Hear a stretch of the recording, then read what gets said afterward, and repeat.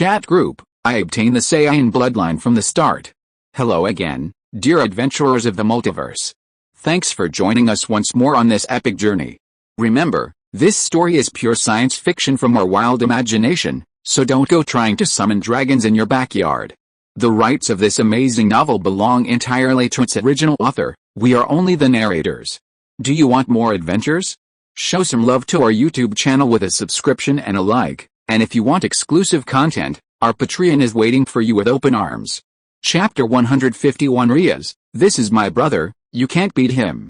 Lesser's so-called immortality isn't absolute. If he recovers too often or his spirit breaks down, his ability will cease. Ravel, looking at her brother, now battered and bruised, said with concern, Grandpa, can you please stop him? He might be a little foolish at times, but he's still my brother. Minato Babo smiled and said, Don't worry, Xiaoqi will be careful. Akino Himejima smiled and said, Oh, I didn't expect those two to have such a good rapport. The others twitched their lips at this. What made you think that two people who could be fighting and arguing at the same time had such a rapport? Xiaoqi pushed Rias away from her and said with a look of disgust, Could you please stop getting in the way? What use are your soft fists? Rias, who was pushed away, pushed back again and said unhappily, The left half of his face is swollen because of me. Some people said before that it would only take a minute to deal with him, but now it's already a minute. Xiaoqi said unhappily, If you hadn't come to make trouble, I would have dealt with him long ago. At this moment, Graphia's voice came from above the two of them. Please stop, both of you.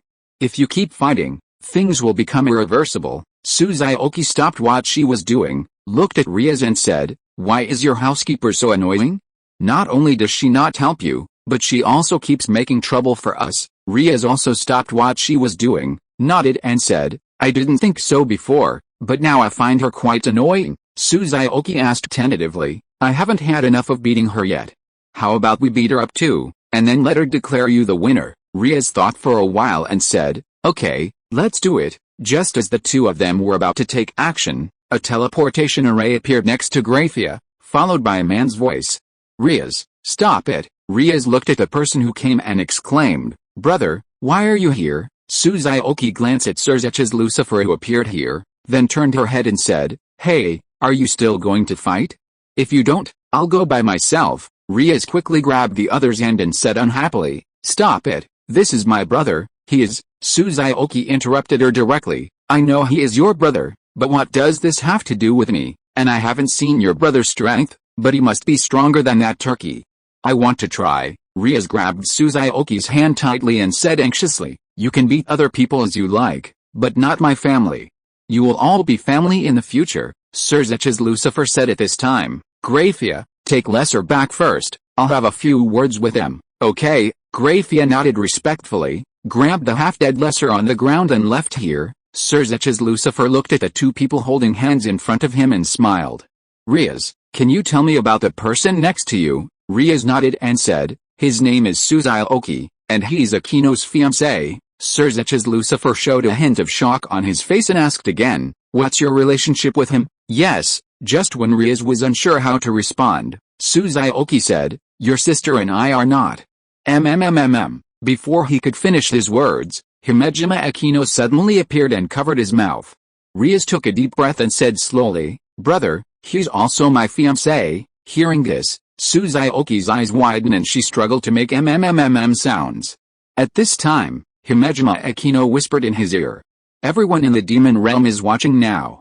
If you talk back, Rias and I will become the laughingstock of everyone in the future. Just say a few words to fool Lucifer and show off your muscles. No one will dare to bother us in the future, right? Himejima Akino released her hand after saying this, then nodded slightly to Surzech's Lucifer and said, Lord Lucifer, Xiaoqi is indeed Rias and my fiancé. He came to participate in this ranking game today because he doesn't want Rias to marry anyone else. Xiaoqi noticed that Surzech's Lucifer was looking at her, and curled her lips and said, It's just like what Akino said. I can't stand that turkey always pestering the switch.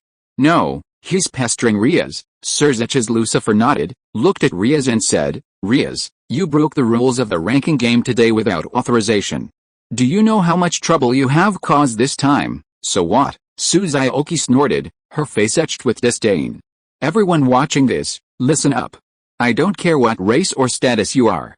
From today on, if you dare to cause trouble for anyone here, death awaits you. Aquino, take Riaz and the others away from me.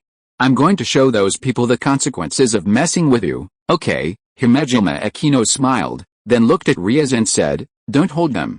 Let's go watch our man's performance. Riaz blushed and whispered, he's not my man. Xiaoqi stretched his arms out in a stance, roaring furiously as a powerful golden aura erupted from his body. The powerful aura caused the ground to crack, and the entire space shook. Surzech's Lucifer approached Riaz and said, Riaz, who is this fiancé you're looking for? No human can possess such power. Riaz had no time to answer her brother's question. At that moment, her eyes were focused solely on the gleaming golden figure before her. Minato Namikaze looked at Xiaoqi, who was about to unleash her Kamehameha, and smiled. Looks like Xiaoqi is really going to blow this place up this time. Everyone, get behind me. Namikaze Minato's eyes instantly transformed into the Rinnegan, and a Gundam several dozen meters tall appeared before everyone. Before anyone could react in shock, Xiaoqi unleashed a Kamehameha wave into the sky. The immense energy surge instantly tore a massive hole through the sky above, and the entire space began to slowly collapse. Hayao then asked weakly, well, what would happen if this place collapsed? Would we be able to get back? Everyone looked at each other, as if they were back to when Xiaoqi had asked that question. Fortunately, Surzech's Lucifer answered everyone's questions at this moment. If this dimension was destroyed, they would return to where they came from. Riaz, your fiancé is amazing. This is the first time I've seen someone who can break through a dimension. I'll take care of this matter for you, but I must remind you that while his actions can indeed intimidate most people, some will be inspired to act because of him. Also, remember to bring him home when you have time to officially finalize your marriage. Surzech's Lucifer smiled at the crowd and said, everyone, thank you for taking care of my sister during this time. You're all welcome to visit the Demon Realm next time. Well, then, we'll say goodbye for now. Chapter 152 Infinite Sets of Dolls. In the Occult Research Department, Xiaoqi was extremely happy to see Riaz being scolded by the Student Council President Chitasaka. In the spirit of watching the fun and not minding the trouble, he walked up to Zhitao-sana and said, Dear Student Union President, I think Riaz should be severely punished for her violation this time. Do you think you should put her in a small dark room for 10 days or half a month or something? If necessary, I can help knock her out and let you take her away directly. Hearing this, Riaz's anger rose up, pointing at the other party and roaring, Xiaoqi, I will fight you. Xiaoqi took Riaz in circles and shouted, President, did you see that? She doesn't look like she has recognized her mistakes at all.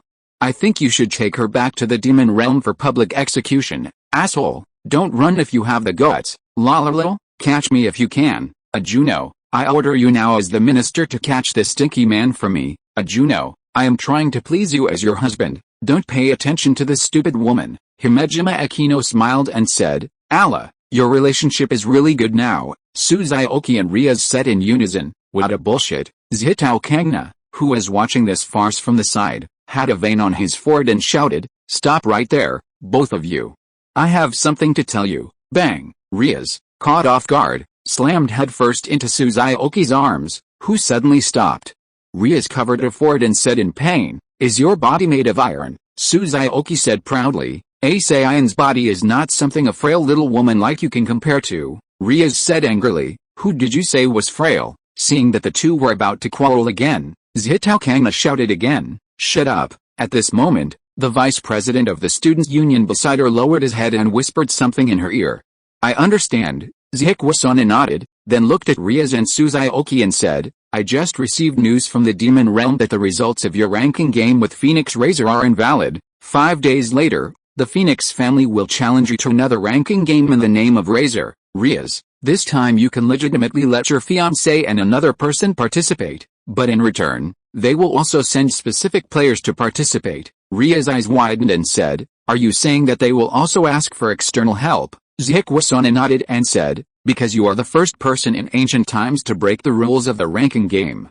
Many people in the Demon Realm now have opinions about you. Although your fiancé has just demonstrated his formidable strength, not everyone is afraid of it, so if you want to completely break up with the Phoenix family, you must win the next ranking game with your fiancé. Wait, Xiaoqi interrupted her and said unhappily, you keep calling her your fiancé, But when did I ever admit that she was my fiancée? Zhitao Sauna pushed his glasses and said, I don't know if you and Riaz have any special hobbies, but your performance just now has been seen by many people through the live broadcast. Even if you and Riaz really have nothing to do with each other, no one will believe it now. And don't forget, Himejima Akino just admitted that she is your fiancée, so this is no longer just a problem between you and Riaz. I will notify you after the venue for the next ranking game is confirmed.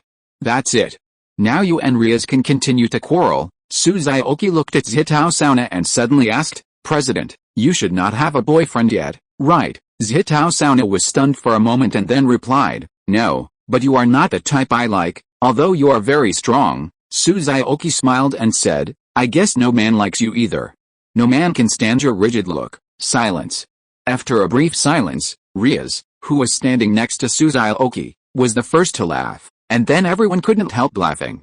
Shitori Sauna gritted her teeth and said, Riaz, Himejima Akino, keep your fiancés under control. Tsubuki, let's go. Riaz looked at Shitori Sauna, who left here with resentment, and smiled. I didn't expect you to dare to tease even the student union president, but she does have a cold look on her face usually. Himejima Akino walked up to Suzuki and smiled. Ah, you really are worthy of being my administrator. This is the first time I've seen Sauna's defense broken. Pa. Suzuki slapped Himejima Akino on the butt hard and said unhappily, Akino, you actually learned from San to plot against me. What fiancé? What about just dealing with it first? What about showing off your muscles? I really believed your lies and fell for your tricks. I think it was probably you who secretly reported Minato and me. Himejima Akino's face no longer had the playful smile on her face, and she said cautiously, Are you angry? I'm not angry. I know you're trying to trigger a quest so I'll come here more often, but why drag Riaz into this? Just look at how awkward this situation is right now. Suzuki sighed and looked at Riaz. During the next ranked game, I'll explain our relationship publicly. Also, I apologize to you on Akino's behalf. Namikaze Minato stepped forward to smooth things over. Akino did this because she likes you, and through her actions this time, we've discovered a new idea. I was just wondering why our quest prompt hadn't appeared even though the ranked game was over. It seems the quest is still ongoing? Suzuki's eyes suddenly lit up, and she said in surprise, if we can get today's points when the points are settled tomorrow at midnight, wouldn't we be able to use this method to create endless nesting dolls? Namikaze Minato smiled. Theoretically, it should be possible, but it's hard to get the Phoenix family to keep launching ranked games in Razor's name. They'll probably get scared eventually. At this time, Ravel said, Grandpa, what are you two talking about? Although I understand every word you say, I can't understand you when you put them together. Suzuki smiled and said, Minato, this baby is here, isn't she? Namikaze Minato said in frustration, I forgot about her. With her around, I can indeed use the baby a few more times, but the premise is to see what happens after midnight tomorrow. Himejima Akino smiled and said, it seems that the administrator wants to reward me well this time. Suzuki rolled her eyes at her and said, the most you can do is offset your merits and demerits. You will explain it clearly to Riaz and Hayao Issei later. Minato, I'll leave your granddaughter-in-law to you. Kitty, do you want to practice with me now? Toshiro Bain smiled and said, okay, master. Suzuki looked at Kibayudo and said, do you want to try the gravity room? Kibayudo nodded and smiled. I've always wanted to try it once. Namikaze Minato looked at Ravel and said, let's go too. Issei Hayao said, Director, Vice Director, Asia and I will go back first. When everyone left, Akino Himejima said, Riaz, please help me check if it's swollen. It hurts so much, Riaz said with a smile. You deserve it. It's your fault for tricking us, Akino Himejima said unhappily. I did this to create opportunities for you. Now that there are no outsiders around, tell me honestly, are you happy when you are with him? Riaz nodded, and then immediately explained, but that doesn't mean I will fall in love with him easily. Akino Himejima sneered. Riaz, how can I not understand you? Let me put it here, Icarus is going back to Sanson to report on his work today and will not be back. I will give you two choices now, either you tell me clearly that you don't like him, and I will never match you up again, or you stay at my place tonight, and then you can explain to him clearly what happened between you and Issei Hayao, so that he won't misunderstand you all the time. I'll give you 3 seconds to think about it. 3, 2, 1, time's up. You can answer. After waiting for a minute without receiving a response from Riaz, Himejima Akino turned and left. Just as she was about to open the door, Ria's voice came from behind her. Wait. Chapter 153, Judicial Island. Pain and Anti-Rice arrive at the same time. Why are you here? Why can't I be here? This is my home. This is Akino's house. Akino's house is my home. Now I'll live with her. Akino's house is also my home. I used to sleep with her. At this time, Himejima Akino came out of the kitchen and looked at the two people staring at each other and smiled. Allah, can you two stop flirting for a while? Let's eat first, okay? Xiaoqi walked to Himejima Akino and whispered, Akino, what's wrong with you? Didn't we agree to spend some time together today? Himejima Akino smiled and said, Riaz went back after dinner. Given our relationship, it's impossible for her to refuse even this. Xiaoqi nodded, okay, then send her away after dinner. However, when the time came to 9 o'clock in the evening, seeing that Riaz still had no intention of getting up and leaving, Xiaoqi could no longer bear it and pulled Himejima Akino aside and asked in a low voice, why hasn't she left yet? Himejima Akino smiled and said, Riaz said she's afraid of the dark and can't walk at night, so I'll let her stay here for the night. Hearing this, Xiaoqi's face darkened. Do you believe that? Tell me the truth, what do you want to do? Himejima Akino took Xiaoqi's hand and said with a smile, we really won't do anything this time.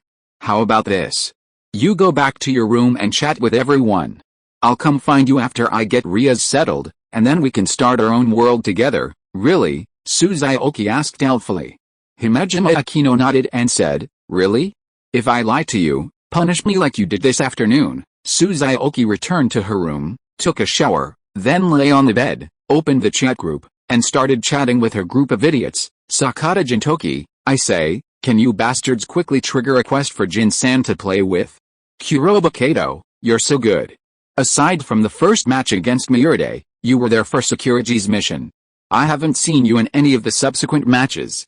Sakata Gintoki, Jin-san isn't interested in weak opponents.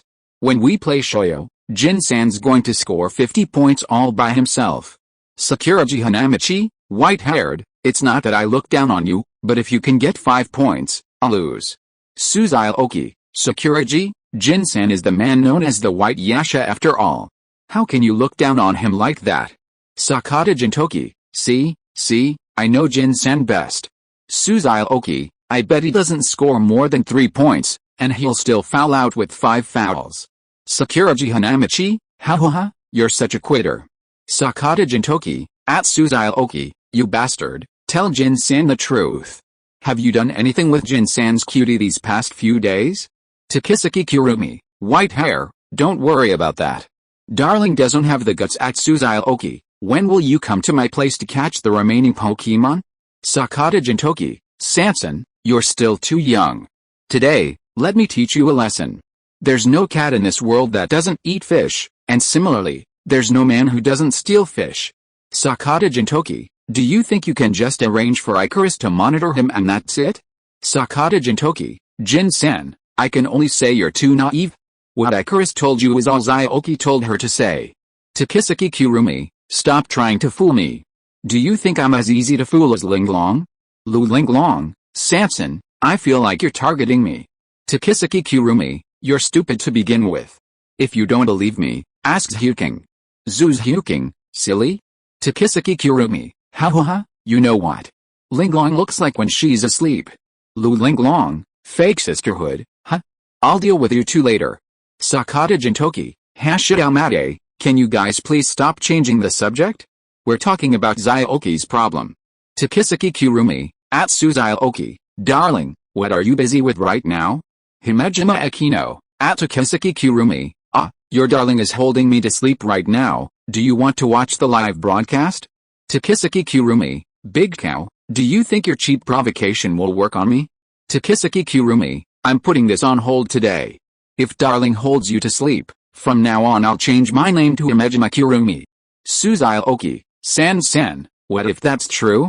Takisaki Kurumi, Then Linglong, Zhu Zhuqing, and I will each take a 40-meter long machete and chop you down. Xiaoqi, trembling JPG. Takisaki Kurumi, darling, can you come back tomorrow? A few days ago, Sina and Yu-chan both came to my place to hang out, but it's a pity you weren't here. Kashiwazaki Sina, I met a lot of friends, it was so fun. Euclid, +1, at Tokisaki Kurumi. Thank you, Tokisaki Kurumi. Next time I'll take you guys to SAC, it's so fun. Kashiwazaki Sina, okay, Suzail Oki. Then I'll be back tomorrow.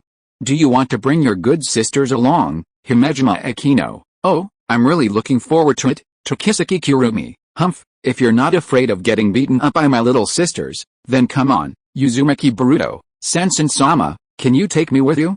I want to thank Akino-sama in person, Himejima Akino, at Uzumaki Baruto, you're so good. I'll keep an eye on your future wife for you, Uzumaki Baruto. Hey, Tokisaki Kurumi, little Baruto, tomorrow Sansan's sister will take you out to catch Pokemon, and by the way, I will also find you another wife, who must be better than the one with the big cow, Uzumaki Baruto. Oh, I'm only 12 years old, I don't need so much, Tokisaki Kurumi, it's okay, we can settle the relationship first, and when you have the ability in the future, we can do it directly, Uzumaki Baruto. Suzail Oki, at Tokisaki Kurumi, where did you learn this? Tokisaki Kurumi, Linglong taught me, Lu Linglong, damn it, San, I think you're having an itch, hint, triggering the plot mission, group member Nami is about to enter the Water City plot. Group member Nami can change the plot according to her own needs. The greater the change, the more points she will get.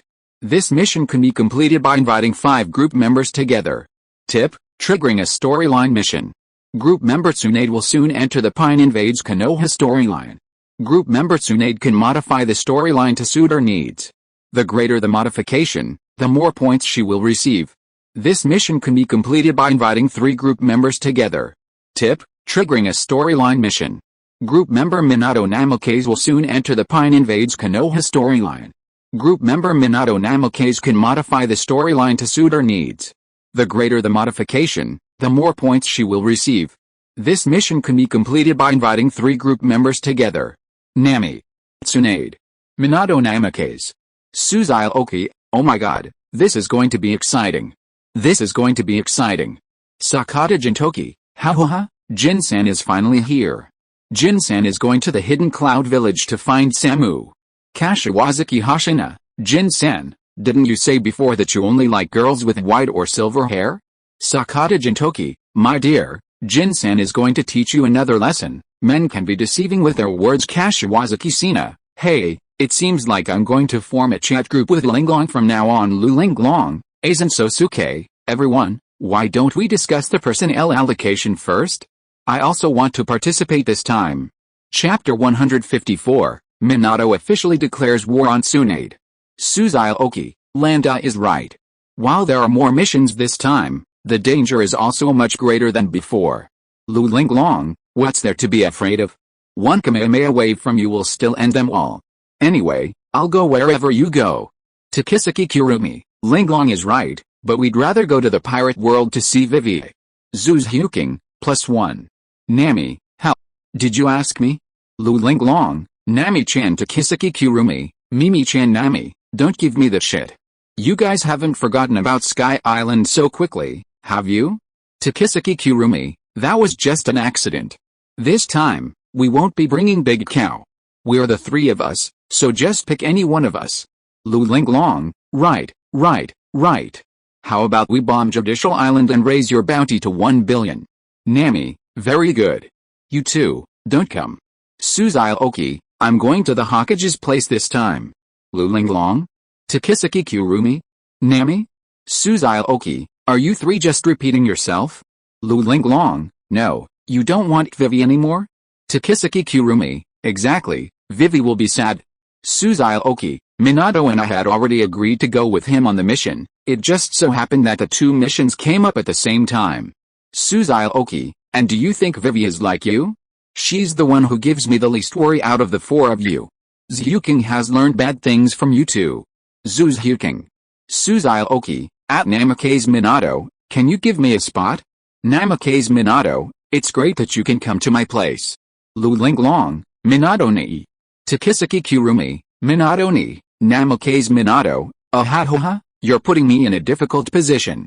I still have 2 spots, and I want to save one from my eldest grandson, Uzumaki Baruto. Great, I can finally see my grandfather, and my dad when he was young. Namikaze Minato, As for the last spot, at Sakuragi Hanamichi, do you want it, Sakuragi Hanamichi? I don't want it.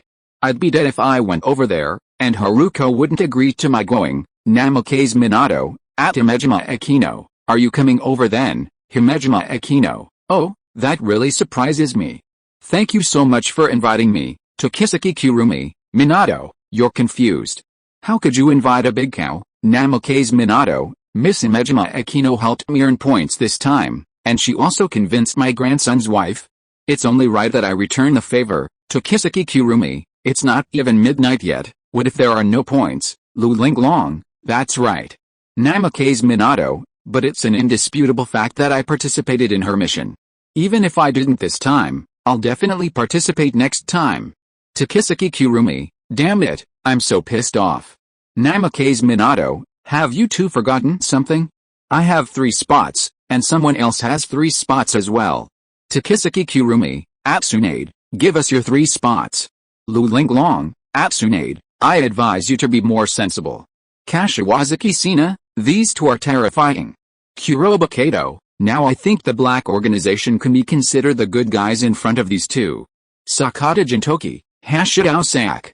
Sakata Gintoki, I have no comment on the spots Minato allocated, Jin-san, but you can't force Tsunade's will, or you'll all be dragged out and shot. Tsunade, at Kiseki Kurumi, little one, let's not talk about whether I'll use this spot this time.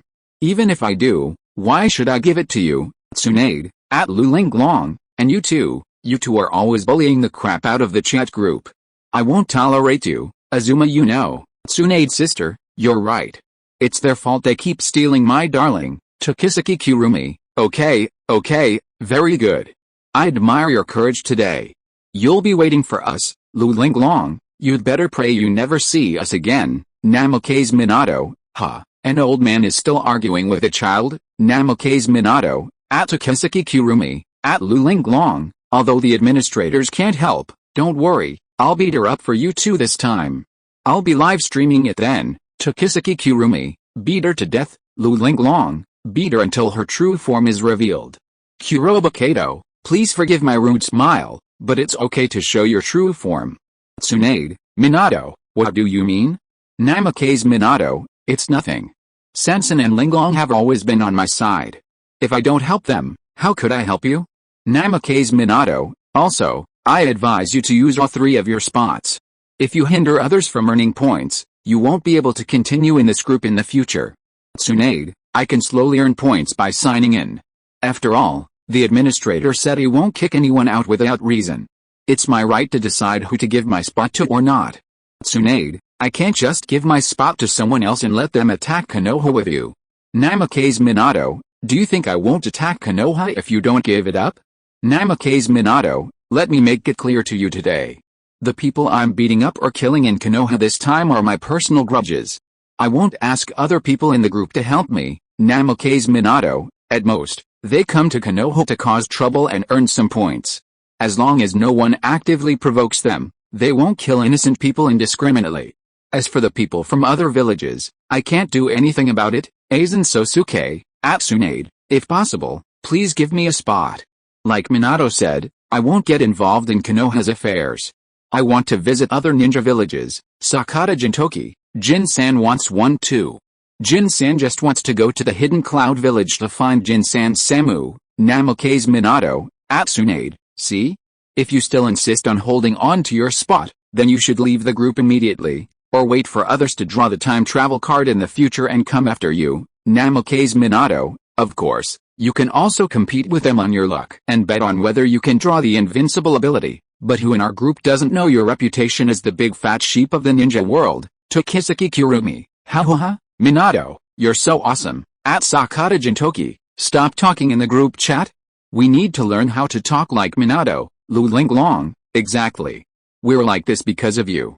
Look at him, he can scare an old lady into peeing her pants without even saying a single curse word. Xiaoqi, oh, what a tragedy for our family. At Zhu Zhuqing, baby, please don't ever become like this again. I'll cry. Zhu Zhuqing, hey, I'll try my best. Tsunade, at Aizom Sosuke, at Sakata Gintoki, I can give you the spots, but you have to promise in front of everyone that you won't do anything to harm Konoha. Namikaze Minato, childish. Even if they promise, what's the point? Can you beat Dazen? With just one Kyoka Shuyu, Mirror Flower Water Moon, he can make you treat Danzo like your two grandfathers, Takisaki Kurumi. Ha ha ha, I'm dying of laughter. Minato, you're amazing, Lu Linglong. I declare that Minato is my second idol from now on. Aizen Sosuke, at Tsunade, I can make a promise to you if you need it, Tsunade. No need, you guys can come over tomorrow morning. Namikaze Minato, at Aizen Sosuke, leave the 4-cage and a Brido to me, you can play with the others. Aizen Sosuke, okay. Sakata Gintoki, at Aizen Sosuke, boss, please take Jin-san to the Hidden Cloud Village. Aizen Sosuke, sure. Xiaoqi, at Aizen Sosuke, contact us anytime if there's anything. If that white-haired guy gets killed, remember to tell us and we will come to collect his body. Aizen Sosuke, I will. Sakata Gintoki, at Xiaoqi, you are just jealous. Jin-san despises you. Tsunade, at Azuma, are you coming? Agatsuma, okay, I want to meet Tsunade-san too. Kurumi Takisaki, Linglong, if you think about it, the Naruto world isn't that interesting. Let's just go to Nami's place. Lu Linglong, okay, it doesn't matter if we don't have this husband. Let's just have our fun. Nami, at Euclidwood, Yu-chan, can I invite you over? Euclidwood, sure. Nami, at Xiaoqi, I'll save you a spot, just in case. Xiaoqi, okay. Kurumi Takisaki, Nami is so thoughtful. Lu Linglong, and she's pretty. Nami, Takakio, Kato, and Cutie, the remaining 3 spots are for you. Kurumi Takisaki? Lu Linglong? Xiaoqi, you deserve it. You two got pissed. Takisaki Kurumi, at Nami, I think you might have made a typo just now, cute JPG. Lu Linglong, exactly, aren't we the 5 golden flowers? Smile JPG. Nami, you two should be together now, right? Takisaki Kurumi, yes, may I ask you, Goddess Nami? Lu Linglong, just tell me what you want, I'll do my best. Nami, you two take turns video chatting with me. I want to see you do somersaults. If I'm satisfied, I'll have you come over tomorrow. Kuroba Kato, ha ha ha, that's killing me. Kashiwazaki Sina, too bad I can't see it. Takisaki Kurumi and Lu Linglong, Zhu Zhuqing, can the 3 of us do somersaults together? Zhu Zhuqing, get lost, I don't know you two. As midnight approached, Xiaoqi confirmed that she had earned points from yesterday's ranked game, then said goodnight to everyone and closed the chat group. Akino, sorry to have kept you waiting. Let's go to bed. Himejima Akino smiled. I've been with you the whole time and haven't had time to shower yet. Go to bed first. No need to wait for me, okay, then hurry up. Don't be too late. Some time passed before Xiaoqi, still half asleep, felt a delicate, naked body lying beside him. Without a second thought, he pulled her into his arms from behind. Akino, why is your size a little small? Sensing something was amiss, Xiaoqi scratched her a few times before suddenly opening his eyes. He was met with a striking head of crimson hair. Instantly, Xiaoqi's mind raced with all sorts of possibilities. Riaz, is there a possibility you sleepwalked into the wrong room? Just then, the lights in the room suddenly flicked on. Oh, I was just taking a shower, and I didn't expect the administrator to sleep with Riaz. Ajujuju Akino, could you please turn off the lights first? We can talk after the lights are out, okay. Chapter 155 When Uzumaki Kushina learned about Naruto's childhood. Xiaoqi never dreamed that one day he would be set up by someone, and that the person was actually his bedmate, Akino Himejima. Akino, I don't know what to say to you, you really are. Xiaoqi was so angry that he couldn't even finish his words when he thought about the trap that Akino Himejima had set for him. At this time, Riaz stood up and looked at Xiaoqi and said, don't make a fuss here. It is true that Akino and I did something wrong, but now you already know all the circumstances. Just tell me what to do in the future. Why should I make a fuss? Xiaoqi laughed angrily after hearing this, and looked at Riaz and said, then tell me what I should do. Riaz said, be my real fiancé. Although we don't know each other very well yet, we will have plenty of time to get to know each other in the future. Of course, you can also do without me, as long as you make it clear to me, Riaz Gremory, will never bother you in the future. Himejima Akino also stood up at this time and said, I know what you care about the most. Rias is the same as me, otherwise I wouldn't have been thinking about letting you take her in. You should know that if Rias hadn't come to the rescue, there would be no Himejima Akino today, so I want to be with Rias forever, and you are the most suitable candidate for the two of us. Hey Xiaoqi sighed heavily, looked at Rias and said, Rias, how are you feeling about Hayao Issei now? Rias interrupted Xiaoqi directly, looked at him and said, from the moment I made the decision, there will only be you in my heart, and there will not be a second man. Xiaoqi looked at Rias in front of her and suddenly laughed. Rias, if you look closely, you look better than Akino? Rias was slightly stunned, then smiled and said, of course, I am the first red-haired girlfriend around you. Allah, it seems that an old friend like me has been abandoned so quickly. Xiaoqi turned her head to look at Himejima Akino and said, Akino, what happened today must not happen again. You don't want to make me as angry as I did to Sky Island that time? Himejima Akino nodded solemnly, no more, okay, it's so late, go to bed quickly. Rias and Himejima Akino looked at each other and smiled, then pushed Xiaoqi onto the bed and slept next to him, one on each side. The next day. Rias, I'll put a gravity room behind Akino's house. You can let Kaneko go there to practice by herself for the next 2 days. Remember to tell her that she must fully adapt to the current gravity before entering the next stage. Rias smiled and said, I see. You care so much about your apprentice, so do you have any instructions for me, your new girlfriend? Xiaoqi kissed her on the cheek and smiled, I will come back to see you as soon as I have time. Rias smiled sweetly, I will miss you all the time. When you come back, tell me about the interesting things that happened there. Xiaoqi nodded, okay, then Akino and I will go there first. Naruto World. Xiaoqi took a look at the surrounding environment, looked at Minato Namikaze and joked, Minato, the environment here is good, with green mountains and clear water, suitable for retirement. Minato Namikaze smiled and said, in your words, this is called getting away from the hustle and bustle, which puts you in a good mood. At this time, Uzumaki Boruto came in front of Xiaoqi and Himejima Akino, touched the back of his head and said with a smile, hello, brother. Hello, sister-in-law, it's nice to meet you. Oh, you are so good. Himejima Akino smiled and touched the other's hair.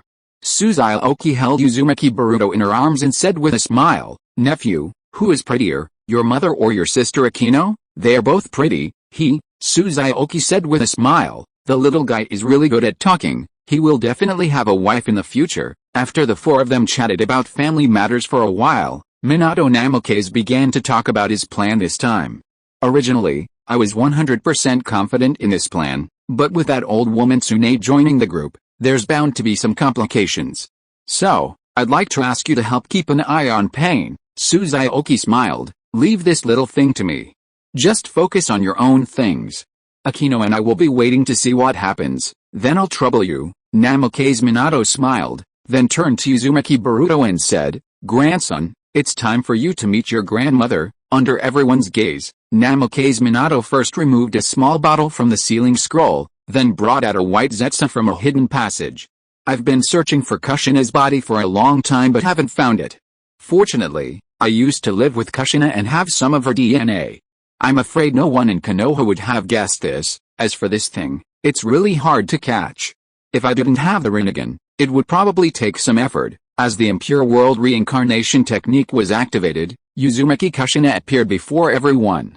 Minato, Uzumaki Kushina, freshly released from the Impure World reincarnation, was still dazed. She looked at Namikaze Minato standing before her and called out uncertainly, it's me, long time no see, Kushina. At that moment, the former fourth Hokage, though still sporting his usual sunny smile, tears welled up in his eyes. Uzumaki Boruto, watching the two embrace and cry, also shed tears. Xiaoqi and Himejima Akino were now holding hands tightly. Namikaze Minato gently stroked Uzumaki Kushina's hair and said with a smile, okay, let me introduce you to the people next to you first. However, before Namikaze Minato began to introduce, Uzumaki Kushina hugged Uzumaki Boruto in her arms and cried, Naruto, I finally meet you.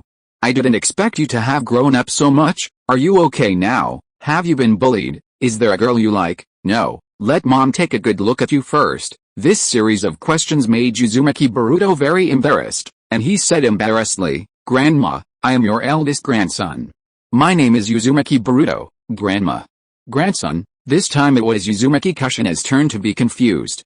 After looking at Uzumaki Boruto's face for a long time, she asked blankly, "Are you sure you are my grandson, not my son?" Uzumaki Boruto smiled, "Grandma, I am indeed your grandson. My father is Uzumaki Naruto, and my mother is Hyuga Hinata. By the way, you also have a granddaughter named Uzumaki Himori. How old are you this year?" "I am 12 years old. How old is your father?" "My son, my father is 32 years old." Upon hearing this, Uzumaki Kushina grabbed Namikaze Minato's hand and shouted excitedly, "Minato, Naruto is older than both of us now. If I see him, should I call him son or brother?" "Ahaha." Namikaze Minato smiled awkwardly. Only Kushina could ask such a novel question. "Forget it, since you look so silly and don't know, I'd better ask my eldest grandson." Uzumaki Kushina shook off Namikaze Minato's hand with a look of disgust, hugged Uzumaki Boruto in her arms and asked, "Grandson, where are your parents now? Let's go find them and ignore your stupid grandpa." Uzumaki Boruto was stunned, and finally answered honestly, "Grandma, I come from the future time and space. The father of this time and space is only 16 years old now."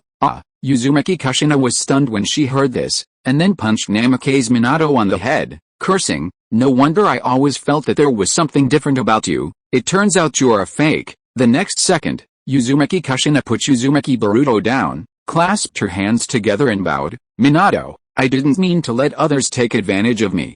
It's all because that bastard looks too much like you. You must not see it." "Ha ha ha ha." Xiaoqi couldn't help but hold her stomach and laughed when she saw this scene. This Uzumaki Kushina was really funny. Hearing the laughter, Uzumaki Kushina turned her head and looked at Xiaoqi and said, "Who are you?" Uzumaki Boruto introduced, "Grandma, this is my brother, his name is Xiaoqi." "Brother," Uzumaki Kushina murmured, and after looking Xiaoqi up and down, she asked, "Are you my grandson too? But that doesn't make sense.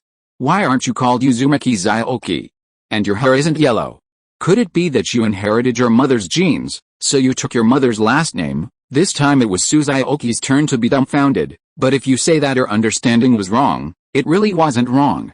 Himejima Akino, who was standing next to Xiaoqi, looked at Uzumaki Kushina and said, "Hello, sister-in-law, my name is Himejima Akino, and I am Xiaoqi's fiancé. Xiaoqi is not your grandson.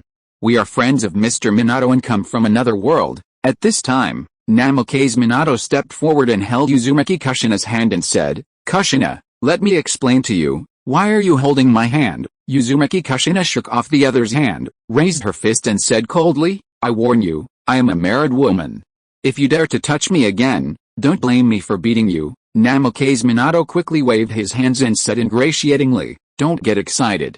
Let me explain to you." After half an hour of explanations and various proofs, Uzumaki Kushina finally believed Namikaze Minato. She took his hand and said unhappily, "Look at how silly you are. It would have been better if you had explained it to me earlier. You got punched in vain." Then, Uzumaki Kushina approached Xiaoqi and apologized, "I'm sorry for what happened just now. Please don't mind. I'll make you some tea." However, Uzumaki Kushina quickly noticed something was amiss. After checking, she approached Minato and asked, "Minato, this isn't our home, and this isn't Konoha. What's going on?" The smile on Minato Namikaze's face instantly vanished. He looked at Uzumaki Kushina and said, "Kushina, I'm going to tell you about Naruto. Please don't get too excited after I finish." However, before Uzumaki Kushina heard half of what she said, a red murderous aura erupted from her. She smashed the table with one punch and roared to the sky, "How dare these bastards treat my son like this? I will destroy Konoha." If you are listening to this novel on a channel other than Fanfic World, it means it was downloaded and re-uploaded without effort. We warmly invite you to visit our channel, Fanfic World. There you will find the original version of this story and many other novels of various genres. We look forward to seeing you dive into a world of incredible novels. Chapter 156 Uzumaki Kushina beats Tsunade. "Kushina, don't get excited. I have already made a plan. When Pain attacks Konoha, we will go and settle the accounts with those guys." It's a pity that Uzumaki Kushina would not listen to any advice at all, and roared, "Bullshit plan, I'm going to kill that bastard Sarutobi Hiruzen now." Helpless Namikaze Minato hugged her from behind. "Kushina, that old guy Sarutobi Hiruzen is dead, and the current Hokage is Tsunade." Uzumaki Kushina was stunned for a moment, and then roared again, "I don't care who the Hokage is. If Sarutobi Hiruzen is dead, I will destroy Konoha." None of these bastards are good people, they all deserve to die. Uzumaki Boruto hugged Uzumaki Kushina from the front and advised, Grandma, calm down first. If you destroy Konoha directly, it is very likely that I will not be born in this time and space. Boruto Uzumaki's words successfully persuaded Kushina Uzumaki to stop crying. She squatted down and hugged Boruto Uzumaki, crying, wow, Naruto was so pitiful when he was a child. It's all my fault that I, as his mother, died early. I harmed him. Namikaze Minato sighed. Kushina, please listen to me first, okay? It was precisely because he knew Kushina Uzumaki's character too well that he dared not resurrect her. After crying, Kushina Uzumaki snorted coldly, go on, I want to hear what else they have done to my Naruto, and then I will repay them one by one. By the time Namikaze Minato finished telling the story of Naruto Shippuden, the small house he was living in had been torn apart by Uzumaki Kushina. The furious Uzumaki Kushina looked at Namikaze Minato and said, Danzo, you detain Kaoru and Midamine must die. It's not enough for Obito, that ungrateful bastard, to die once. Kakashi should make him lie in bed for a year. As for the rest, Tsunade and other high-ranking Konoha officials should all be beaten up. If you can't do it, you will have to spend the rest of your life alone. Do you hear me? Yes, I remember. Namikaze Minato nodded in response. No, this still doesn't make me feel better. Uzumaki Kushina shook her head, then looked at Suzuki and said, Xiaoqi, can you please do your sister-in-law a favor? Suzuki nodded and said, Sister-in-law, even if you let me blow up Konoha now, it's fine. Uzumaki Kushina gritted her teeth and said, I'll let Minato capture Tsunade, and then you sleep with her, and then abandon her after sleeping with her. Namikaze Minato and Uzumaki Boruto twitched their mouths when they heard this. Himejima Akino covered her mouth and smiled, and Suzuki said tremblingly, no, not really. Tsunade didn't do anything to Naruto in the later period. Bullshit, Uzumaki Kushina shouted angrily. Tsunade and I can be considered a relative, but this dead woman actually ignored Naruto after my death. The most ridiculous thing is that after she became the 5th Hokage, she always let my Naruto go on any dangerous mission first, but she was drinking tea comfortably in the Hokage building. How can she have the nerve? No wonder no one wants her in her life, Uzumaki Kushina said here, looking at Suzuki and said, Xiaoqi, I'm not asking you to have any emotional relationship with her. Just treat it as playing with her for free. As for Akino, I will help you to do her ideological work. Himejima Akino smiled at this time and said, Allah, sister-in-law, don't worry, I won't mind. Suzuki glared at her unhappily, then looked at Uzumaki Kushina and said, Sister-in-law, if you think this can help you vent your anger, I recommend someone to you. He shouts in the group every day that he loves Tsunade the most, and he happens to be in this world right now. Is there such a fool in your chat group? Uzumaki Kushina exclaimed, then looked at Suzuki and said, okay, call him over, and I'll let Minato arrange the rest. Okay, I'll do it right away. Suzuki wiped the sweat from her forehead and quickly opened the chat group. At the same time, Aizen Sosuke and Sakata Gintoki were heading to the Hidden Cloud Village. Sakata Gintoki sneezed, wiped his nose and said, it must be Swallow thinking about Jin-san again. Aizen Sosuke on the side smiled and said, Jin-san is really a special person. I wonder what Jin-san's dream is. Sakata Gintoki picked his nose and said, Jin-san's dream is of course to be able to sleep until he wakes up naturally every day, then eat, drink, play and chat with these idiot group members in the group. Aizen glanced at the private message and smiled. This dream is also a great dream in a sense. Let's speed up. There are more interesting things waiting for us later. On the other side, Suzuki, who had negotiated the terms with Aizen, looked at Uzumaki Kushina and said, Sister-in-law, everything has been arranged. We can arrange it after they come back from the Hidden Cloud Village. Uzumaki Kushina asked puzzledly, what are they going to the Hidden Cloud Village for? Suzuki said, Sister-in-law, you don't know, Tsunade has never agreed to his pursuit, so he went to the Hidden Cloud Village to find someone similar to her to replace her. Uzumaki Kushina snorted, that old woman's lucky. She had Jiraiya before, and now there's another. I'd love to see her expression after she slept with someone else. Hey, Suzuki chuckled sheepishly, silently praying for her good brother Jin-san to avoid being killed. Uzumaki Kushina then looked at Namikaze Minato and asked, Minato, why is that pain attacking Konoha? Namikaze Minato quickly replied, it should be within the next 2 days.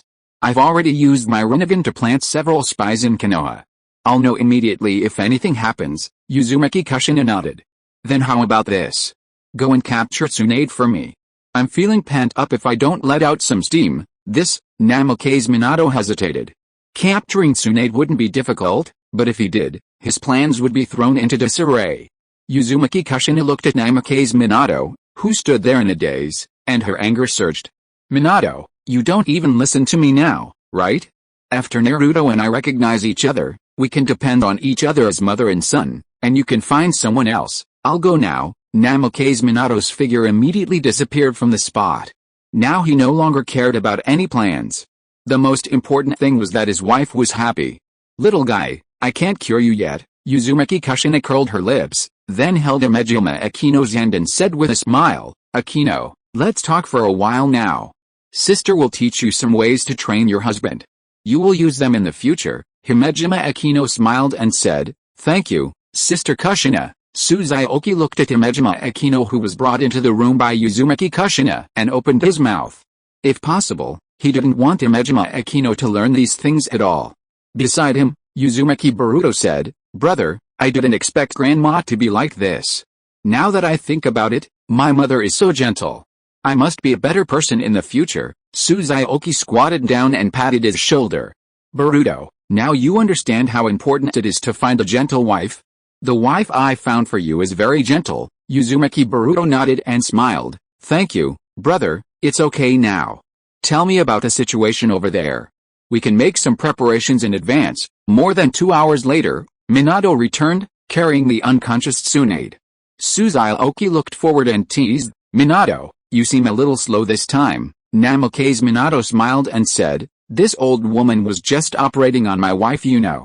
I was waiting outside for over an hour. Operation. Suzuki was slightly shocked when she heard this and muttered, it can't be a craniotomy, right? At this moment, Uzumaki Kushina and Himejima Akino, hearing the commotion, came out of the room.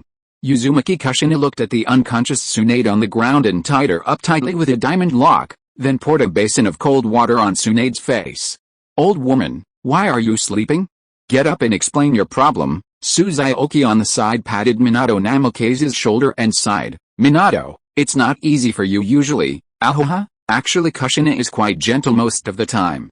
This time she is like this because I touched her reverse scale. On the other side, Tsunade, who woke up in shock, looked at the person standing in front of her and exclaimed, Kushina, shut up. Did you call Kushina? Uzumaki Kushina shouted angrily, and said coldly in her eyes, you are doing well now. Fifth Hokage. After Tsunade struggled a few times, she looked at the other party and said, Kushina, I know you are here for Naruto's matter, let me explain to you. Uzumaki Kushina sneered, okay, for the sake of our past relationship, I will give you a chance to explain. Then, Tsunade talked a lot there, emphasizing how good the relationship between herself and Uzumaki Naruto is now. Bang! Uzumaki Kushina kicked Tsunade in the chest, angrily shouting, is that what I asked you to explain?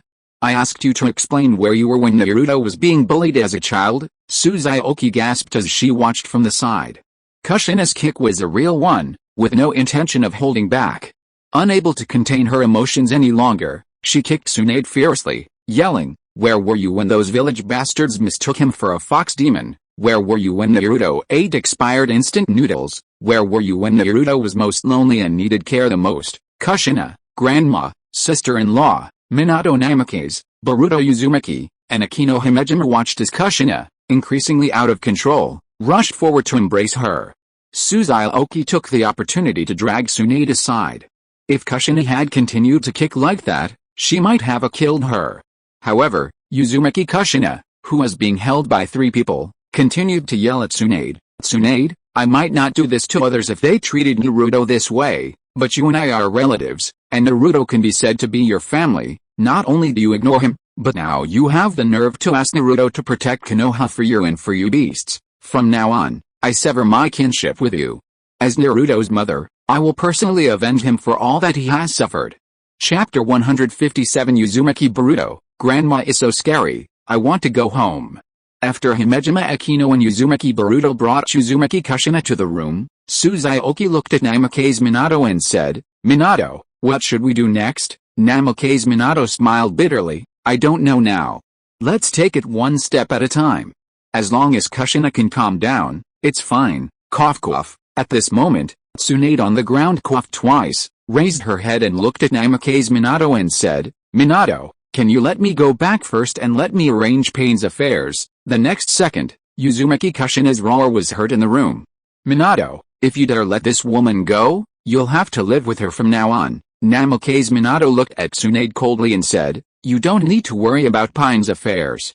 How many people will die in Konoha this time is their own fate." Tsunade looked at Suzuki and pleaded, "Administrator, can you help me persuade Minato, or kill Pine in advance? As a thank you, I can slowly repay you with as many points as you want in the future, and I can even apologize to your girlfriends in public." Suzuki sighed and said, "Tsunade, this is not about points or anything else.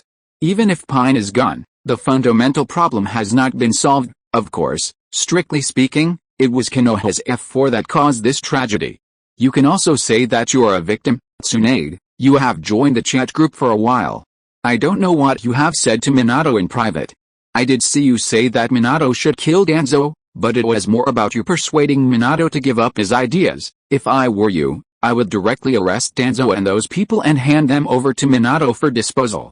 This would at least show your attitude. Finally, I want to say that Minato, like you, once gave everything for the village and even sacrificed himself, but he has already died once. Now he is just trying to stand up for his son as a father. I don't think he has done anything wrong," Namikaze Minato said at this time. "Tsunade, you have lived for so long but you are not as clear-sighted as Xiaoqi, who is less than 20 years old. Although you and I are both Hokage, we are more just holding the title of Hokage. Do you understand?" Uzumaki Kushina ran out of the room to Namikaze Minato and Suzuki and said, "Why are you two talking so much to this old woman? If she could understand, she wouldn't be unwanted until now." "Kushina, that's enough," Tsunade shouted, looking at Uzumaki Kushina and said, "I know I was in the wrong about Naruto. You can hit me or scold me, I won't bother with you, but don't go too far. Do you really think Tsunade, am afraid of you?" Uzumaki Kushina sneered. "Very good, this is the Tsunade I know. I hit you like that just now and you didn't react. I thought you changed. I won't hit you next time. I'll abuse you in another way." Uzumaki Kushina suddenly looked at Uzumaki Boruto and said, "Grandson, take off your socks and give them to me." At that moment, everyone thought of a possibility. Tsunade's eyes widened and she roared, "Kushina, if you dare do this to me, I will kill you." Uzumaki Kushina said with disdain, "Foolish woman, I'm now a reincarnated body. You can kill me anytime you want, but you must first break free from my diamond seal, Yin seal, release." Just as Tsunade released the Yin seal, Uzumaki Kushina used the diamond seal again. This time, from the neck down, all that was visible was the chains.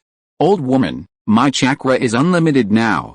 I want to see how much chakra you have to consume with me." After saying that, Uzumaki Kushina turned her head and looked at Uzumaki Boruto and said unhappily, "It takes you so long to take off your socks.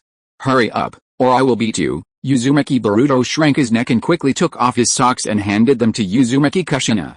"Kushina." Uzumaki sniffed it. "Why doesn't it stink?" Boruto Uzumaki touched the back of his head and grinned. "Grandma, I change my socks every day." Forget it. If it doesn't stink, then it doesn't stink. That old woman is lucky." Kushina Uzumaki walked up to him with the socks and said jokingly, "Scream. Why don't you scream? I still like to see your rebellious look just now. Do you think I can't do anything to you if you hold your mouth? Oh, right, I forgot to tell you, you haven't tried being a woman at your age, right? This time I will fulfill this wish for you." "Kushina, you woo-woo-woo." Boruto Uzumaki looked at Tsunade's murderous eyes, trembling his body and whispered, "Grandpa, Grandma is a devil." Namikaze Minato smiled awkwardly. He was also scared now. Suzuki swallowed and said, "Azuno, you didn't learn anything from her just now, did you?" Himejima Akino smiled and said, "Alice, I forgot, but if you treat me badly in the future, I might remember it." "No, absolutely not, I will always treat you well." After playing with Tsunade for a while, Uzumaki Kushina walked up to them and said, "Minato, is there any food at home?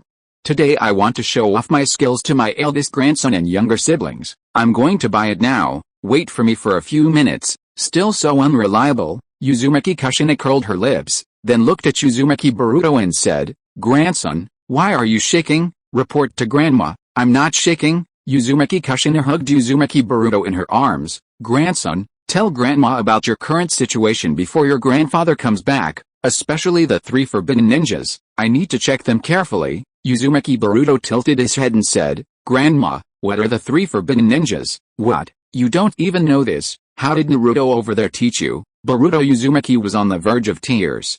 He truly didn't understand how much he missed his mother's embrace.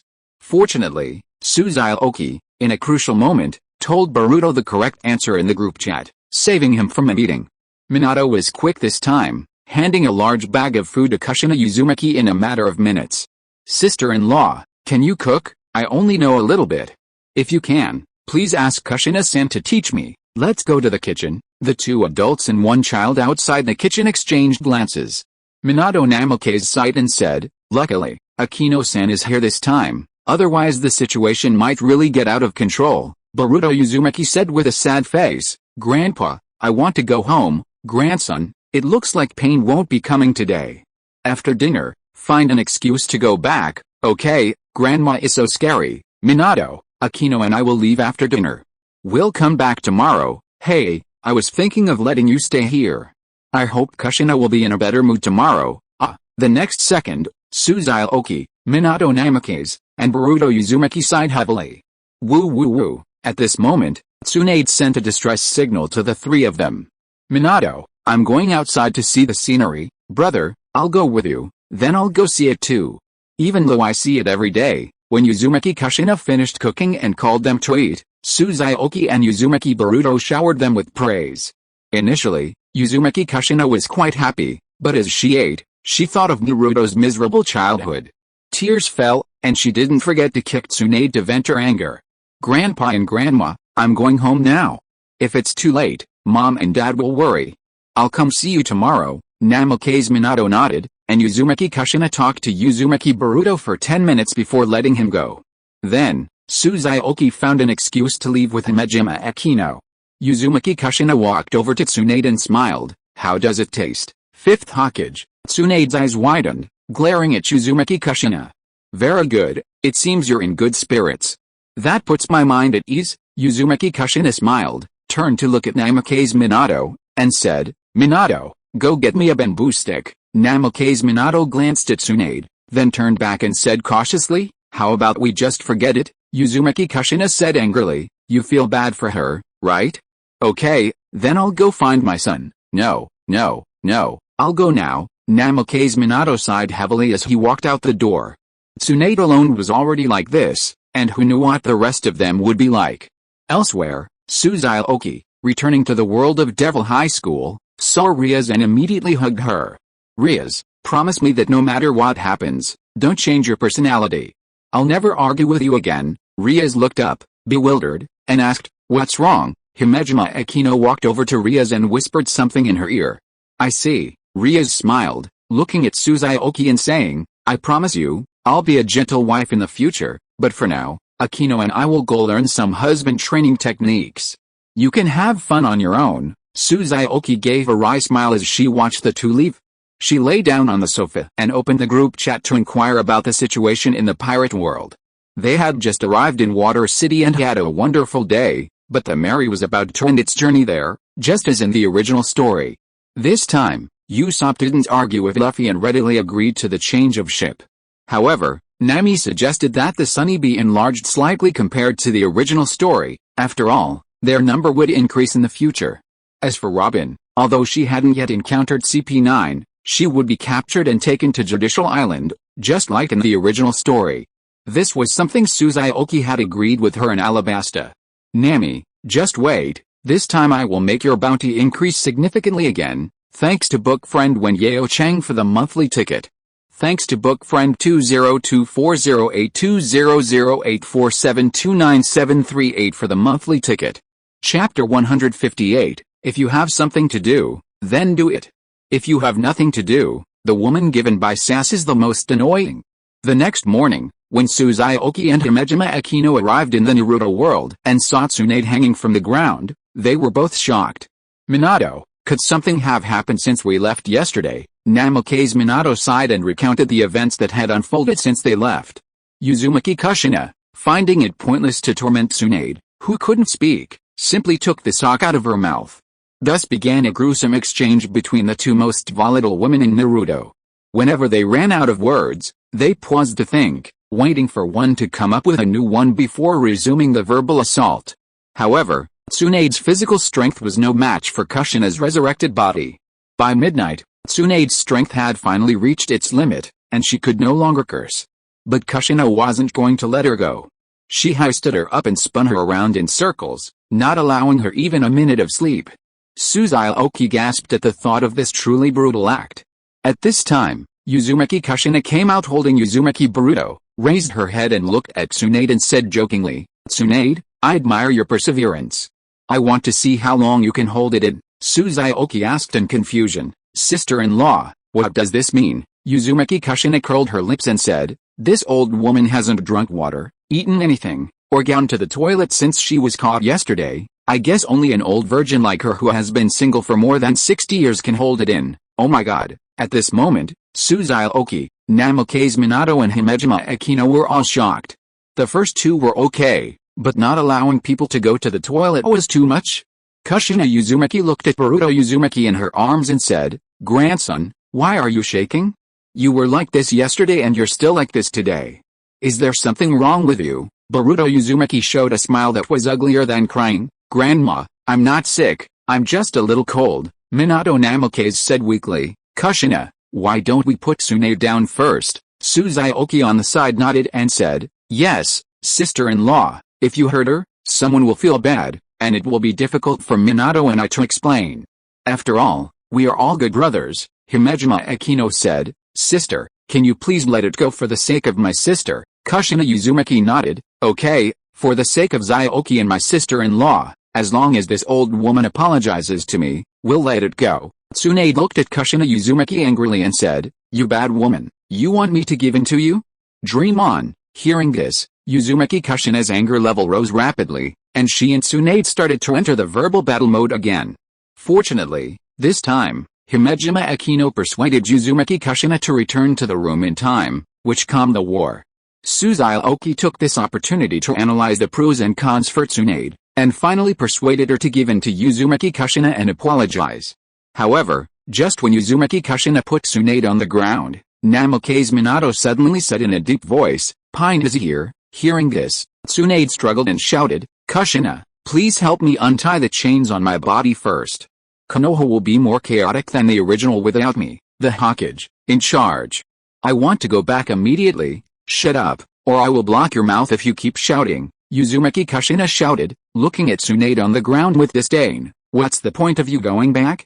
Are you trying to provoke Pine to carry rice?" Pine hadn't found my son in Konoha and was about to leave. "I don't know why you, a stupid woman, said those words to him. As a result, he just used a spicy shinsen to confuse you." Xiaoqi tried hard to hold back her laughter, looked at Minato and said, "Have you told your sister-in-law these details?" Minato nodded, then looked at Tsunade and said, "I don't know what arrangements you have made before, but the people in Konoha at this moment are not enough to fight Pine. All you can do when you go back is to reduce some casualties, or delay a little time until my son comes back to save the situation." After saying this, Minato Uzumaki took out some equipment and continued, "Kushina, Boruto, the appearance of us will make it easy for the people of Konoha to recognize us. When we get there and the time is right, we will show our true faces. Boruto, Grandpa and Grandma will go to catch the bad guys first, and you just follow your brother Xiaoqi and sister Akino. Xiaoqi, Kushina and I will leave first. You can play as you like. We will contact you at any time if there is any emergency." Xiaoqi nodded and smiled. "Don't worry, I will take good care of my eldest nephew." Tsunade called out to Minato Uzumaki, "Minato, can you tell me first, do those who were killed by pain this time have a chance to be resurrected?" Minato Uzumaki said lightly, "That depends on my son." Xiaoqi hugged Boruto Uzumaki, who was wearing a wig, in his arms and smiled, "Let's go too. I'll take you flying. Administrator, can you take me with you too?" Xiaoqi stopped, turned his head and looked at Tsunade and said, "It will be very inconvenient if I bring you with me. You just watch the live broadcast here," Tsunade said anxiously. "I can disguise myself or use transformation techniques. I won't interfere with what you want to do. I just want to witness it all with my own eyes." Uzumaki Boruto said at this time, "Brother, why don't you take Grandma Tsunade with you? She has had a miserable day. Little guy, you are the only one who can be a good person." Suzuki scratched his nose, looked at Tsunade and said, "Remember, don't think about making trouble for me. If you make me angry, you know the consequences." Tsunade nodded, thanked Uzumaki Boruto, then looked at Suzuki again and said, Could you please help me untie these chains first? You are so troublesome." When Suzuki and Himejima Akino flew over Konoha, half of Konoha had been razed to the ground. It was obvious that Pain had carried the rice. "Damn it, we're still late. Forget about having fun, we didn't even get to see the part about carrying rice." Suzuki was so furious looking at Tsunade, who looked like a child in the arms of Himejima Akino, that she wanted to give her a beating like Uzumaki Kushina. After the old woman untied the chains, her legs became weak and she had to go to the bathroom, which delayed them for so long. How could this happen? I didn't provoke a Pain this time, so why did he use that trick? Suzuki looked at the stunned little Tsunade and said unhappily, "Pain didn't find Naruto here, nor did he find you, the Hokage. If someone provokes him again, he'll definitely vent his anger. I just don't know how many people died this time." As soon as he finished speaking, the voice of Haruno Sakura calling Naruto came from below. Tisk. Suzuki curled her lips, looking at Sakura Haruno below with disdain. The most annoying thing is that she's the type who twitches when she has something to do, and then gives a shit when she has nothing to do. "What a jerk," Uzumaki Boruto whispered. "Brother, Aunt Sakura isn't as bad as you say. If your grandma heard that, she'd hang you up and whip you, too." Himejima Akino then laughed. "Ah, Boruto-chan, your dad's here." Suzuki glanced at the white smoke rising below and said, "Let's find a place to watch your beautiful mom save the hero." On the battlefield, Uzumaki Naruto, having mastered Senjutsu, initially managed to dodge the 6 pains with the help of several large and small toads. But as time went on, Uzumaki Naruto gradually began to fall behind. Boruto Uzumaki looked at this scene in confusion and said, "Brother, what's going on? This isn't how it's played out in the original story." Tsunade explained, "This is because Naruto doesn't know the abilities of every single pain right now. He's fighting while gathering intelligence on his opponents. That's exactly what's happening." Suzuki nodded, looking at Naruto Uzumaki in front of her and said, "I guess it should be about time once Naruto takes care of the other 5 pains." Things unfolded just as Suzuki had predicted. After Uzumaki Naruto defeated the other 5 pains except Tendo, his Sage Mode was also lifted, and he began to be unilaterally beaten by Tendo Pain. "Dad!" Boruto Uzumaki cried out in tears as he watched Naruto Uzumaki being pinned to the ground by Tendo Pain, his hands inserted into the black rod. Suzuki consoled him, "Boruto, bear with it a little longer. I'll take action once your mom shows up. You know how important this scene is to your parents. If we rush out now, your mom might not be able to speak out what's been buried deep in her heart. That's what your grandparents wanted." Boruto Uzumaki wiped his tears and looked at Suzuki. "Brother, you must give that Pain a good beating later, don't worry." Suzuki smiled and ruffled his hair. Then, looking at Tsunade, she said, "Get the slug ready." Hinata Hyuga appeared at Naruto Uzumaki's most critical moment, just as in the original story. Though her strength was far inferior to that of Tendo Pain, she rose from the ground again and again. "Keep your word and move forward courageously, because that's my ninja way." Hinata uttered these words, and just before Tendo Pain was about to strike her, Suzuki, holding Boruto Uzumaki, appeared in front of him and punched him back. "Mom and Dad, are you two okay?" Boruto Uzumaki had just finished speaking when an extremely angry voice sounded beside them again. "Asshole Nagato, how dare you treat my son and daughter-in-law like this? I'm going to kill you later." Suzuki looked at Uzumaki Kushina and said, "Sister-in-law, it's amazing that you can endure it until now." Uzumaki Kushina said angrily, "It's because Minato said that in order to let Naruto see my daughter-in-law's feelings for him, he must experience this plot. Otherwise, how could I bear it?" Suzuki smiled and said, "Have you finished your business over there?" Uzumaki Kushina nodded. "Everyone who should be arrested here has been arrested. Minato is now going to his original body. I don't know if Minato can succeed." Suzuki muttered softly, looked at Uzumaki Kushina and said, "Sister-in-law, you and Boruto go take care of them first. I'm going to beat up that Pain." Chapter 159 Uzumaki Naruto leaves Konoha. Uzumaki Naruto looked at the black-haired child in front of him and asked in confusion, "Little boy, why did you call me dad and Hinata mom just now?" Uzumaki Kushina pulled all the black rods out of Uzumaki Naruto's body and said unhappily, "We'll talk about this later. You two go to the side and rest first." I don't need you to worry about what's going on, but, Uzumaki Naruto hesitated and continued, that pain is very strong. I'm afraid that big brother just now is no match for him, Uzumaki Kushina roared, just rest when I told you to. Why are you talking so much nonsense? I get it. Uzumaki Naruto himself didn't know why he felt an instinctive fear of the woman in front of him, whom he had just met for the first time.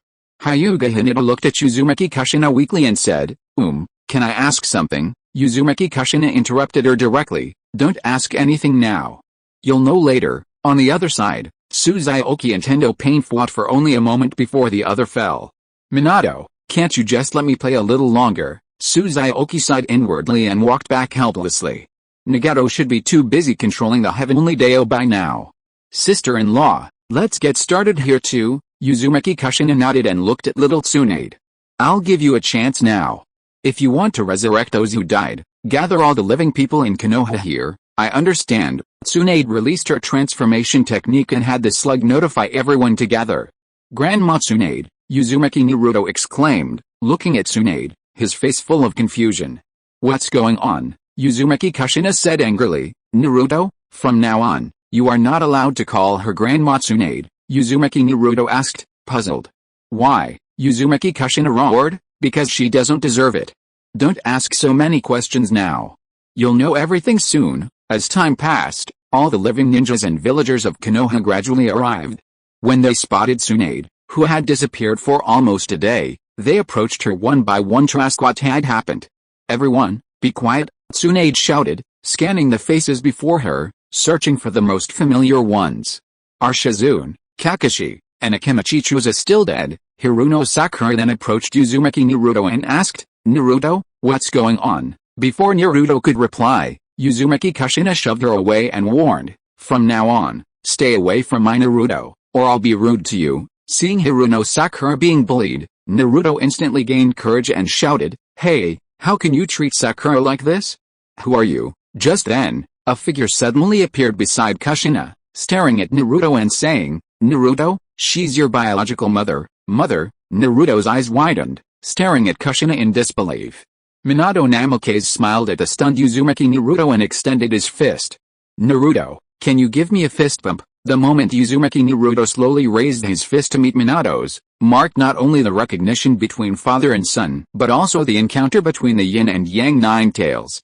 Kushina Uzumaki, watching Naruto weep, could no longer suppress her emotions.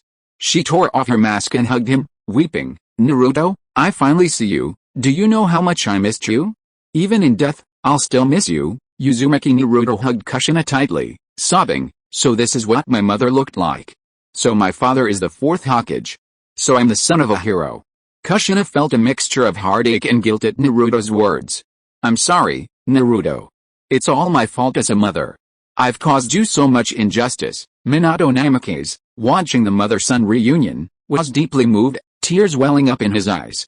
Uzumaki Kushina patted Uzumaki Naruto on the back. Okay, go talk to your father first. Uzumaki Naruto looked at Minato Namikaze in front of him and said, Dad, why do you look different from what I just saw? Minato Namikaze took off his disguise and smiled. What about now? Uzumaki Naruto hugged Minato Namikaze excitedly. Dad, you look exactly the same as you did on the Hokage Rock. Dad, do you know, my dream is to become a Hokage respected by everyone like you. Minato Namikaze smiled bitterly. Naruto, it's great to see you grow up smoothly, but it's not the time for our family to reunite yet.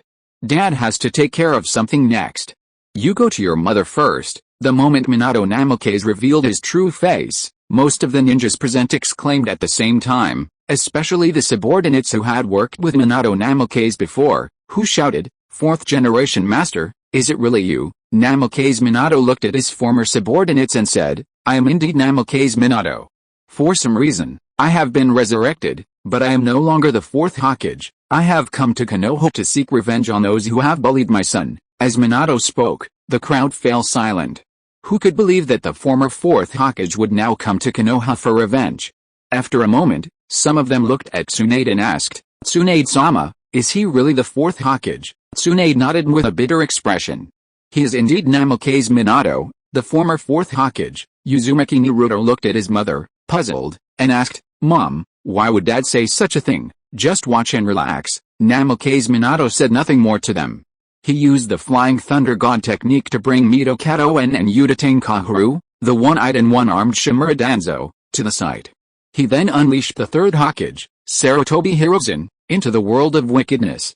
Sarutobi Hiruzen looked at Namikaze Minato in front of him and said, "Minato, I already apologized to you about Naruto, why don't you let me go?" Namikaze Minato sneered, "Old man, take a good look at where you are and who is around you, huh?" After hearing this, Sarutobi Hiruzen turned his gaze elsewhere. When he saw Uzumaki Kushina's figure, he exclaimed, "Are you Kushina, you bastard? You actually have the nerve to call my name?" Uzumaki Kushina walked up to him without saying a word and beat him up. Uzumaki Naruto stepped forward and pleaded, "Mom, stop hitting me. This is my grandfather, the third Hokage. He always took care of me when I was little." Hearing this, Uzumaki Kushina fought even harder, cursing, "You bastard. You secretly spread the rumor with old Danzo that Naruto was a demon fox, causing the entire village to isolate and discriminate against him. Then you presented yourself as a good guy, constantly feeding him your bullshit Hokage ideology, and made my son work for you, Konoha?" Uzumaki Kushina's furious outbursts reached everyone present, and only then did they understand what Minato Namikaze meant by revenge. In the following moments, Minato Namikaze refuted Sarutobi Hiruzen's claims of protecting Naruto one by one in front of everyone. When he revealed the crimes of Konoha's F4, human experiments, the extermination of the Uchiha clan, and their collusion with Hanzo, who indirectly led to today's tragedy, they all shuddered. Namikaze Minato looked at Tsunade and said, "Tsunade, you tell them whether every word I just said is true." Tsunade nodded, looked at everyone and said, "Everything Minato said is true." After hearing Tsunade's answer, everyone was indignant and cursed at F4. Danzo Shimura said disdainfully, "What do you know? I did this for Konoha?" Minato Namikaze looked at Naruto Uzumaki and said, "Naruto, although I don't want you to know this, I don't want you to continue to pay or even sacrifice your life for such a Konoha, just like my dad did back then. The hands of those 4 people are stained with the blood of too many innocent lives. Even for those innocent people, they don't deserve to continue living. As for what to do with the others, wait until Dad takes you to see you alone, then you can answer Dad, okay?" Naruto Uzumaki nodded, "Okay." After Minato Namikaze left with Naruto Uzumaki and his own Yahiko's body, Suzaoki looked at Kushina Uzumaki and said, "Sister-in-law, you, Hinata and Boruto go chat over there, I'll watch this group of people. Thank you for your trouble." Kushina Uzumaki nodded at Suzaoki, and then pulled the shy Hinata Hyuga aside. About half an hour later, Nagato activated the Samsara reincarnation technique, resurrecting all those he'd killed this time, including the reincarnated bodies of Uzumaki Kushina and Sarutobi Hiruzen. Suzaoki smiled and said, "Sister-in-law, congratulations on your resurrection. Now it's time to send those 4 bastards on their way. This body is still the best." Uzumaki Kushina stretched her body a few times and smiled. She looked at Suzaoki and said, "Zaoki, I'll kill that bastard Sarutobi Hiruzen. I'll leave Danzo to you, and the other 2 to my sister-in-law. I can't let you work in vain." Suzaoki smiled and said, "Thank you, sister-in-law." Uzumaki Boruto then said weakly, "Grandma, can you spare 1 for me? I want the points too." Uzumaki Kushina said angrily, "Why spare 1? You can ask your grandfather for the points later." And so, in front of everyone's eyes, the newly resurrected Sarutobi Hiruzen was beaten to death by Uzumaki Kushina. Shimura Danzo was blown to pieces, and the other 2 were chopped into charcoal. No one would regret their deaths. The filthy deeds they committed were enough to justify 10 deaths. When Minato Namikaze reappeared with Uzumaki Naruto, he publicly announced that Naruto would no longer be in Konoha. He also destroyed the statue of the Yondaemon Hokage rock, severing all ties with Konoha from now on. Tsunade felt helpless, but there was nothing she could do. This outcome was probably the best it could be for Konoha. As for the future, that would be discussed later. Chapter 160. Tsunade came to the door. "Minato, why is she here? Isn't she here to die with you?" The graceful figure standing outside Minato's house was none other than the spendthrift Konan. Kakuzu, who prized money above all else, would never have imagined that all the money he'd painstakingly saved for the Akatsuki organization would end up being used by this woman to buy detonating tags. Minato smiled and said, "She's now Naruto's older sister and the first official member of Mayora-Zuaya.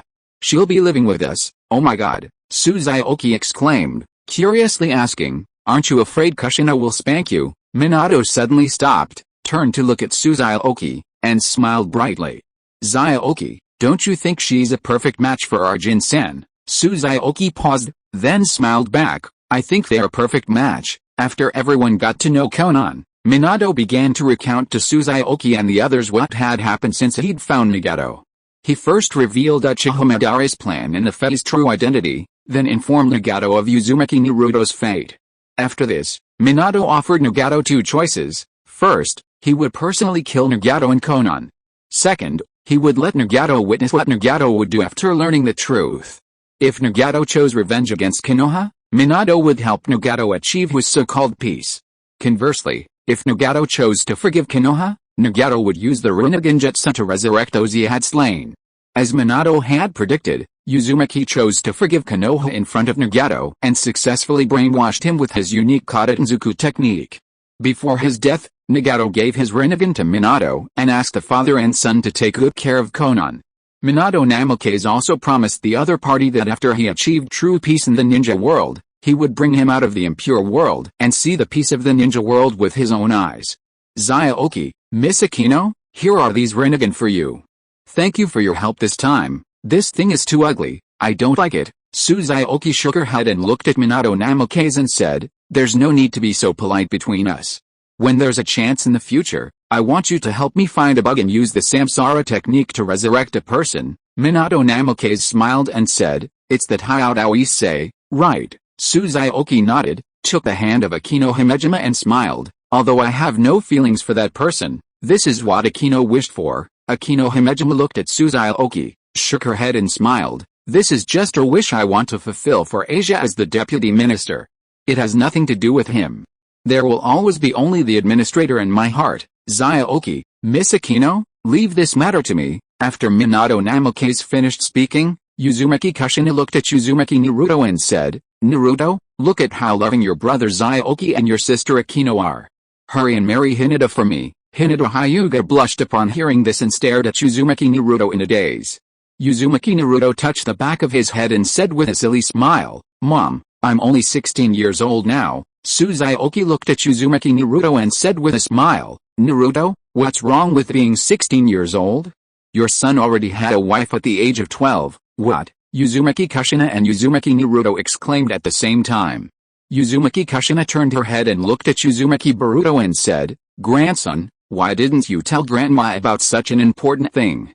Uzumaki Boruto also touched the back of his head and smiled foolishly, Grandma, I haven't had time to tell you yet. You little bastard, you're already looking for women at such a young age? Uzumaki Kushina cursed, then sighed, forget it, with the precedent of your silly father, the rule prohibiting premature love will be invalidated. By the way, what does my granddaughter-in-law look like? Uzumaki Boruto took out a photo and said, Grandma, this is your granddaughter-in-law, but I haven't met her yet.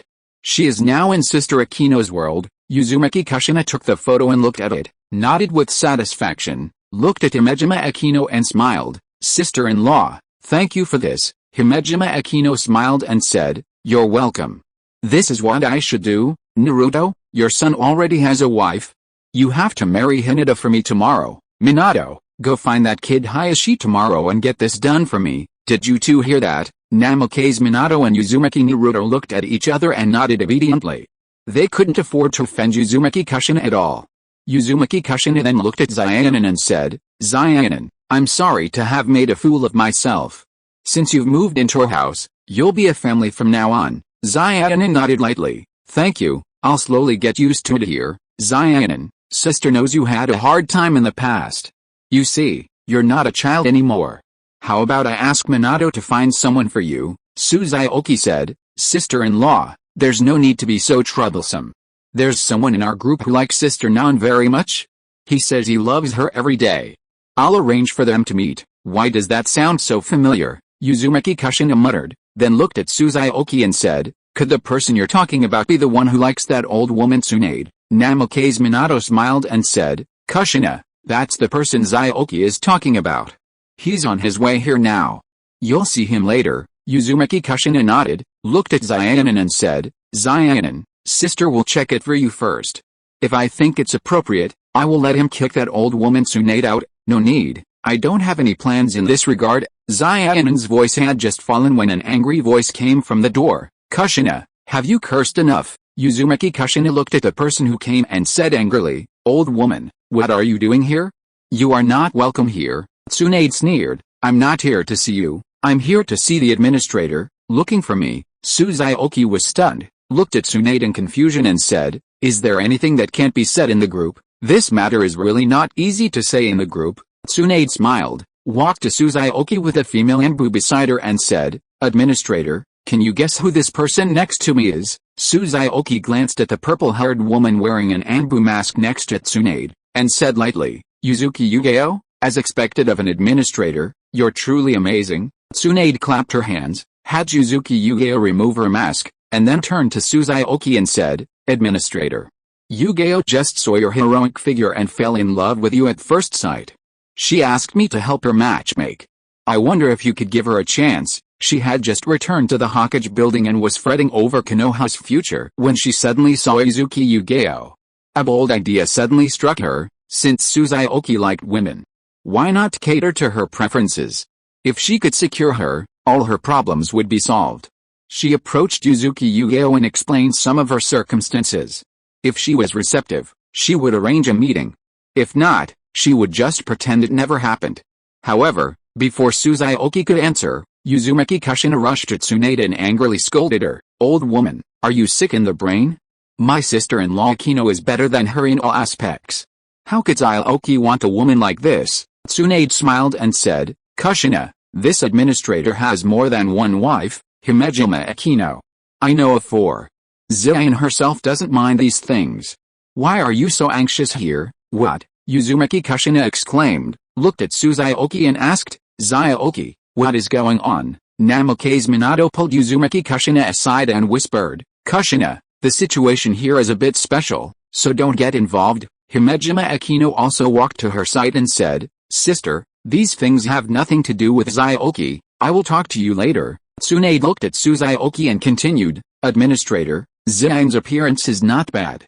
I think you can consider it. Don't worry, I won't tell anyone in the group about this, including the matter between you and Akino. Tsunade, you're using your own subordinates to win me over. Not bad. You've grown some brains. Xiaoqi sneered and pushed Tsunade to the corner step by step. I'm curious why you don't just give yourself to me. Would that be easier? Tsunade panicked and stammered, I'm so much older than you. I'm not suitable for you. Xiaoqi looked at Tsunade's panic and said jokingly, age doesn't matter at all. Your 100 healings technique can keep you young forever, not to mention that your figure is the best in the chat group. How can you be sure that I don't like you? Just when Tsunade was at a loss, a voice came from outside the house again. Xiaoqi, you bastard, what are you doing to Jin-san's Tsunade? Uzumaki Kushina automatically ignored Sakata Gintoki who walked into the room. After looking at Aizen Sosuke for a while, she whispered to Namikaze Minato beside her, Minato, there is such a temperamental man in your chat group.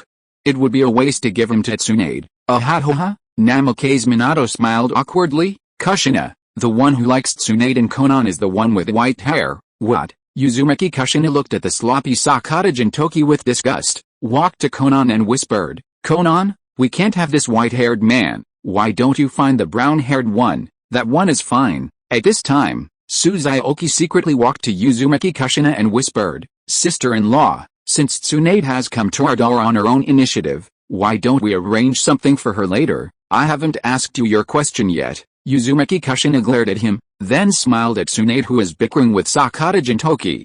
I'll make the arrangements later, and then we can cooperate. Chapter 161 What must be said between Jin-san and Tsunade? Jin-san, I knew you were no ordinary person the first time I saw you. Come, I'll toast you another one. Burped Sakata Gintoki burped, looked at Uzumaki Kushina and laughed. Sister-in-law, no, sister-in-law, Jin-san thinks you have very good taste. It's a blessing for Minato to find you. Come on, drink. Xiaoqi looked at Tsunade and smiled. Tsunade, I think Yuzuki Yugeo is actually not bad. How about this? Let's have a drink first, and then talk about this next time. Tsunade's face lit up, and she picked up the bottle and said, I'll drink it. You can do whatever you want. Uzumaki Kushina waited for Tsunade to finish drinking before snorting coldly, raising her glass and said, Tsunade, I was indeed wrong about what happened before. How about drinking this glass and all the grudges be wiped out? Tsunade, who was starting to get a little drunk, slapped the table and said, Kushina, who are you looking down on? If you have the guts, drink the bottle with me. After finishing this bottle, we will still be good sisters in the future. Uzumaki Kushina laughed. That's refreshing. Come on, drink. Under everyone's relentless assault, Sakata Gintoki and Tsunade were quickly drunk. Both collapsed on the table. Xiaoqi and Uzumaki Kushina exchanged a sly grin, each dragging them to the bridal chamber. Old woman, you're in luck today, Jin-san. I hope you'll be alive tomorrow. Amen. As the two returned to the table, they couldn't contain their laughter. Uzumaki Naruto, standing nearby, said, Mom, Xiaoqi, isn't this a bad thing? Uzumaki Kushina grumbled, what do you know, little kid? Send my daughter-in-law home now. Tomorrow it's your turn to be in the bridal chamber. Upon hearing this, Hyuga Hinata instantly transformed into a steam princess, fainting from embarrassment. Uzumaki Naruto carried her on his back and fled. Boruto Uzumaki then approached Kushina Uzumaki and reluctantly said, Grandma, it's getting late. I have to go back. I'll come see you next time Grandpa triggers a mission. Kushina Uzumaki held him in her arms and chattered for a while before reluctantly saying, Grandson, Grandma will miss you. Me too. Boruto Uzumaki said to Kushina Uzumaki, then looked at the others and said, Grandpa, Xiaoqi brother, Akino's sister, Uncle Aizen, goodbye. After Boruto Uzumaki left, Aizen also said goodbye to everyone and returned to his own world. He was very satisfied with his journey as Hokage. Not only did he harvest the cells of the 2 tails and the 8 tails, but he also fought against the Ob team. However, when others asked Sakata Gintoki about his time in the Hidden Cloud Village, Aizen didn't say a word. Namikaze Minato looked at Xiaoqi and Himejima Akino and said with a smile, why don't you two stay here today? You don't have to leave until tomorrow afternoon anyway. Besides, you must be curious to see what happens when those two wake up tomorrow. Xiaoqi smiled. Well, sorry to bother you tonight, Xiaoqi. Now it's your turn to explain your problem. If you don't explain it to me clearly, you'll sleep with Minato in your arms tonight. Sakata Gintoki, I'll kill you. The next morning, everyone was awakened by Tsunade's extremely angry roar. Then, from Sakata Gintoki and Tsunade's room, the sounds of smashing things and arguing between them could be heard. Sakata Gintoki, how dare you do this to me, asshole? This should be Jin-san's turn to say. How could you secretly play with Jin-san's body while he was drunk? Swallow. Jin-san, I'm sorry, Jin-san, I was accidentally slept with by someone else. Bullshit, a woman like you doesn't even want to sleep with someone like you. Hey, what do you mean by that? Jin-san is very strong. If you don't believe me, just see for yourself. I'm going to cut you right now. I'm telling you, woman, don't mess around. It was obviously you who slept with me. Jin-san is the victim. Asshole, can you please stop hitting Jin-san's face? If you do this again, Jin-san will not be polite to you. Break it. Jin-san's hand is going to break. At the same time, Xiaoqi and Uzumaki Kushina were in their room hugging Himejima Akino and Namikaze Minato and laughing until their stomachs were about to cramp. Tsunade, could you please stop fighting? Jin-san thinks there's something wrong here. There's a high possibility that we've both been set up. Tell me clearly what you mean, or I'll blow both of your heads off. As their room suddenly became quiet, the other people came out of their rooms one after another, ready to face the questioning of the two men. Bang! Tsunade, furious, kicked the door open, clenched her fists and walked up to Uzumaki Kushina and asked, you did this, didn't you? Uzumaki Kushina said calmly, Tsunade, if I really wanted to do this, why would I leave you in my house? Wouldn't it be better to leave the two of you on the mountain outside? After you got drunk last night, neither Akino nor I could pull you away, but you insisted on holding that white-haired guy to play finger-guessing games with you. What could I do? Originally, I wanted Minato to record the ugly behavior of the two of you, but Minato refused to do so. Besides, don't you have any idea how you look when you are drunk? Just when Tsunade was stunned by Uzumaki Kushina, Sakata Gintoki shouted, Tsunade, she is fooling you. Xiaoqi said at this time, Jin-san, do you want to deny it after you have eaten it? Sakata Gintoki said angrily, bullshit, Jin-san, I was set up by you. Xiaoqi scoffed. Jin-san, that's not what you said last night when you were clinging to Tsunade. You just buried your head in. Forget it, let's not talk about that. You said we set you up. So I have to ask you, how do you explain all those times in Gintama where you got drunk and slept with people? I remember that old woman Toes alone did that a few times. If you're still going to insist on saying that, then fine, just pretend it was me. This, Sakata Gintoki was sweating profusely at what he said, unable to refute a word. He had done this kind of thing not only in Gintama, but in real life as well. He had just wanted to scare these people. If he could scare them, that would be great, but if not, he would accept it. Tsunade looked at Sakata Gintoki, who was speechless and roared, "Sakata Gintoki, it turns out it was really you. I will kill you." Sakata Gintoki waved his hands and said, "Hashiamate, Tsunade, listen to Jin-san's explanation. Jin-san can be responsible for you. Get out. Who the hell wants to let you be responsible?" After Tsunade beat Sakata Gintoki up, Xiaoqi stepped forward and said, "Tsunade, it's useless to blame him. You were not much better last night." "Shut up," Tsunade shouted angrily, looking at several people and said, "You are not allowed to tell anyone about me and him. Otherwise I will fight with you." Xiaoqi said with a smile, "What did we say? We didn't see what you two were doing in the room. Besides, what's wrong with Arjun-san? Why don't you ask him if he likes you?" Tsunade roared, "I don't want him to like you. This time it's my own bad luck." "No," Sakata Gintoki shouted, grabbed Tsunade's hand, looked at her seriously and said, "Jin-san will be responsible for you. From now on, you are as important as Swallow in Jin-san's heart." Tsunade looked at Sakata Gintoki's face in a daze for a moment, then shook off his hand and said unhappily, "I'm going back. Don't let me see you in the future, otherwise I will beat you up every time I see you." Sakata Gintoki and Xiaoqi waved their hands and chased after Tsunade. "Tsuna, wait a minute. Jin-san still has some time to accompany you. Go away. Who wants you to accompany him? If you follow me again, I will beat you," Uzumaki Kushina said with a confused look on her face. "Are we trying to bring them together?" Xiaoqi said speechlessly, "Otherwise, it's fun, but I won't joke about such things. After all, Jin-san is also a good friend of Minato and me." Minato nodded and smiled. "Although Jin-san looks a little out of tune most of the time, we can still tell whether he really likes someone," Uzumaki Kushina asked stupidly. "Then what about what you told me yesterday that he liked Konan?" Xiaoqi smiled and said, "We were just joking, okay? You two are actually trying to fool me." Uzumaki Kushina bit her lip, looked at Himejima Akino and smiled. "Sister-in-law, I think we should educate our husbands now." Himejima Akino smiled. "Oh, I'll listen to my sister's arrangements." After having breakfast here, Xiaoqi and Himejima Akino said goodbye to everyone and returned to the world of Devil High School.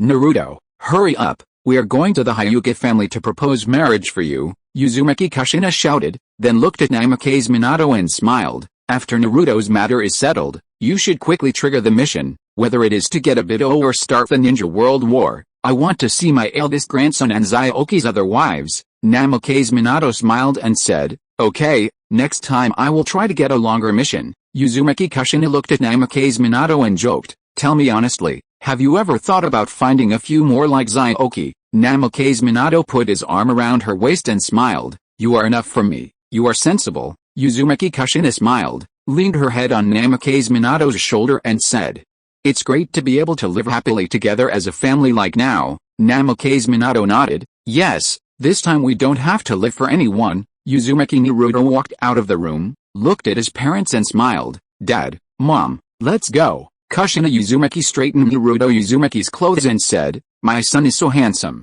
Hinata will definitely like you more when she sees you later. After we go to Konoha, Mom will go and beat up that bastard Kakashi first." Minato Namikaze and Naruto Uzumaki. Chapter 162 Arrival at Judicial Island. In the world of high school, Xiaoqi and Himejima Akino, having just returned, hadn't had time to rest before Riaz dragged them to the Occult Research Club.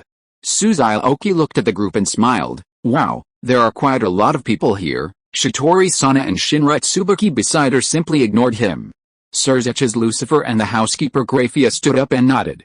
Ravel stepped forward and said, "Brother, isn't my grandfather here?" Xiaoqi smiled and said, "He should be taking his son, your future father-in-law, to propose marriage right now. By the way, your grandmother was very pleased with you after seeing your photo and asked me to give her her regards." Ravel smiled and said, "Please thank your grandmother for me. I will visit her in person when I have the chance." Xiaoqi smiled and said, I can't go there for the time being. You can talk to your grandfather when he comes in a couple of days. By the way, what are you guys doing here this time? Ahem. Ravel cleared her throat and instantly changed her tone. I'm here on behalf of the Phoenix family to inform you of the venue for the ranking game. After discussion, we've decided to hold the competition within our Phoenix family. After speaking, Ravel switched back to her previous tone and looked at Xiaoqi and smiled. Brother, I'm just doing my job. Don't mind me, Xiaoqi said with a smile. It seems that Minato will be meeting his in-laws this time, but the process may not be friendly. At this time, Shichigo-sana said, now that you're all here, let's go. Xiaoqi looked at Riaz and asked doubtfully, where are we going? To the underworld, of course. Riaz smiled, took his arm, and said with a blush, my parents want to meet you too. On the train to the underworld, Riaz, with Xiaoqi's consent, told her brother Surzech's Lucifer about his origins. Surzech's Lucifer was briefly shocked, then nodded. No wonder, that explains it all. To Xiaoqi's surprise, Surzech's Lucifer didn't ask him any more questions, but simply asked him to take good care of Riaz in the future. What's up, old man? Riaz said with a smile, I want you to marry me. Will you? Xiaoqi smiled, then will you marry me? If you marry me, I'll marry you. If you marry me, I'll marry you. Then I'll marry you. Then I'll work hard to earn points to get a time travel card, and then I'll marry you. After everyone arrived in the underworld and moved into Riaz's house, Xiaoqi was taken by Riaz to meet her parents. After a pleasant lunch together, Xiaoqi received a message from Nami and headed to the pirate world. Aboard the Mary. Xiaoqi looked at the people in front of her and asked in confusion, why are there only a few of you? Where are Luffy and the others? Vivi smiled and said, Robin and Frankie were taken away by CP9.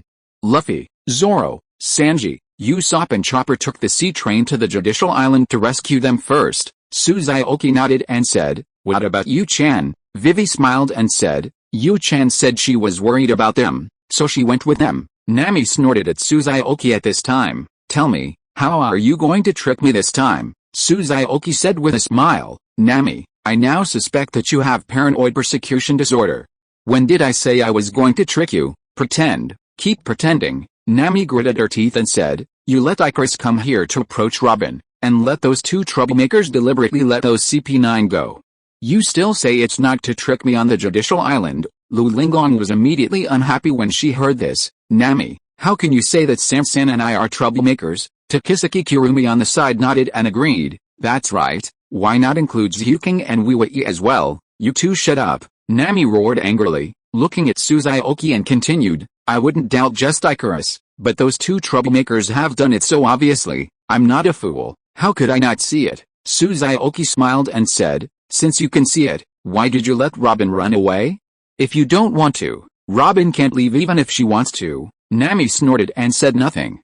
Wei on the side smiled and said, because Nami wants the Mary to complete its final voyage and give it the most perfect ending. Zhu Zhuqing looked at Xiaoqi and smiled. After we arrive at the Judicial Island, Wei, Kaya and Tashiji, the four of us will stay on the Mary. We will come to pick you up after you rescue the people. Remember to start the live broadcast. I want to do a live broadcast for the three of them. Zhuqing and Wei still have a conscience. Nami smiled at them. Then, looking at Xiaoqi, she said, my bounty will definitely increase after this commotion on Judicial Island, but you can't go too far with those two troublemakers. Xiaoqi smiled, in consideration of your previous performance and for the sake of the Mary, I'll only take a tiny bit out of you this time. Nami looked Xiaoqi straight in the eye. You said it yourself, just a tiny bit. Xiaoqi nodded. Yes, only a tiny bit. In the period leading up to Judicial Island, Takisaki Kirumi and Linglong had been frantically testing Xiaoqi. They all now seriously suspected that Xiaoqi and Himejima Akino were having an affair. Although Xiaoqi would be live-streaming her visit to the Naruto world and maintaining a distance from Himejima Akino during the broadcast, their observational skills should not be underestimated. They noticed from the live stream that Himejima Akino was looking at Xiaoqi with a distinctly unnatural expression, a look only seen between lovers, like them. This forced them to question what Sakata Gintoki had said to Takisaki Kirumi in the group chat that day. They had tried to get information out of Icarus again over the past 2 days, but no matter how they tried, no matter what tactics they employed, it was all in vain. Icarus's story remained the same. They had also privately questioned Minato Namikaze and Boruto Uzumaki, who was also involved in the mission, but the response they received was still that Suzuki and Himejima Akino were just friends, and that they shouldn't dwell on it. While Suzuki went to the cabin to find something to eat, the other girls gathered together, quietly discussing her response. Kaya and Tashigi flatly declared Suzuki innocent, then found an excuse to drag Icarus away, saying they didn't want to be involved in such a situation. Nami, however, declared that there was definitely something fishy going on with these two, a sentiment echoed by the other four girls, though they lacked any proof. Lu Linglong looked at Nami and smiled. Nami, can you do it? Even the big cow is faster than you now. Tokisaki Kurumi nodded and said, compared to the big cow becoming our sister in the future, I will definitely support you. I think it's better to do this. You let us have fun this time. Maybe we will develop feelings for each other while we're doing it. I think you two want to trick me, Nami said to the two of them in a bad mood, then looked at Wiwei and Zhu Zhuqing and said, what do you think the big cow did? Doesn't that guy hate women who behave improperly the most? Zhu Zhuqing and Wiwei shook their heads. They were also very curious about this. At this time, Tokisaki Kurumi no longer had the mood to joke. She looked at the other woman and said, I said a long time ago that the woman Big Cow was very dangerous. When we were on Sky Island, you should have disagreed with Darling going to that world to do any mission like me. Not only did I sleep with her for 2 nights, but now look, with Big Cow's figure and the way she seduces men, our status will all decline in the future. If she introduces a few more women from her world to Darling, such as the one named Ria's, it won't be a matter of status for us here, but we will be banished to the Cold Palace. Zhuqing used to be an imperial concubine. She knows this kind of palace fighting drama better than any of us. Believe it or not, I will beat you. Zhu Zhuqing glared at Tokisaki Kurumi, then looked at the few people and said, what San-san said is not impossible. Although I don't like to argue, if she provokes me, I will not let it go easily. Lu Linglong said angrily, if she dares to do that, we will go to war with her directly. Do we, with so many people from all worlds, still fear her? Wiwei said, there's no point in arguing here. First, we need to determine whether those two are actually together, and then we can work together to deal with that woman.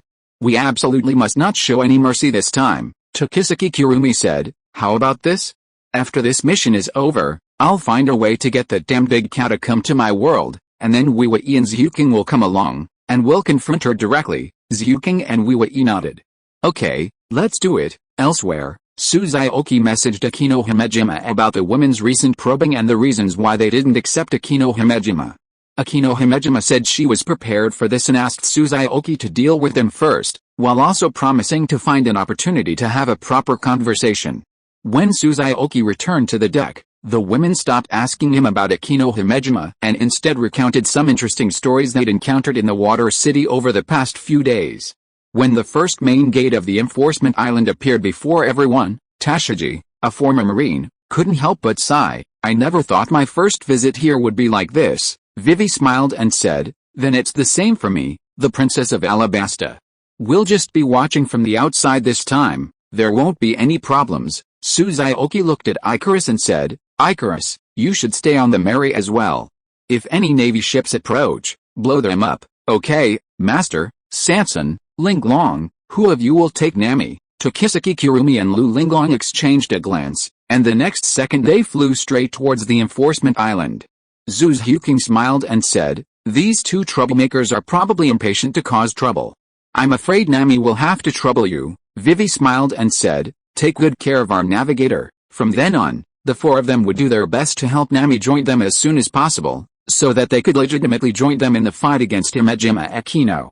If you are listening to this novel on a channel other than Fanfic World, it means it was downloaded and re-uploaded without effort.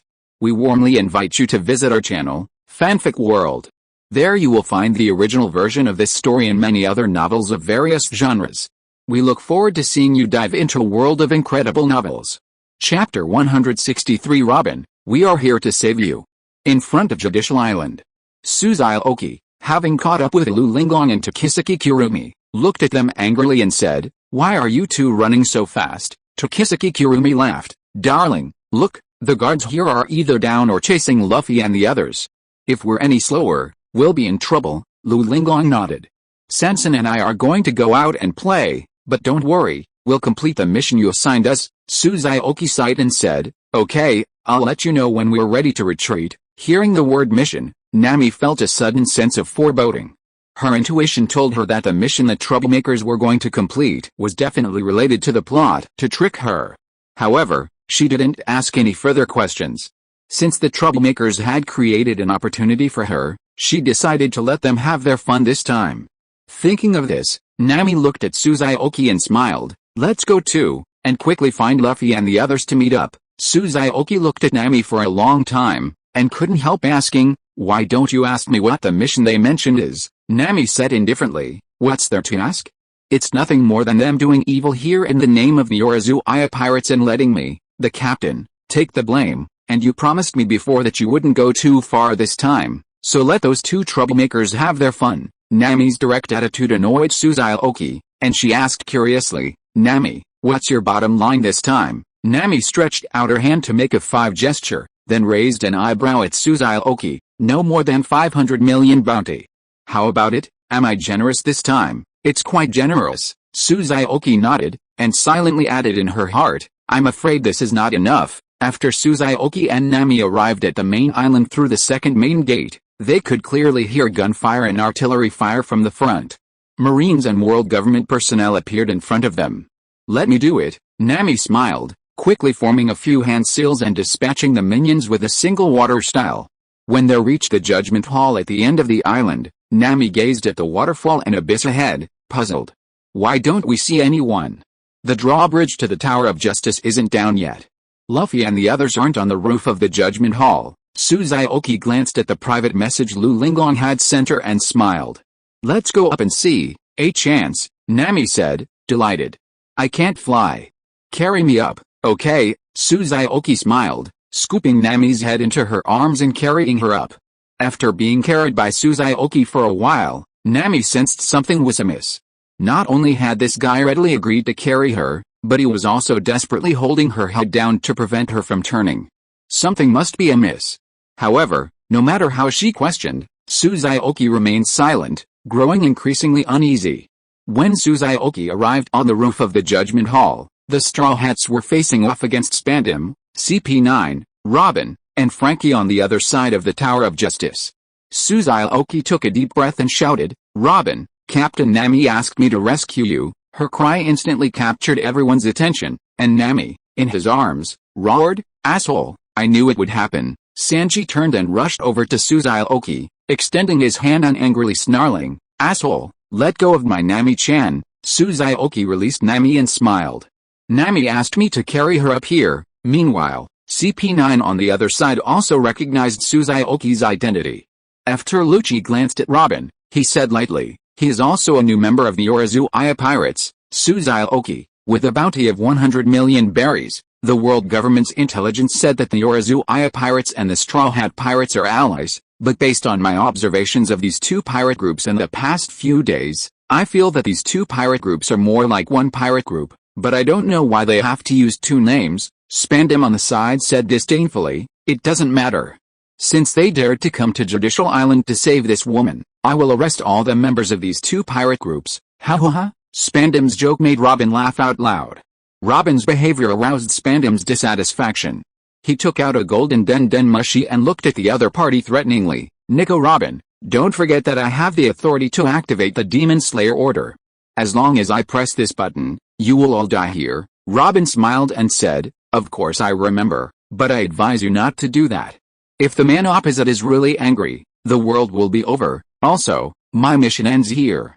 Frankie and I are going back to my companions. After Robin finished speaking, he looked at Nami opposite and smiled without caring about the reactions of others. Captain Nami, please save me and take me back. Nami looked at Robin opposite and said unhappily, good Robin, you really have been bribed by him.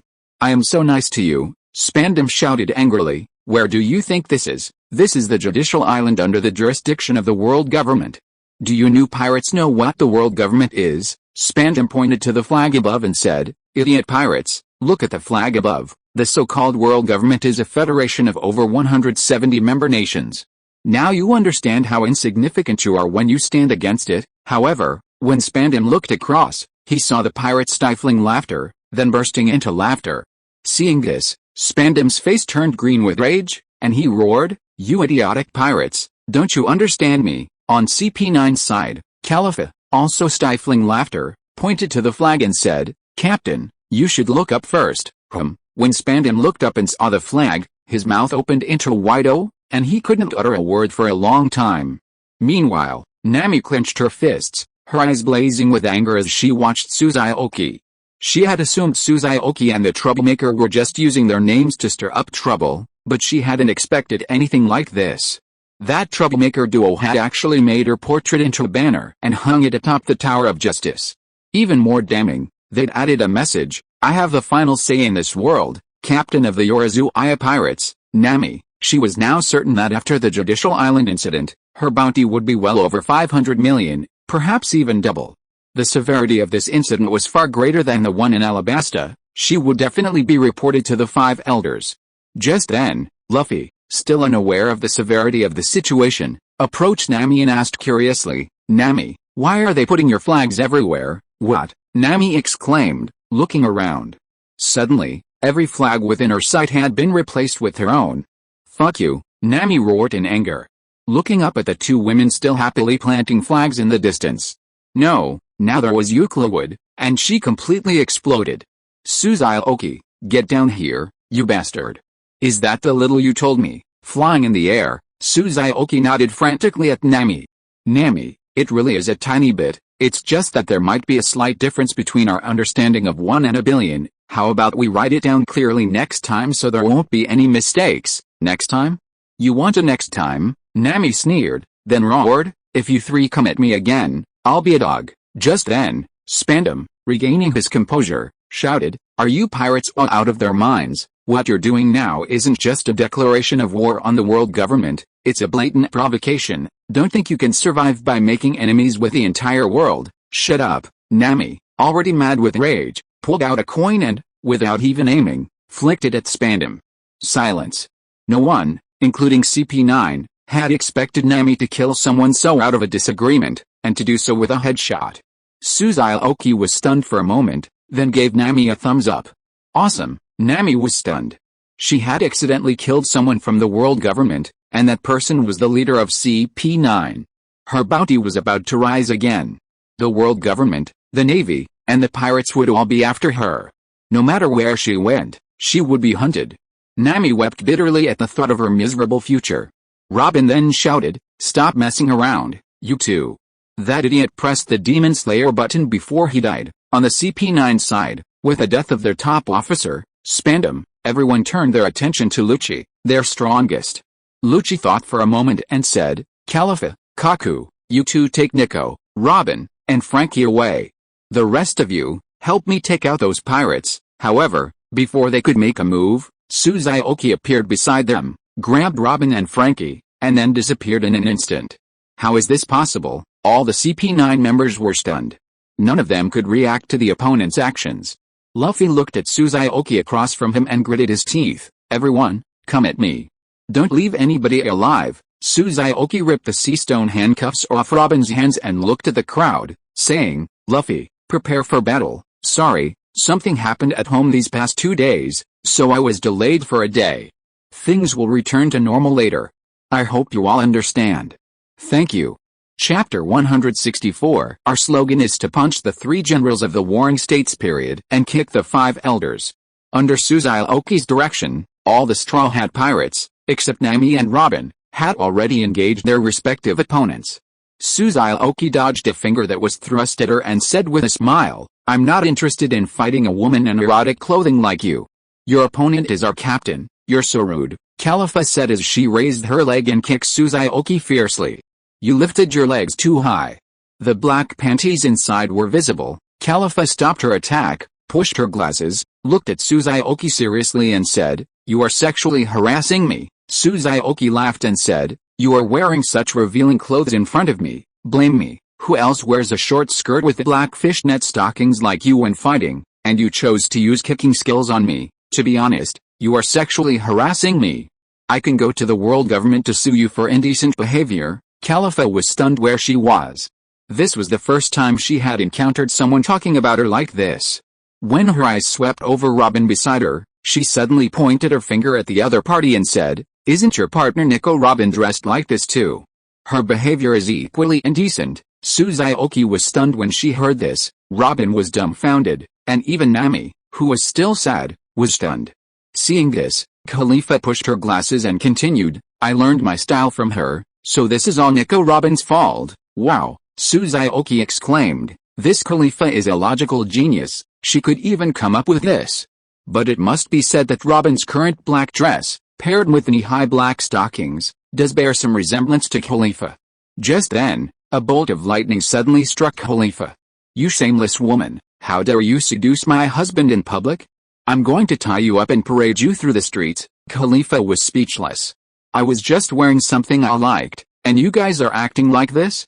However, before Linglong could launch an attack on Khalifa, Nami suddenly appeared in front of her. "Linglong, I'm going to tie you up and parade you through the streets." Linglong pointed behind Nami and shouted, San, what are you doing, huh?" When Nami turned her head and looked behind her, she saw no sign of Kurumi Takisuki. Realizing she'd been tricked, Nami turned her head again, only to see Khalifa. The next second, the voices of Zhu Zhuqing and Linglong echoed from above her head. "Nami, Linglong, Robin and I are going to the Bridge of Indecision first. Remember to notify everyone to gather there." "Nami, teach that pervert a lesson for me, thank you." Nami looked up at Robin, who was in Linglong's arms, and said, "Robin, if you come to my side now, I can forgive you for this matter." Robin smiled and said, "Captain, I have been kidnapped by Linglong." Okay, Robin, you are very good." Nami gritted her teeth and yelled at the sky, "You all wait for me." Nami, who was full of anger and had nowhere to vent, turned her head and looked at Khalifa and said, "It might be a little painful later. If you want to blame someone, blame those bastards." On the other side, when Zhu Zhuqing and the other two came to the Bridge of Indecision, the guards here had been devoured by Takisuki Kurumi. "Yu-chan, are you having fun?" Zhu Zhuqing looked at Euclid in front of her and suddenly thought of her apprentice Tachin Baiyan. At first glance, these two lawless with silver white hair really have some similarities. Euclid took out a pen and wrote on the booklet, "Happy, as long as you are happy." Zhu Zhuqing smiled, looked at everyone and said, "Then let's hang that thing up first." "Huh?" Robin exclaimed when he heard this, and asked curiously, "What is that thing? Is this part of our previous plan?" Zhu Zhuqing smiled and said, "It's true that there wasn't one before, but who made that idiot Spandam press the button of the Demon Slayer order?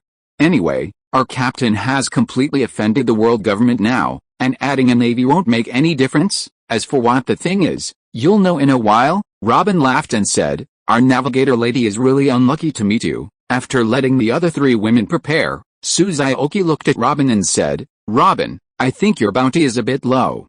"Do you want?" Robin quickly interrupted him, "Tell me, what do you want me to help you with this time? I just like talking to smart people like you." Zhu Zhuqing smiled, "I have a very important task to give you. After this, Nami will definitely be very wary of us, so I hope you can recruit Kaya and Tashiji, two honest people, into our group when you return. I'll need them to be my insiders for my next Sabaody Archipelago plan." Zhu Zhuqing whispered in Robin's ear, "Do you think it would be fun if we let Nami enter the new world as a Yonko?" Robin's eyes widened at this.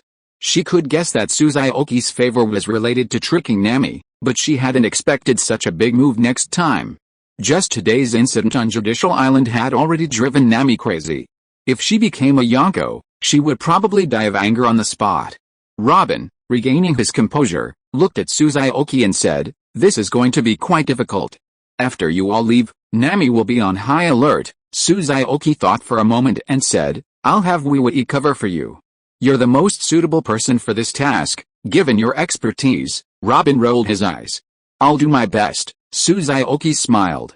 "Then I'll leave it to you, Robin-chan. Also, I think what Khalifa said earlier has a point. You really should change your outfit. It's very revealing." Robin smiled. "Thank you for the heads up, Mr. Saiyan." After Linglong and the other two finished decorating the place, Zhu Zhuqing looked at the large poster hanging high and nodded with satisfaction. Robin, standing nearby, twitched his eye as he looked at Nami's portrait and the words printed on it.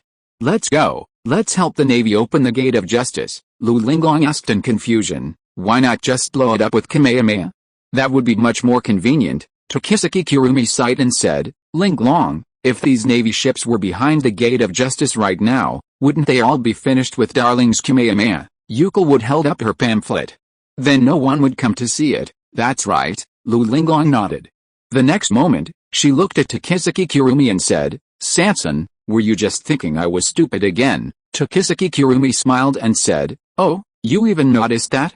It seems you're quite self-aware in some things. Damn little Sanson, wait and see how I deal with you. Shortly after Suzuki opened the gate of justice, 10 Navy warships passed through it and entered Judicial Island. Almost simultaneously, the lookouts on each ship reported what they had seen to the 5 vice admirals participating in the Demon Slayer order. Admiral, there's a huge photo hanging on the Bridge of Hesitation ahead. The person in the photo has been verified to be Nami, the leader of the Urazuaya pirates. Also, there are 3 lines of text on either side of her photo, as well as directly above it. The lookouts hesitated for a moment, then finally, at the urging of the 5 vice admirals, read the words aloud. On the left, it says, punch the 3 admirals of the Navy. Sengoku on the right, it says, kick the 5 elders of the world government. In the middle, it says, Nami of Urazuaya reigns supreme. The 5 vice admirals, enraged by these words, ordered all 10 warships to aim their cannons at the photo. However, before the Navy could fire their shells, one of their ships was struck by something resembling a cannonball and instantly shattered. This sudden change of events terrified the sailors on the other 9 warships. Dear friends in the Navy, you have worked hard on this trip. Now you can go back, otherwise what awaits you will be annihilation. As Suzuki finished speaking, Lu Linglong on the side shouted, I am Lu Linglong from the Urazuaya pirates. You only set a bounty of 55 million for me before. Who are you looking down on? This time, when you go back, you will increase it to 500 million for me. Allah, then I'll do it too. Tokisuke Kirumi smiled and looked down and said, I am Tokisuke Kirumi from the Urazuaya pirates. There is no bounty now. This time, when you go back, you just need to get me 510 million. As for the photos, you can take them now. Remember to make me look good. San, you are too cunning. Lu Linglong pouted, then looked down and said again, what I said just now does not count. My bounty is 600 million Baileys, otherwise I will kill you with lightning now. Suzuki looked at Euclid in her arms and said, do you want to get one for fun too? Euclid nodded, holding up the pamphlet in her hand. 500 million for all 3 of us, okay, Suzuki smiled, looking down. Dear Navy friends, the girl I hold is Euclid Wood. I'd like to ask for a 500 million bounty on her. The same applies to the 2 just mentioned. As for me, I personally prefer the number 7, so I'd like to ask for 777.77 million berries. Of course, for us members of the Urazuaya pirates, the most important thing is our captain's bounty. I personally suggest 1.5 billion. After all, you all saw the 3 sentences above. Burst Pheasant Beak. Just then, a nice bird flew past Suzuki, and a lazy voice echoed from the sea. Hey, young man up there, I'm afraid it's not appropriate for a pirate like you to teach us Navy things. This place isn't far from Impel Down.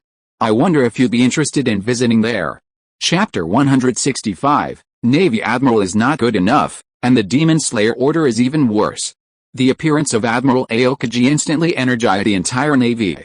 With an admiral, 5 vice admirals, and 9 warships, these pirates were no match for them. Suzuki looked down at Aokiji and smiled. He had no interest in dealing with the vice admirals below him, but the admirals were different. At least they could warm him up and stretch his muscles. San, I'll leave you Chan and Robin to you. I'll go play with Aokiji. Tokisuke Kirumi took Euclid from Suzuki's arms and said with a smile, okay, darling, Linglong, if those Marines don't behave, let them get struck by lightning. Remember to leave some alive. Lu Linglong smiled, okay. Euclid raised the pamphlet in her hand. Don't be careless. Suzuki nodded, then flew towards Aokiji. This pirate is flying towards us. Shoot, Lu Linglong snorted coldly. Since you won't obey, prepare to face the punishment of Goddess Linglong. With a flick of her wrist, a pillar of lightning descended from the sky, instantly reducing a warship to ash. A user of the Thunderbolt fruit, Aokiji frowned at Lu Linglong in the sky. If that was her ability, a 500 million bounty wouldn't be out of the question. Just as Aokiji was pondering this, a voice suddenly rang out from behind him. I say, is it really okay for you to be so early? Do you want to get off the bike by yourself or should I kick you off? Aokiji turned his back to Suzuki and said, "Brother, I am also very interested in your ability. I wonder if you can tell me which devil fruit allows you to fly and teleport at the same time." Suzuki smiled and said, "I have many interesting abilities. Do you want to try them yourself? It's really troublesome. I didn't want to take action against you originally, but you made too much trouble this time." So, when Aokiji said this, the sea surface under his feet instantly froze and spread to the surroundings. Aokiji dismounted his bicycle, turned, and looked at Suzuki in midair, continuing, "So, before you become world-famous pirates, I'll capture you." Suzuki landed on the ice and smiled, "Since you spared Robin before, I won't bully you. From now on, I'll engage you in ground combat like this." Well, that's enough of our conversation. Let's begin. Elsewhere, on the bridge of hesitation, Tokisuke Kurumi, Yuko Wood, and Robin found a spot and leisurely played landlord, oblivious to the battle between Linglong and Suzuki. When the Straw Hat Pirates arrived and saw their leisurely appearances, they were stunned. They'd fought tooth and nail to defeat their opponents, and yet you guys are playing cards on Judicial Island. Could you please show some respect for the Navy's Demon Slayer order? Nami walked up to the three of them angrily and said in a bad mood, "You three still have the mind to play cards here? Aren't you going to explain to me what you did this time?" "Nami, sit down first." Tokisuke Kurumi patted her side, and after the other party sat down, she said while playing cards, "Nami, do you know what your biggest problem is now?" "What is it?" Tokisuke Kurumi sighed and said, "It's your character that gets angry at every turn. Look at the four of us sisters. Is there anyone like you? Although you have changed again, not much. Look at Big Cow again. Although she and I still don't get along now, I have to admit that she does have a set of skills in this regard, and men like her set the most. So, you must change yourself. Otherwise, no matter how many opportunities we create for you, it will be useless, don't you think?" Nami lowered her head and thought for a while, then looked at Tokisuke Kurumi and said, "Then how should I change?" Tokisuke Kurumi put down the cards in her hand, looked at the other party and smiled. "From now on, you are not allowed to get angry easily. As for what we just did to you, just treat it as a joke.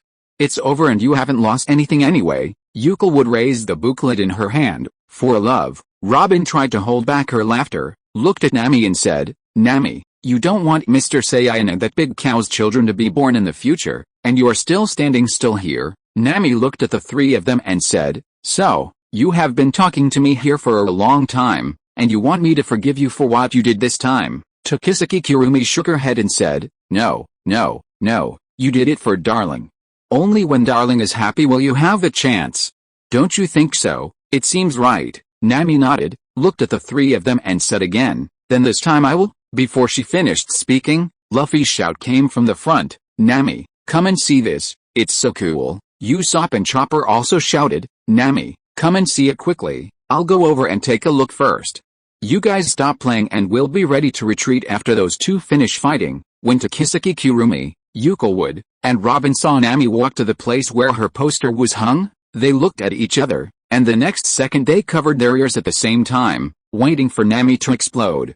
"Tokisuke Kurumi, Yuko Wood and Robin, you three bastards, I really believed your lies just now and believed your nonsense. You cheated me like this, doesn't your conscience hurt?" The furious Nami yelled at Linglong again, "Linglong, kill all those Navy men for me, don't let any of them escape back." Linglong shuddered when she heard this, and looked at the three remaining Navy warships below and said, "You stupid Navy men, why don't you retreat quickly? If our captain takes action later, you can all be buried in the sea." "Linglong, you bastard," Nami roared, took out her coin, "since you don't come, then I will do it myself. If these Navy men get away, I will really be finished." However, Nami, who was about to take action, suddenly found that her hands were restrained. "Robin, you're planning on joining them completely, right? Don't forget, once these bastards leave, you'll have no one to rely on." Robin wiped her tears. "Captain, I was forced into this. You know I can't beat Mr. Saiyan." "Assholes, you're all assholes," Tokisuke Kurumi yelled at Suzuki. "Darling, stop playing."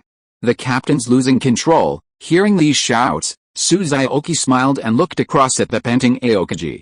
"Let's stop here for today. Next time I have a chance, I'll come to Marine headquarters and play with you three admirals." Aokiji watched Suzuki, seemingly unfazed, and felt a wave of astonishment. What kind of monster was this guy? His fruit power had no effect on him. He could break free no matter how many times he was frozen. Even using his armament haki had no effect. Instead, he was criticized for his weak armament haki and told to go back and practice more.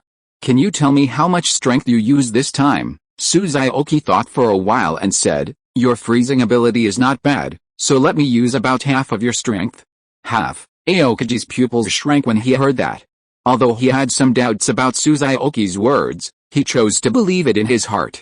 If he really wanted to kill him, he had many opportunities just now. Why would someone like you be willing to be inferior to others? Your captain, while capable, is far inferior to you. Xiaoqi laughed, because she's entertaining. And don't underestimate her. Those 3 sentences weren't written casually, that's all I can tell you. When you get back, remember to tell Sengoku to raise our bounty. Flying to Robin's side, Xiaoqi shouted down, listen, everyone in the Navy. When you get back, tell the 5 elders, Nico Robin will be protected by our Yorazuaya pirates. If those 5 old men dare to target her again, have them come in person. Returning to the warship, Aokaji glanced at Nico Robin and ordered all Navy personnel to evacuate. This Demon Slayer order was a humiliating event for the Navy. Not only did they kill a single pirate, but they didn't even land a single brick on Judicial Island. Ultimately, the enemy wanted to spare a few pirates to publicize their actions back at Marine headquarters, which saved them from annihilation. Xiaoqi looked at everyone in the Straw Hat Pirates and said with a smile, everyone, this operation to rescue Robin was a complete success. Now I will let the Mary come to pick you up. Oh, everyone in the Straw Hat Pirates cheered. Take advantage of this time. Tell me about the fight with those CP9 members. I see that you all have a lot of injuries. Have you been slacking off in your training recently? Sak, Nami shouted at this time, walked up to Xiaoqi and sneered, before that, shouldn't we talk about the issue of this poster, and your various evil deeds such as secretly communicating with Robin, instructing the evil duo to do evil, and leading Yu-chan astray? Xiaoqi pointed down and said, hey, why is the Mary here so soon? Nami sneered, do you think I will be fooled by you for the second time? I see. Xiaoqi nodded, looked at the others and smiled, everyone, jump from here in the most handsome posture you think and return to your beloved Mary. Mary, here we come. As figures jumped off the bridge of hesitation one after another, Nami looked down. However, the moment her head just popped out, her body was pushed down from the bridge of hesitation by Xiaoqi. Ah, Xiaoqi, you bastard, if I die I will definitely become a ghost and haunt you every day. Xiaoqi caught up with Nami and hugged her in his arms and said with a smile, Nami, did you have fun this time? Happy, you big-headed ghost, you tricked me so badly this time. What should I do in the future? It's okay, you just get used to it. There will be worse things waiting for you in the future. I'll bite you to death. Damn, you really bite. Xiaoqi, can you hold me and take a walk around Judicial Island again? I want to see my photos again. Okay, considering that you are so miserable this time, I will reluctantly agree to your request. Chapter 166 The Golden Bus is here. Halfway back to Water City from Judicial Island, Nami had already arranged for a Carrera Company ship to meet them. Before returning to Water City, the Straw Hat Pirates bid farewell to their companion, the Mary. The go-ahead Mary, already stretched to its limit, had just been broken apart by a wave. This companion, who had accompanied the Straw Hat Pirates from the East China Sea, had fulfilled its mission. Although the Straw Hats had been mentally prepared, when Luffy personally set Mary on fire and Mary's farewell words were spoken, everyone burst into tears. Xiaoqi gazed at the blazing Mary before him and gently patted Vivi and Nami, who wept in his arms. Goodbye, Mary, Water City. What, you said you want to go back now? And go back to Big Cow? Do you think this is a hotel? You can come and go as you please. Xiaoqi looked at Nami who was making a fuss in front of him and said unhappily, your mission here is over. Why should I stay here? Nami said angrily, you are trying to trick me today just to see my bounty. Then you stay here and wait for the bounty to come down before leaving. The bounty on your side won't come down so soon. The ranking game will be held the day after tomorrow. I have to go back to give special training to my apprentice, Wei Wei, Zhu Zhuqing, Lu Linglong and Takisaki Kirumi looked at each other. The 4 of them are now 100% sure that their men are with Big Cow, and now even their souls are almost hooked by her. Nami, Xiaoqi has important things to do, we can't delay him. After saying this, Wei Wei secretly winked at Nami, then looked at Xiaoqi and smiled. You go and do your thing first. In the original work, the bounty order should be here in 2 to 3 days. Come and accompany me after the mission over there is over, okay? My wee is still the most sensible. If there is time, I will come back early to accompany you more. Xiaoqi touched Wee-Wee's hair, then looked at the girls. Then I'll go first. Do you want a hug? Linglong and Takisaki Kurumi turned sideways and snorted coldly. Zhu Zhuqing walked up and hugged him, and whispered, come to my place after the mission over there is over, okay? Xiaoqi nodded, looked at Nami and said, then I'll go first. Tell Luffy and the others for me, hurry up and take your Icarus away, I don't want to see you. After Xiaoqi left, Nami looked at the other 4 girls and said angrily, what's wrong with you guys? Are you just going to let him go back to Big Cow so easily? Vivi then dropped her smile and said to everyone, sisters, let's have a battle meeting, high school world. Xiaoqi looked at the solemn faces before her and said, Rias, Aquino, what happened? Himejima Aquino looked at Xiaoqi and said apologetically, I'm sorry, I shouldn't have called you back at this time. Rias, standing by, said, don't blame Aquino. I told her to call you back. If those guys over there want to blame you, just put it all on me. What nonsense. Xiaoqi smiled at the 2 girls and continued, you must have something serious going on to call me back so quickly. Let me explain. Sir Zech's Lucifer recounted what had happened since Xiaoqi left. It all started with their last ranking game with Phoenix Lesser. Over the past few days, Riaz's violation of the ranking game rules has sparked widespread discontent within the underworld. However, Xiaoqi's harsh words have infuriated even more people. Many within the younger generation of the underworld are now determined to defeat Xiaoqi and achieve fame. Upon hearing the news of Riaz's return to the underworld, these individuals flocked to the Gremory clan, hoping to meet Xiaoqi and perhaps even challenge him. The Gremory clan was unable to intervene in this conflict between the younger generation, leaving the matter to Xiaoqi and the others to resolve. Xiaoqi nodded after listening, so that's how it is. Are these people still here now? Riaz said angrily. They haven't seen you and thought you were scared and didn't dare to come out, so some people started to mock you in all kinds of sarcastic ways, and even said that they would stay here waiting for you as long as they couldn't see you. Of course, Aquino and I won't indulge those people, but no matter what we say, they won't give up until they see you. So I asked Aquino if you have finished your business over there, and I want you to come back and slap those people in the face. Sir Zech's Lucifer looked at Xiaoqi and smiled, among those who want to see you, there are a few people you should be interested in. Himejima Aquino said in his ear, my father is here too, he wants to see you. When Riaz and Himejima Aquino appeared, walking on the left and right of Xiaoqi, they instantly attracted the attention of everyone present. Xiaoqi simply ignored those supporting characters and set her sights on Ser Orgbali, who was known as the strongest demon of the new generation. He was the only one worth her attention. At that moment, a man with pointed ears and blue hair walked up to Xiaoqi with an angry look on his face. After looking her up and down, he said with contempt, are you the human who was talking nonsense in the ranking game with Razor? I thought you were going to hide in there forever and not dare to come out to call us. Ha ha ha, Riaz whispered, he's Zephidal of the Gracialibus family. Xiaoqi turned her head and looked at Riaz and smiled. Riaz, you don't need to introduce such a supporting role to me, because I won't remember it at all. Riaz smiled and said, that's right, I forgot. The 2 people's behavior made Zephidal in front of them very unhappy. He shouted at Xiaoqi, asshole, who did you say was a supporting role? Xiaoqi stretched her wrists and said, Riaz, if I beat him up now, will it cause trouble for your Gremory family? Riaz pouted and said, what do you mean by your Gremory family? This is your home now. You can do whatever you want in your own home. You 2 bastards are courting death. Ignored, Zephidal roared, swinging his fist at Xiaoqi's face. Idiot. Xiaoqi slapped him back with a single blow. Nice skills, the newcomer complimented Xiaoqi, introducing himself. I'm Ser Orgbale of the Great King Bale family. I'll see for myself in the ranking game in 2 days if you're worthy of being my opponent. Xiaoqi smiled at him. Why not now? Let me see just how much you, the so-called strongest devil of the new generation, are capable of. As for the others, they're about as weak as that idiot I just sent flying. So weak, what? Xiaoqi's words immediately stirred the crowd. Riaz snorted.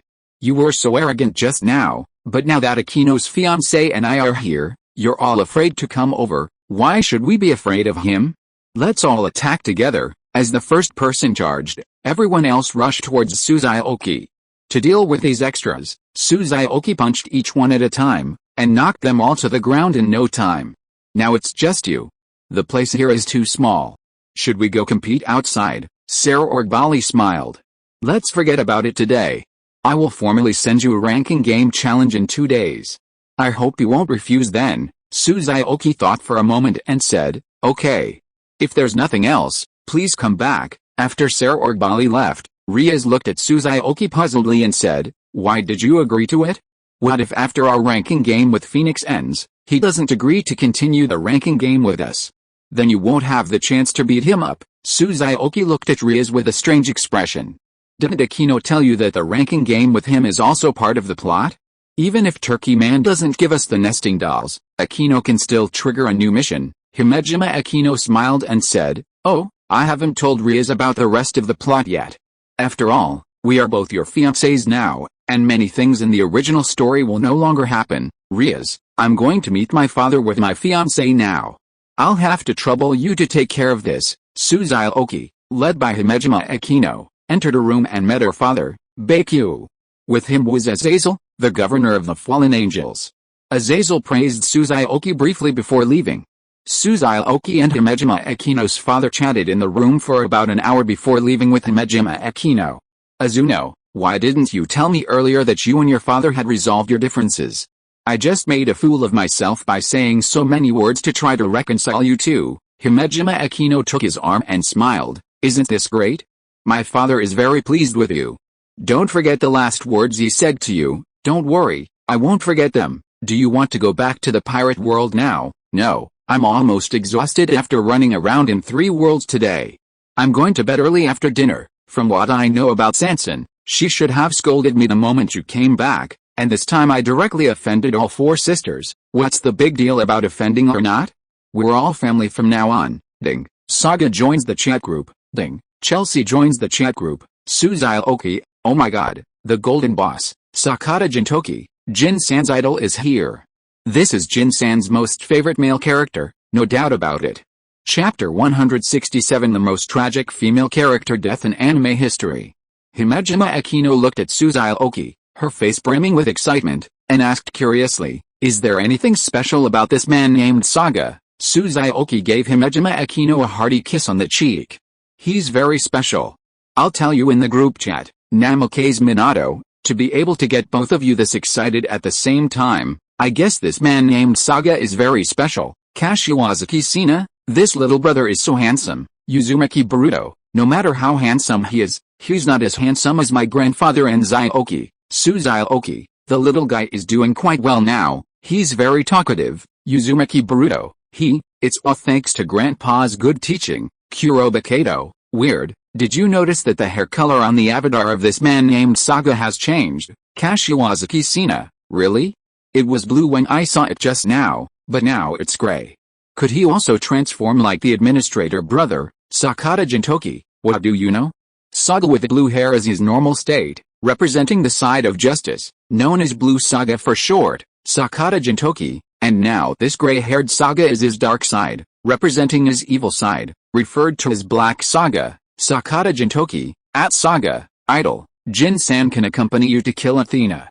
Jin-san doesn't like that little bitch, Namikaze Minato, that's really strange. This is the first time I've heard Jin-san say something like that. Kuroba Kato, there's a problem, absolutely a problem. There must be a story behind this. Xiaoqi, I agree with Jin-san's point of view. That little bitch's discrimination is too extreme. I really feel sorry for the 12 golden brothers. Himejima Aquino, oh, I remember Athena was the goddess of wisdom in Greek mythology. Could it be that the person who joined the group this time is related to a god? Kuroba Kato, I didn't notice it just now. If there's the goddess Athena, then there should be other gods, right? Aizen Sosuke, I wonder if the god this time is very powerful. Sakata Gintoki, Land-sama, although this may not be very kind of you, let alone the gods there, even this Saga can easily defeat you. Xiaoqi, Land-sama, let me put it this way, Saga's punches reach the speed of light, and even someone like him would be completely defeated by the gods from that world. How powerful are the gods of that world? Aizen Sosuke. Uzumaki Boruto, bro, who's stronger, You're the Saga? Xiaoqi, Jin-san, what do you think? Sakata Gintoki, they each have their own advantages. Overall, the Super Saiyan is probably more powerful. Xiaoqi, actually, this question has been debated for decades in my past. In terms of destructive power, the Super Saiyan has the advantage, but Saga has some ability-based moves that are quite troublesome. Even I find it difficult to deal with them. However, I have one major advantage. Uzumaki Boruto, I understand. If I disagree with him, he'll blow up the earth. Xiaoqi, smart, nephew. Namikaze Minato, so if this guy called Saga triggers a quest in the future, except for you, the rest of us in this group will be going to our deaths? Xiaoqi, if you and Landa want to go, you must strengthen yourselves. Aizen Sosuke, it seems I can't be so carefree anymore. After all, strengthening once costs a lot of points. Kuroba Kato, at Sakata Gintoki, you just said you were going to kill Athena. Aren't you asking for trouble? Tsunade, it would be best if he was killed. Sakata Gintoki, what do you know? That little girl doesn't have much strength. One bullet can kill her. Kuroba Kato? Xiaoqi, ha, that's really possible. Kashiwazaki Sina, I don't understand again. Did they say the gods over there are very powerful? Xiaoqi, you'll know after you watch that anime. Xiaoqi, at Saga, are you there? Saga, what's up? Xiaoqi, are you the Pope now? Saga, yes. Xiaoqi, do you understand this chat group? Saga, what a stupid question. Xiaoqi, then let me ask you another way.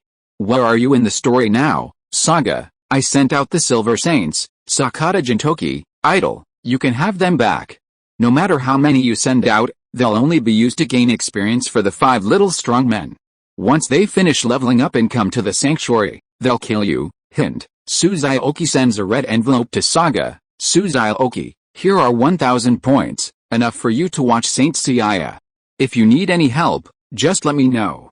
I want to come to your world and fight. Saga, we'll talk later. Xiaoqi, okay. Let me know in the group if you need anything. Sakata Gintoki, something's wrong, something's very wrong. Kuroba Kato, what's wrong with you?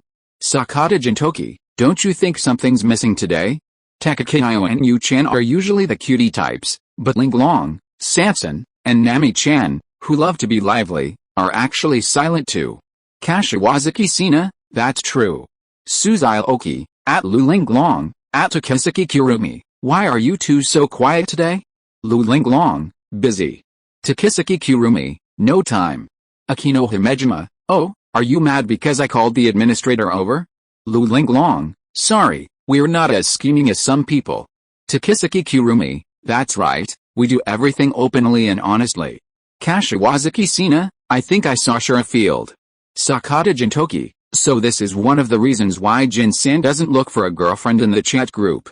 It's too troublesome. Namikaze Minato, he, Xiaoqi, he, Sakata Gintoki, ahem. Let's move on to the next part. There's a new person waiting to be introduced, Kashiwazaki Sina, admin brother, let's get started. Xiaoqi, at Chelsea, who are you? Kashiwazaki Sina, Sakata Gintoki, Kuroba Kato, Uzumaki Boruto, bro, you don't know her. Xiaoqi, I have an impression, but I can't recall right away. Lu Linglong, oh, I've heard that before. Who is it then? Takesaki Kurumi, who knows? I'm not familiar with her anyway. Himejima Akino, oh, aren't we good sisters? Nami, at Xiaoqi, you really don't know that girl named Chelsea? Could it be another 18+ character you refuse to mention? Zhu Zhuqing, I think it's possible. How could he not know such a beautiful girl? Xiaoqi, no, what's going on with you for today? How about I come to the pirate world now? Nami, you can come whenever you want. Did I agree? Chelsea, hello everyone, nice to meet you. Sakata Gintoki, hey girl, could you please introduce yourself? Our unreliable administrator doesn't seem to have a deep impression of you. Chelsea, I see. I thought the administrator was omnipotent. Then I'll give you a hint and see if you can remember it, at Xiaoqi. Xiaoqi, okay, the more details the better. Chelsea, I'm 21 years old and a member of the assassination organization Migrate under the Revolutionary Army. Chelsea, by the way, although I'm a member of an assassination organization, we're not bad guys. The Revolutionary Army I'm in is a secret unit established to overthrow the Empire's rule. Xiaoqi, okay, stop talking. I know who you are, Chelsea, so soon? I haven't even mentioned my interests, hobbies, and abilities yet. Xiaoqi, girl, what I'm about to say might be a bit shocking to you, so I hope you're prepared. Xiaoqi, this also applies to all of you. I suggest those who are timid don't read what I'm about to say. Kashiwazaki Sina, Zundu, fake do. Xiaoqi, I'm not kidding you. At Kashiwazaki Sina, if you really want to read it, find something to hold on to first. Xiaoqi, nephew, you too, Uzumaki Boruto. Holy shit, is that really that scary? Chelsea, administrator, don't scare me. Xiaoqi, before I say anything else, let me confirm with you again. Our Akame, mine, Leon, and Seal's still alive. Chelsea, they're still alive. I was in touch with them a few days ago. What happened? Xiaoqi, that thing can still be salvaged. By the way, do you know anyone named Tatsumi? Chelsea, Tatsumi? I remember there was a new member named that. Xiaoqi, okay, I got it. Don't be afraid. What I'm about to tell you is just the plot from the original manga. These things can be changed, okay? Chelsea, got it, got it. Kashiwazaki Sina, admin brother, I've already packed my things. Xiaoqi, let me talk about you first. Xiaoqi, it's hard to find a female character in all of anime who died a more tragic death than you. Xiaoqi, you had your fingers cut off, your arms chopped off, then shot in the abdomen, and finally beheaded. Xiaoqi, but that's not all. After your death, your head was hung up for public display, your body was dissected, and then fed to dogs. Namikaze Minato, this is simply Sakata Gintoki. Holy shit, what kind of beast could do this? Jin-san is going to kill them. Kuroba Kato, I wish I had the power to kill these beasts now. Tokisaki Kurumi, it's decided. Next time I'm going to go to that world and kill people. Linglong, and me too. We, the troublemakers, are going to destroy that world. Xiaoqi, don't rush to say that. Chelsea's death was indeed tragic, but in the world she lived in, dying with missing limbs was perfectly normal. Xiaoqi, if you want to go, I suggest you watch her anime first. Of course, those with weak mental tolerance shouldn't watch it. Xiaoqi, this anime is also 18+, but it was banned because it was too bloody and violent. The previous Future Diary is child's play compared to it. Kashiwazaki Sina, I'm already crying just by reading these words. If I were to watch that anime, I'd probably piss myself. Uzumaki Boruto, me too. Death is okay, but I can't accept such a tragic death. Sakata Gintoki, say the name. Jin-san is going to avenge Chelsea after reading this. Namikaze Minato, I can handle it. Tokisaki Kurumi, let's watch it together tonight. I don't believe it. Xiaoqi, Akame ga Kill. Chapter 168, Eyes of the Sister Slaying. Chelsea hasn't spoken in the chat group since hearing about her own experience, and the other group members are very understanding of this. After all, anyone who knew about their death would become withdrawn. As for the anime Akame ga Kill, although Xiaoqi had warned everyone in the group that they would feel uncomfortable after watching it, many people still watched it. As a result, the world of One Piece was Sam-san. Every time I close my eyes, I see all kinds of images of dismembered bodies. I feel like I'm going to be depressed. Tokisaki Kurumi, who is holding Linglong, sighed. The bloodiness of this anime is really beyond my imagination. When I think of the deaths of those girls, especially the newcomer Chelsea, it can no longer be described as tragic. Zhu Zhuqing looked at her and said unhappily, San, shut up. Whenever I hear the name Chelsea, I automatically imagine that scene of her. Nami said in a tearful voice, Zhu Zhuqing, you must hold me tight tonight. Wee looked at Euclid beside her and asked curiously, Yu-chan, aren't you scared? Euclid held up the booklet in her hand. It's okay. Boo often breaks his arms and legs. Hey, Wee smiled awkwardly, hugged her and said, then let's go to bed together and ignore them. No. Linglong raised her head and shouted, looking at Wee, you are not allowed to sleep either. We sisters should share the hardship. That's right. Nami nodded. We're huddled together here, scared to death. How can you leave us alone to dream? Wee said speechlessly. Who told you to go and see? In my husband's words, you are both inexperienced and playful. Okay, you say that about us, right? Linglong gritted her teeth and looked at the others and said, Zhuqing, Nami, you two hold Weiwei's hands. Yu-chan, go turn off the lights. Later, Sansan and I will tell her in her ears how those girls died. See how she can sleep tonight. That's fine. Tokisaki Kurumi, Zhu Zhuqing and Nami showed a sly smile on their faces and slowly walked towards Weiwei. Don't come over here, I don't want to listen. Naruto World. Minato, what's with you so late tonight? Namake's Minato gave an awkward smile. I'm feeling a little under the weather tonight. How about we go to bed early? Uzumaki Kushina said grumpily. Why are you sleeping? It's finally just the two of us at home tonight. Get up and have some fun. Namake's Minato sighed silently. I should have avoided watching that anime. It's affecting my performance. Meanwhile, feeling incredibly depressed, Tsunade sent a private message to Sakata Gintoki for the first time. Tsunade, have you seen that anime? Sakata Gintoki, shivering JPG. Tsunade, you're such a loser. You still dare to say you'll protect me in the future? Sakata Gintoki, Tsunade, this is different. Jin-san, I can't stand seeing this kind of disgusting scene. How about we just have a video chat and talk about life now? Tsunade, dream on. By the way, I didn't get to ask you last time.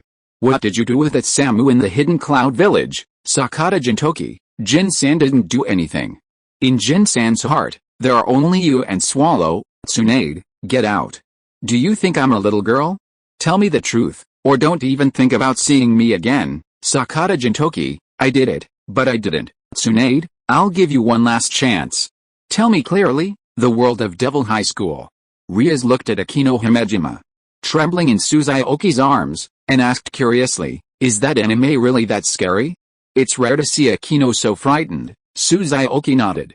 After watching it once, I didn't want to watch it again, let alone a girl. It's a good thing I can't see it, Riaz muttered, crawling over to Akino Himejima and whispering in her ear, Akino, I have a way to make you forget that anime instantly. So, that night, Saiyans are really strong, as expected of the duo from high school. They're really amazing. Suzuoki kissed each of the girls on the forehead and fell into deep sleep. The next day at noon, everyone who had slept late or couldn't sleep the night before was awakened by a message from Chelsea. Chelsea, thank you all for sending me the red envelopes last night. I've already watched that anime. I was so miserable. Ahaha, Chelsea. Also, I want to say something to those who haven't seen this anime yet. It's really depressing, so it's best not to watch it. Kuroba Kato, it's more than just depressing. I still haven't recovered from it. The girls in this story die one tragically worse than the other. Suzuoki, this anime was once jokingly called Kill the Girl by countless netizens. Namake's Minato, that description is indeed quite apt. A female character is killed in almost every episode. Kashiwazaki Sina, fortunately, I didn't watch it. Uzumaki Boruto, I wanted to watch it, but my grandfather wouldn't let me. Sakuragi Hanamichi, I didn't watch it either. I'm a pacifist. Sakuragi Hanamichi. Kuroba Kato, pacifist? Sakuragi, when did you become a humanoid weapon of the world government? Kashiwazaki Sina, ha ha ha. Sakuragi Hanamichi, at Kuroba Kato, get out of here. Don't forget to come over for the match this afternoon. Kuroba Kato, okay. Sakuragi Hanamichi, big brother, after this match, the next one is against Shoyo. Suzuoki, got it. Aizen Sosuke, at Chelsea, I'm very interested in some of the imperial artifacts you have over there. I wonder if you could invite me to your world next time? Of course, I'll help you kill that one called Sarayu. Sakata Gintoki, Hashigamade, let me take down that crazy bitch, Jin-san. Tokisaki Kurumi, all of you men, get out of the way. We women should handle women's issues. Linglong, that's right, I want to see if they can kill a girl like me. Zhu Zhuqing, this anime is so unfriendly to us women. I can't stand it even a little bit. Nami, at Chelsea, wait for you to trigger the quest and invite us female members over. Yuko would, +1. Tokisaki Kurumi, at Chelsea, the 5 of us can kill our way through your world. Chelsea, thank you for your kindness. I'll invite you when the time comes. Himejima Akino, oh, that aesthete is tough to deal with, especially Hermaka Batamo. Linglong, so what? Nami, Zhuqing, and I don't have much else, but we have a lot of points. We can draw lots to improve our strength. Suzuoki, remember to save some points for me. Zhu Zhuqing, what? Are you trying to take my points back and give them to someone else? Linglong, I'm telling you, your points should never exceed 5 digits. Takisaki Kurumi, as the saying goes, the husband earns points to support the family, and the wife spends them to keep the household going. Ask other people if that's the case. Kuroba Kato, why do I feel like I can sense 3 murderous auras even through the screen? Sakata Gintoki, Kato, you could be more confident. Delete the what, at this point. All we need to do is quietly watch the show from the sidelines. Xiaoqi, at Saga, hello, Lanza. Sakata Gintoki, wow, I've mastered that attention diversion technique, Jin-san. Uzumaki Boruto, as expected of my brother, I never thought he could develop such an S-rank ninjutsu on his own. Namikaze Minato, my grandson, stop learning this kind of nonsense from the white-haired guy. Sakata Gintoki, Minato, how can you say that to Jin-san? Believe it or not, Jin-san, I'll make things difficult for you in the future. Namikaze Minato, Jin-san, what do you think of my going to Konoha to carry some rice? Sakata Gintoki, I'm sorry, Jin-san is wrong. Nami, that's not right. What does Konoha's situation have to do with you? Takisaki Kurumi, exactly. I think Minato's suggestion is a good one. Let's get rid of the giant cow, Linglong, that's right. The spanking on Kushina's sister was too light last time. She should have been whipped. Tsunade, you two have been causing trouble enough. Don't think I'm really afraid of you, Linglong. Oh, you're being quite arrogant. How about we have a fight? Takisaki Kurumi, if you fall into the hands of our troublemaking duo, we'll make you wish you were dead. Tsunade, come on, would I be afraid of you two little brats? Sakata Gintoki, what are you arguing about?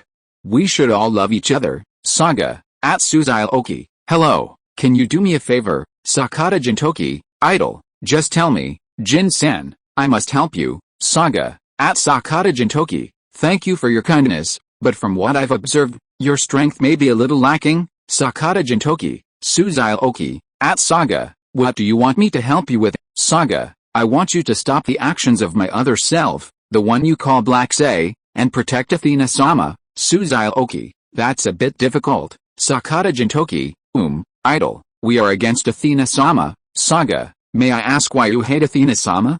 Athena-sama has always been fighting against evil forces to protect the peace of this land. Xiaoqi, Jin-san, who of us should speak first? Sakata Gintoki, you should speak first. If there's anything I've missed, please fill it in. Xiaoqi, okay, then today I'm going to talk about why we don't like Kido Sori, the current generation of Athena. Chapter 169 2 or 3 Things I Have to Complain About Athena.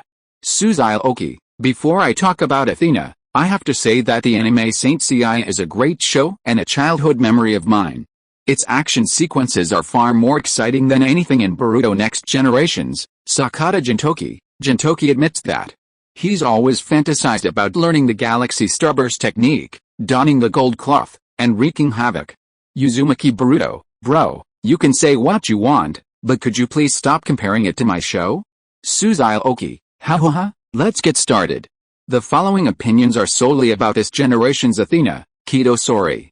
Xiaoqi, let me say a few good things about her first.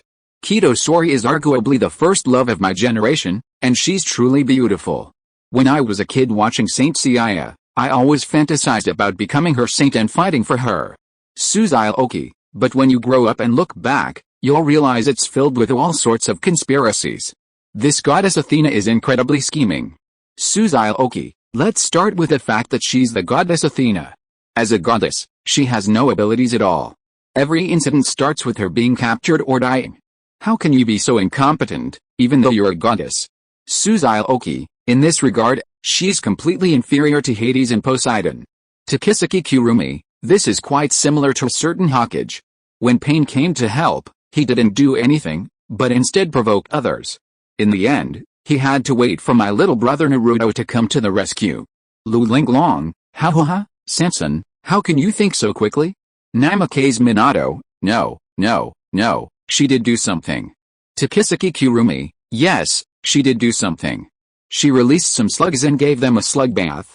Kashiwazaki Sina, no, I can't stop laughing. Linglong, Sanson, I really love you. Give me a kiss. Zhu Zhuqing, I'll sleep with you tonight. Nami, no, it's my turn tonight. Euclid, rock paper scissors. Sakata Gintoki, Ahem, Xiaoqi, let's continue. Xiaoqi, if this Athena were a good leader, then her incompetence wouldn't be a big deal, but the key is that she's a completely unqualified leader. Xiaoqi, she treats the 5 brown saints around her differently than she does the other silver and gold saints. Saga, this is because of the influence of Black Saga's rebellion, which has caused Lady Athena to harbor some resentment towards some of us. This is all my fault. Xiaoqi, forget about it. Even without your rebellion, she wouldn't have much trust in you guys. Xiaoqi, every leader has his or her own team, and hers is the 5 little warriors. In her opinion, controlling the 5 little warriors is much easier than controlling you gold saints. Xiaoqi, in the Golden 12 Palaces arc, she was able to resurrect Shiryu, Hyoga, and Shun, but why not you gold saints? Xiaoqi, on the one hand, it's because you all betrayed her before. On the other hand, she feels that after this battle, the 5 little warriors have grown up, and she can rely on them even more in the future. This was confirmed in the subsequent Nordic and One Piece arcs. To Kiseki Kurumi, this is very similar to a certain Hokage. Ever since she became Hokage, she's been manipulating my little brother Naruto. To Kiseki Kurumi, like dealing with the Akatsuki, fighting Pine, looking for Sasuke, and even the final 4 battles. Wherever the danger is greatest, my little brother Naruto is bound to be there. To Kiseki Kurumi. What's even more infuriating is that not only does she do this herself, but even her apprentices do the same, yelling Naruto, Naruto all the time, making it seem like Naruto is the only one in Konoha who's enduring. Linglong, goodness, our troublemakers are now both civil and military. This is getting bad. Let's see who dares to mess with us again. Namikaze Minato, Sanson, Kushina told me to tell you that next time she'll cook her best dish for you. To Kiseki Kurumi, thank you, sister-in-law. Saga, at Xiaoqi, that's right. A woman like that isn't worthy of leading us gold saints. Kashiwazaki Sina, huh? Why did you suddenly change the subject? Kuroba Kato, Kuroza has come out. Chelsea, he must have a dual personality, constantly switching between good and evil. It must be very painful. Nami, it's painful for all of us watching. We just got used to Lanza, and now we have to get used to Kuroza. Xiaoqi, at Saga, Kuroza, should I continue? Saga, keep going. Even though it's me now, the guy who's getting in my way can still see it. Xiaoqi, okay, then I'll continue. Xiaoqi, what disgusts me most is her performance in the Hades arc. Not only does it perfectly demonstrate the difference in treatment, but it also reveals her brainless side. Xiaoqi, as a goddess of wisdom, I can't see any wisdom in her during this holy war. Sakata Gintoki, if Landa was in command, the battle wouldn't have turned out like this. Aizen Sosuke, her strategy in this holy war is truly questionable. Xiaoqi, you finished it so quickly? Aizen Sosuke, I skipped some unnecessary plots, there's not much worth watching. Xiaoqi, at Saga, by the way, have you finished it? Saga, that woman is simply playing with the lives of us gold saints. The deaths of Mew, Aeolia, and Milo were inexplicable. Saga, not only that, but this woman actually knelt before Hades. It's a disgrace. Xiaoqi, that's why I said she treated everyone differently. She stopped Shaka when he wanted to kill the one possessed by Hades. Can you believe that? The holy war had already reached this point, and yet she still had a heart of chastity. Xiaoqi, and the reason she resurrected you was just to bang your head against the wall. Xiaoqi, the end result was that among the 5 saints, only Xiao was injured, and all of you gold saints died. How tragic. Xiaoqi, they're both Athena, but the previous one, Sasha, was far stronger than her. Kuroba Kato, just a quick question, if these gold saints followed Saga, could they have won those wars? Aizen Sosuke, it's possible without the fully awakened Poseidon, but it's impossible with Pluto. Xiaoqi, that's right. Without the added power of the gods, it would be impossible to defeat Hades, let alone even meet him.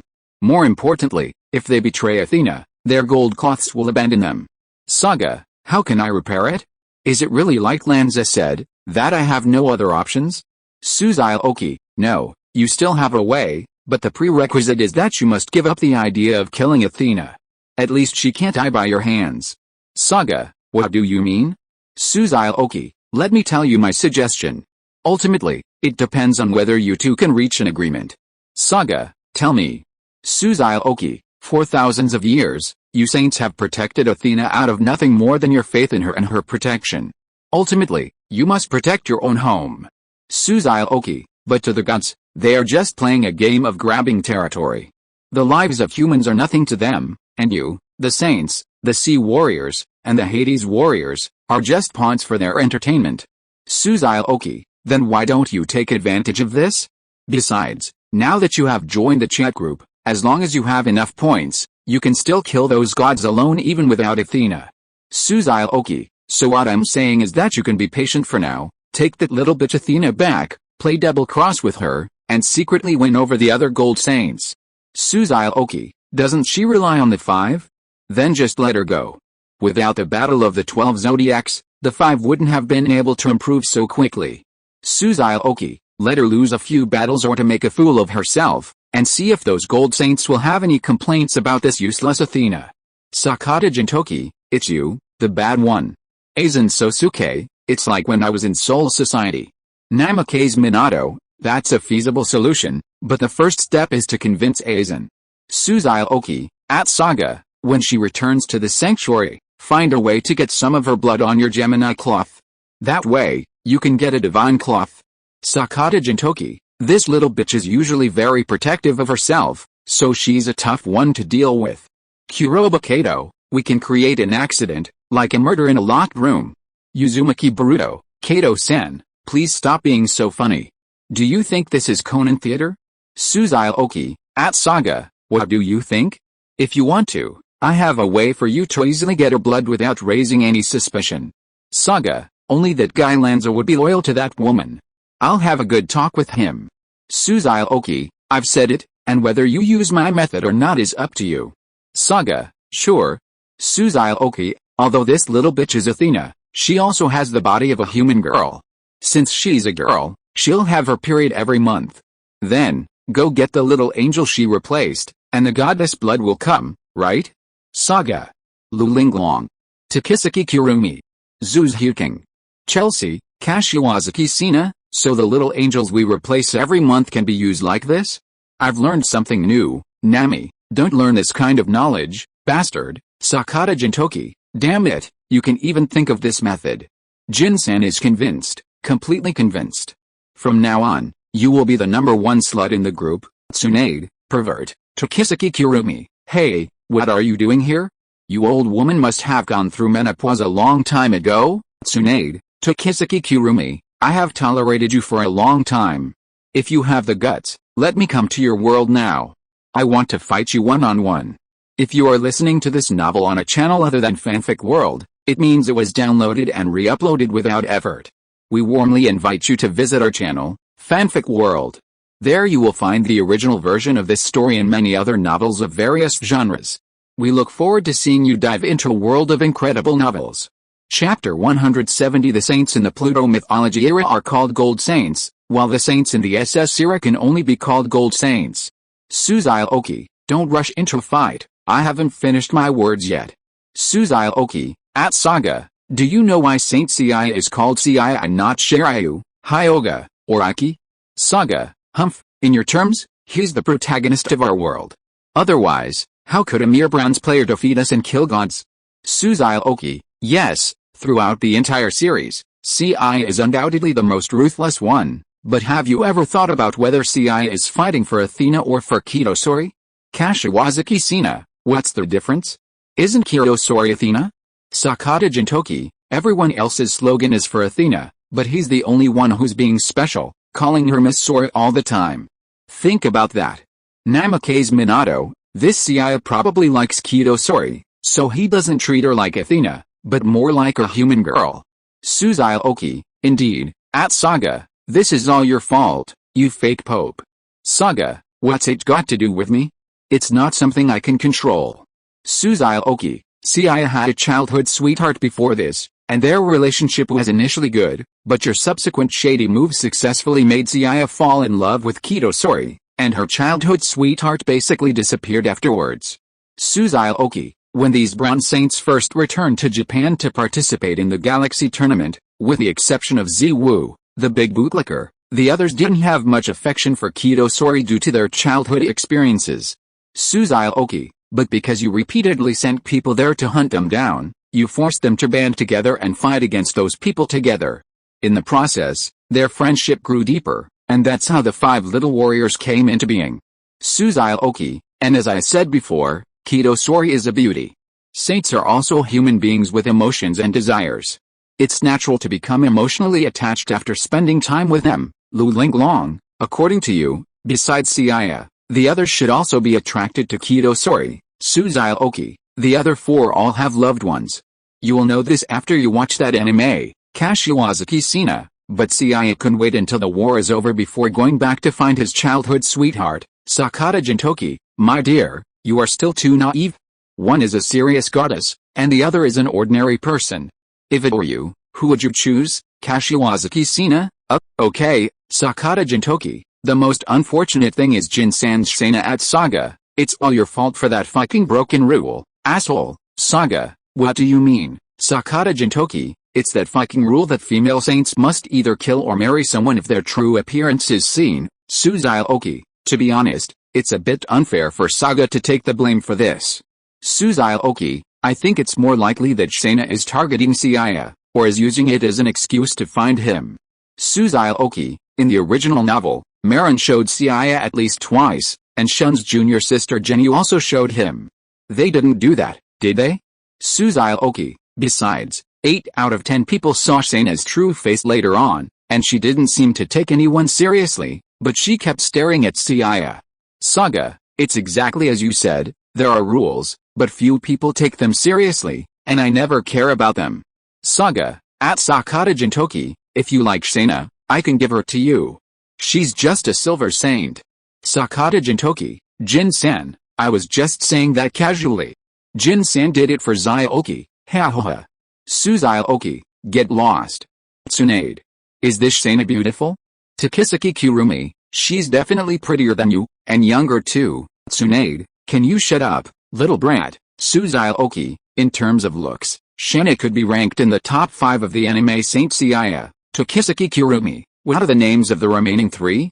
I'm going to focus on them later. Sakata Gintoki, Hilda, Thetis the mermaid, and Jenny. Xiaoqi, that's not right. Why did you exclude Pandora? Xiaoqi, oh, I see, Namikaze Minato, although I haven't seen it yet, I can probably guess. Linglong, stop playing dumb, you two. Tell me, Xiaoqi, well, you'll know after you've seen it. It's boring to talk about it. Saga, superficial. Women only affect the speed of my punches. Aizen Sosuke, I used to agree with that, Aizen Sosuke, but now I realize that women can sometimes be a source of strength. Takisaki Kurumi, at Aizoum Sosuke, come on, I'll protect you in this group from now on.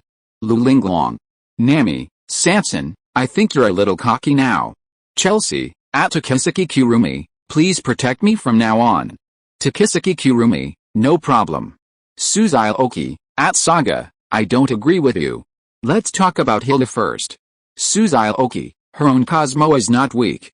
More importantly, if you can deal with her, you'll have 8 god warriors. Among these 8, Jetfred and Miami are definitely above the intermediate gold level. Xiaoqi, as for Pandora, she has a deep hatred for Hades, especially the god of death, Thanatos. Doesn't this give you room to maneuver in the future? Xiaoqi, if you want to become an enemy of the gods in the future, in addition to your own strength, the more allies you have, the better. Isn't that the truth? Xiaoqi, by the way, don't forget the second master. As long as Poseidon doesn't fully awaken, you two brothers will have the final say on the Sea Warriors. Xiaoqi, by then, that little bitch Athena will never have thought that her biggest enemy is actually right next to her, and she won't even let go of the little angel she replaced. Saga, Sakata Gintoki, why does Gintoki suddenly think you're more evil than Black Saga? Why don't you just become the Pope, Uzumaki Boruto? Brother, you're such a jerk. No, you're helping Saga like this, aren't you just trying to do this? Xiaoqi, what nonsense are you talking about? Ask your grandfather, ask your Uncle Aizen, do they want to fight those gods in the future? Namikaze Minato, before that, I will try my best to get as many points as possible to improve my strength at Sakuragi Hanamichi. I'll also be at this match this afternoon. Sakuragi Hanamichi, okay. Aizen Sosuke, the chance to fight a true god is something I'd love nothing more than to have. Xiaoqi, at Saga, I won't hide it from you, I do want to come over and fight them, and I want the gold armor too. I don't have a Cosmo, but it looks so cool on me. Sakata Gintoki, Jin-san wants one too. Although Jin-san's favorite sign is Gemini, other signs are fine. Saga, I admit you have a point, but convincing Hilda and Pandora isn't that easy. Xiaoqi, the more difficult it is, the more fun it is. And you have to know that we have Landa in our group. If he starts to pull us, how many people can resist him? Xiaoqi, even if the gentle ones don't work, we still have the martial ones.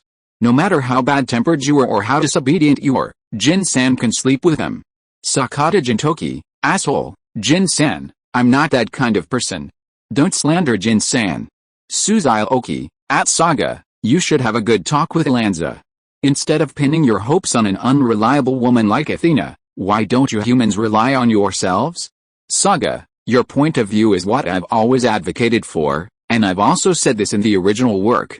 Xiaoqi, it's just that you in the original work didn't have this opportunity. By the way, among the gold saints of your generation, only you, Eri, Shaka, and the previous generation's Dako can be called gold saints. What Mew said is barely acceptable. Xiaoqi, but the other gold saints are too disappointing, especially the aquatic duo. They are simply an insult to the title of gold saint. Calling them gilded is a compliment. Xiaoqi, you can go watch the generation of gold saints in Saint Seiya, the myth of Hades later. That's what we call gold saints. Xiaoqi, after everyone has finished watching, we can have a good discussion about the gap between your two generations of gold saints. Saga, those two are indeed a bit weak, but their loyalty to me is undeniable. Xiaoqi, loyalty alone is not enough without strength. Okay, that's all I have to say for today. We'll wait for your results. But no matter what, quickly call back the silvers you sent out and stop using them as experience packs for the 5 little strong men. Xiaoqi, by the way, be prepared. After those people finish watching Saint Seiya, your armor will probably be a hot commodity. Saga, I'll have a good talk with Lanza. Also, I'll have someone capture Sana and Jenny and keep them for you and Sakata Gintoki as a token of my gratitude for what you said today. I'll take my leave now. Xiaoqi? Sakata Gintoki. Xiaoqi, at Saga, I didn't say anything like that. Come back here. Sakata Gintoki, at Saga, don't be shy, Chelsea, so this group has such a rule? Then who should I send? Xiaoqi, what the hell is this rule? There is no such rule at all. Sakata Gintoki, that's right, Jin-san and Xiaoqi are not that kind of people at all. Nami, do you have the nerve to believe such words? Takisaki Kurumi, Linglong, let's go watch Saint Seiya. I want to see how good looking those people are. Lu Linglong, okay, I almost got depressed after watching Zanmei last night. I have to watch other anime to relieve myself today. Kashiwazaki Sina, then I'll go watch it too. I want to see what the other Golden Brothers look like. Xiaoqi, at Chelsea, you don't have to worry too much. Once you trigger the task, we will come and help you deal with it. Chelsea, okay, then I'll go and collect girls for you first. Xiaoqi, this joke is not going to work, right? Chapter 171 The Phoenix Family's Revenge. Azuno, why are you staring at me with such a grin? I was wondering who you'd choose between Sana and Jenny. I don't want either of them. Just you two are giving me enough of a headache already. If a few more show up, it'll be a world war. I'll get you two some food. Kaneko and I will be training this afternoon. You two should have a good day off. Saga's arrival in the group brought Xiaoqi a long-awaited sense of tension. If the Dragon Ball World's combat power system is S rank, then the Saint Seiya system is A+ rank. He had to strive to become a Super Saiyan 2 before Saga triggered his mission, otherwise it would be ridiculous if he accidentally killed himself. That afternoon, Xiaoqi and his apprentice, Tachin Baiyan, had just entered the gravity room to prepare for training when they were given a big surprise. Xiaoqi looked at the cat ears on the other person's head and the cat tail behind him, and said in surprise, "Kitten, when can you enter the cat state?" Tachin Baiyan glanced at Xiaoqi and said with a pout, "When master, you were being affectionate with the minister and the deputy minister." The smile on Xiaoqi's face froze. He had indeed neglected his apprentice in the past few days. The tail behind Tachin Baiyan moved, And he looked at Xiaoqi and said, if Master can spare a few hours every day to practice with me in the future, I won't blame you, okay? As long as I'm here, I will take time to practice with you every day. Xiaoqi smiled at Tachanbayan and continued, now we both have tails, but I can't teach you about fairy arts and demon arts. I can practice those by myself. Let's start practicing quickly. I want Master to see the changes in me in the past few days. After Tachanbayan finished speaking, he skillfully pressed a few buttons to adjust the gravity in the gravity room to 5 times. Besides being incredibly adorable in her Nakamata state, Tachanbayan's attack and defense power have also increased significantly. The only thing she lacks is that she still can't fully utilize her celestial and demonic arts. After an afternoon of training, Xiaoqi looked at Tachanbayan, who was leaning against her chest, and said, Kitty, I'm so happy to see you've made such great progress. As your master, do you have any skills you'd like to learn? Tachanbayan shook her head, then looked up at Xiaoqi. I want to train with Master to become stronger. That's more meaningful, I see. Xiaoqi nodded, smiling. Then I'll give you this gravity room. You can train on your own when I'm away, and I'll accompany you when I'm here. Tachanbayan asked, puzzled, Master, don't you need it anymore? I guess so. And I think it's more useful to you now, so I want to give it to you. The gravity room was indeed important before he became a Super Saiyan, but it's no longer so indispensable to him now.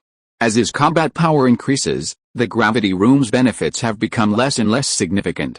In the later years of Dragon Ball, aside from a single sighting during the Majin Buu arc where Vegeta transformed into a Super Saiyan and trained in 150 times gravity, he hasn't appeared since.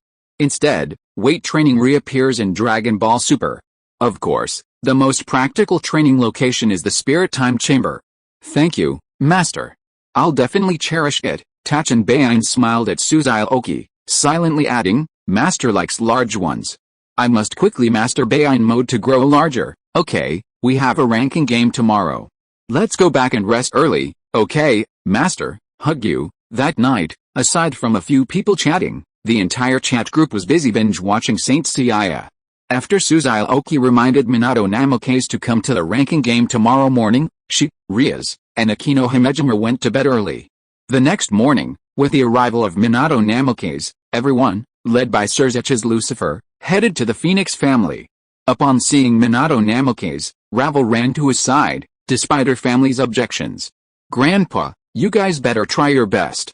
As long as you win, my family will have nothing to say about my decision. Namikaze Minato smiled and said, don't worry, we will definitely win. Xiaoqi looked at the newcomer and smiled. Hey, Ice Girl, we meet again. Shichido-sana ignored Xiaoqi and looked at Riaz and said, as an opponent, I hope you don't lose to anyone other than me, but as a friend, I have doubts about your and Akino's vision. Riaz smiled and said, there will never be a better man than him in the world, but you really should smile sometimes. Sana, whatever you like. Shichido-sana snorted, turned his head and said, don't lose, Riaz. When they arrived at the competition venue, Xiaoqi saw many familiar faces.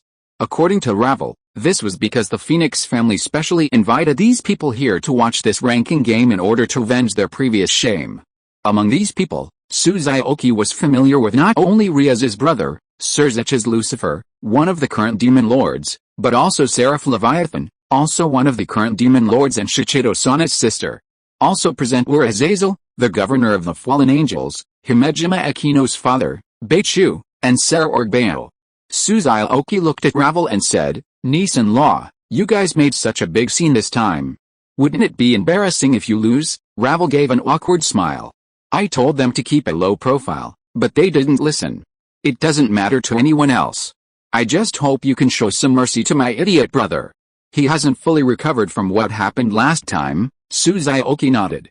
As long as he doesn't provoke me, I'll show him some mercy for your sake. Ravel smiled and said, thank you, brother.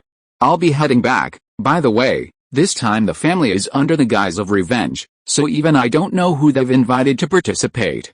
You'll have to be careful, since both teams had foreign players. The captains, Riaz and Razor, agreed that each team could field 10 players. The rules of the game were that the captains of each team rolled a dice to determine the number of players in each round. The team whose players were eliminated first would be deemed the loser. Riaz looked at everyone and said, this ranking game will be played by me, Akino, Kaneko, Yuto, Minato-sen, and Shichen, Ichiro-sen. Asia, I'm doing this to protect you. I hope you understand. When everyone at the scene saw on the big screen that there were only 6 people on Riaz's list, there was an uproar. Some even booed them directly. Namikaze Minato laughed and said, "It seems that we are regarded as villains." Himejima Akino smiled and said, "Many of those who made a fuss have been punished by the administrator." Namikaze Minato laughed and said, "I see, Riaz, roll a 6, 1 volt 1 and the like are a waste of time," Riaz said with a smile. "My luck has always been bad. How about you kiss me? Anyway, you are not live streaming now." Watching this scene, Namikaze Minato turned his head and asked curiously, "When did they get together?" Himejima Akino smiled and said, "Remember to keep it a secret the night before I come to your place, otherwise I don't know what kind of trouble that pair will cause in the group." Namikaze Minato smiled and said, "I am looking forward to how lively the chat group will be after the relationship between Jin-sen, Tsunade, and the 3 of you is exposed." With Suzuki-oki's blessing, Riaz finally rolled a 1. "Riaz, I now have reason to suspect you are faking the kiss. You kissed me wrong, obviously. Next time, I promise to get a 6. Oh, can you let me handle the first match? I haven't fought in ages." Shortly after Himejima Akino entered the teleportation array and arrived at her designated match space, her opponent appeared on the screen. Himejima Akino stared at the opponent, stunned.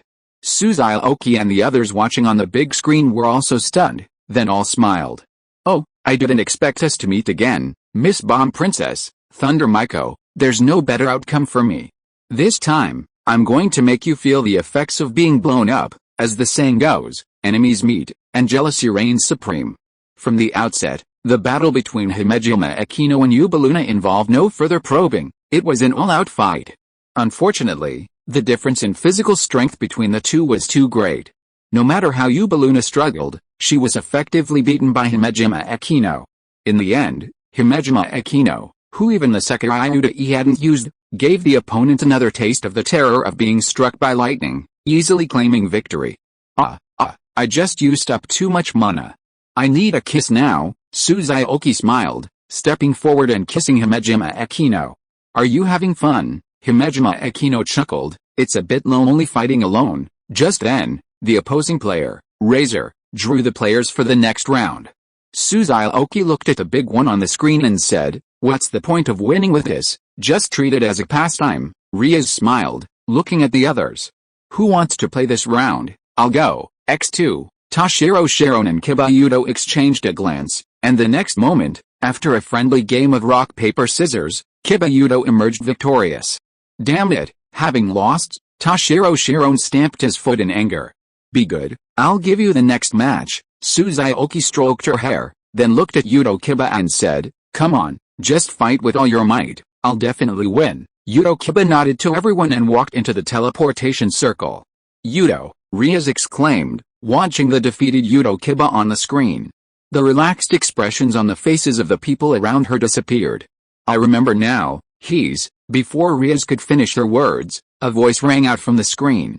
"I'm Dibin Crossel, one of Sakuragi-sama's knights. On Sakuragi-sama's behalf, I declare war on the Gremory team. Thanks to book friend Jakora Wong for the monthly ticket. Thanks to book friend 201708111120307784 for the monthly ticket. Thanks to book friend 202107041503003337 for the monthly ticket. Thanks to book friend 2024113012340617 for the reward." Chapter 172, The Importance of Last Hit. "Damn it," Riaz gritted her teeth in anger as she watched the arrogant Dibin Crossel on the screen. Suzuki exchanged glances with Sakuragi in the audience, then patted Riaz on the shoulder and said, "I'll give him a response later." According to the rules of this competition, those eliminated from Riaz's team would be transported to Surzech's Lucifer for treatment. With Kibayuto's elimination, the audience, who had come to watch Riaz, Suzuki, and the others, erupted in jeers. Amidst these jeers, Riaz rolled a 2. Suzuki stretched her muscles. "Then, it'll be Minato and I who will teach these guys a lesson." "Wait," Riaz stopped him and looked at Minato Namikaze. "Minato, can I go first this time? As the captain, I must respond to the provocation." Minato Namikaze smiled and said, "Okay, I'll watch you guys from here, thank you." Rias smiled, took Suzuki-Oki's hand, and said, "Let's go beat them up." When Rias and Suzuki appeared on the screen, there was a brief silence, and then the crowd erupted in cheers for the Phoenix team. Their opponents this time were the two girls they had met in the previous ranked game. "Just as we expected, don't think you can beat us as easily as last time. Our classes are different now." Neither Rias nor Suzuki bothered to pay attention to the two men's words. Rias looked at Suzuki and smiled, "Azuno just won, and I can't fall behind. Leave these two idiots to me, then I'll watch your performance from the side." After quickly dealing with her opponent, Rias pointed to the front and said, "Sarah Orgbali, Rias Gremory, accept your challenge. Listen to me, the rest of you. If you want to challenge me, just come on, but no matter who comes, the only result waiting for you is failure." Rias said here, took Suzuki's hand, and said loudly, "Because my man is the strongest in the world." Suzuki said lightly, "That Dibin Crossel, I'll wait for you in the next game, don't be scared, and those who like to shout just now, please shout louder. People who don't know will think you didn't have enough breakfast." Rias and Suzuki's words made the whole venue suddenly silent. Ho ha ho ha! Just then, Azazel, sitting at the top of the audience, burst out laughing. He turned to Beichu and said, "The man your daughter found is quite arrogant, but quite amusing nonetheless." Beichu stared at Suzuki on the screen and said calmly, "He's capable of it." Elsewhere, Suzuki's Lucifer watched his sister and Suzuki perform on the screen, then smiled and shook his head. He already knew the outcome of this ranking game. Although the Phoenix family had invited several high-ranking demons to join them in their efforts to secure victory, they were no match for Suzuki and Minato Namikaze. Based on his current understanding of Suzuki, only someone above the level of a major god might be able to defeat them, but how could such a person appear so easily? It could only be said that the Phoenix family had hid a wall this time, and even Sarah Orgbali, the strongest of the new generation, had been in the same boat. As Razor rolled the number 2 again, Suzuki looked at Rias with a strange expression. "Did you two agree on this?" Rias said angrily, "I was going to ask that turkey man why he always does the same thing as me. Then this round will be between me and..." Before Suzuki could finish his words, Toshiro Shirai, who had already entered the teleportation array, looked at him and said, "Master, hurry up." Himejima Akino smiled, "It seems our little cat can't wait any longer." Suzuki smiled at Dibin Crossel across from him. As for the man beside him, he had never seen him before. However, he didn't take it seriously. No matter who it was, the result would be the same. "Master, I'll take care of these two." Toshiro Shirai immediately entered Nakamata mode and rushed towards the other party. "Well, now we can even save ourselves the trouble of making threats." Suzuki smiled bitterly and shook his head. Rias and Himejima Akino, who were watching on the screen, were stunned by Toshiro Shirai's current state. "Akino, when does Kaneko enter Nakamata?" You're the minister, and you don't know, so how could I, the vice minister, possibly know?" Rias gave an awkward smile. She'd been so busy with her love life these days that she'd indeed neglected her subordinates. On the battlefield, facing two opponents alone, Toshiro Sharon relied on his speed advantage to completely dominate. Dibin Crossel had no choice but to use his divine weapon abilities. "I see." Suzuki, feeling the triple gravity coming from her, understood. Kibayudo, even though their swordsmanship was equal, had been tricked by this move, leading to his defeat. "Hey, I've got this little girl and that man pinned down. Go take out that girl first, and then we'll deal with the other one together. Don't speak to me in such a commanding tone." The man snorted at Dibin Crossel, then unleashed a volley of fire magic at Toshiro Sharon. On the other side, Tachin Baing's lips curled slightly. He dodged the flames just before they struck him, then instantly appeared to Dibin Crossel's right. "Your gravity magic is weak compared to Master's gravity room." Having sent Dibin Crossel flying with one punch, Tachin Baing instantly appeared in front of another person and sent him flying in the same way. Remember, kitten, after knocking an enemy flying or knocking them down, the first thing to do is to finish them off. Don't give them any chance to come back. Taking Suzuki's advice to heart, Tachin Baing focused his magic power into his fist and immediately charged forward, punching each of them in the head.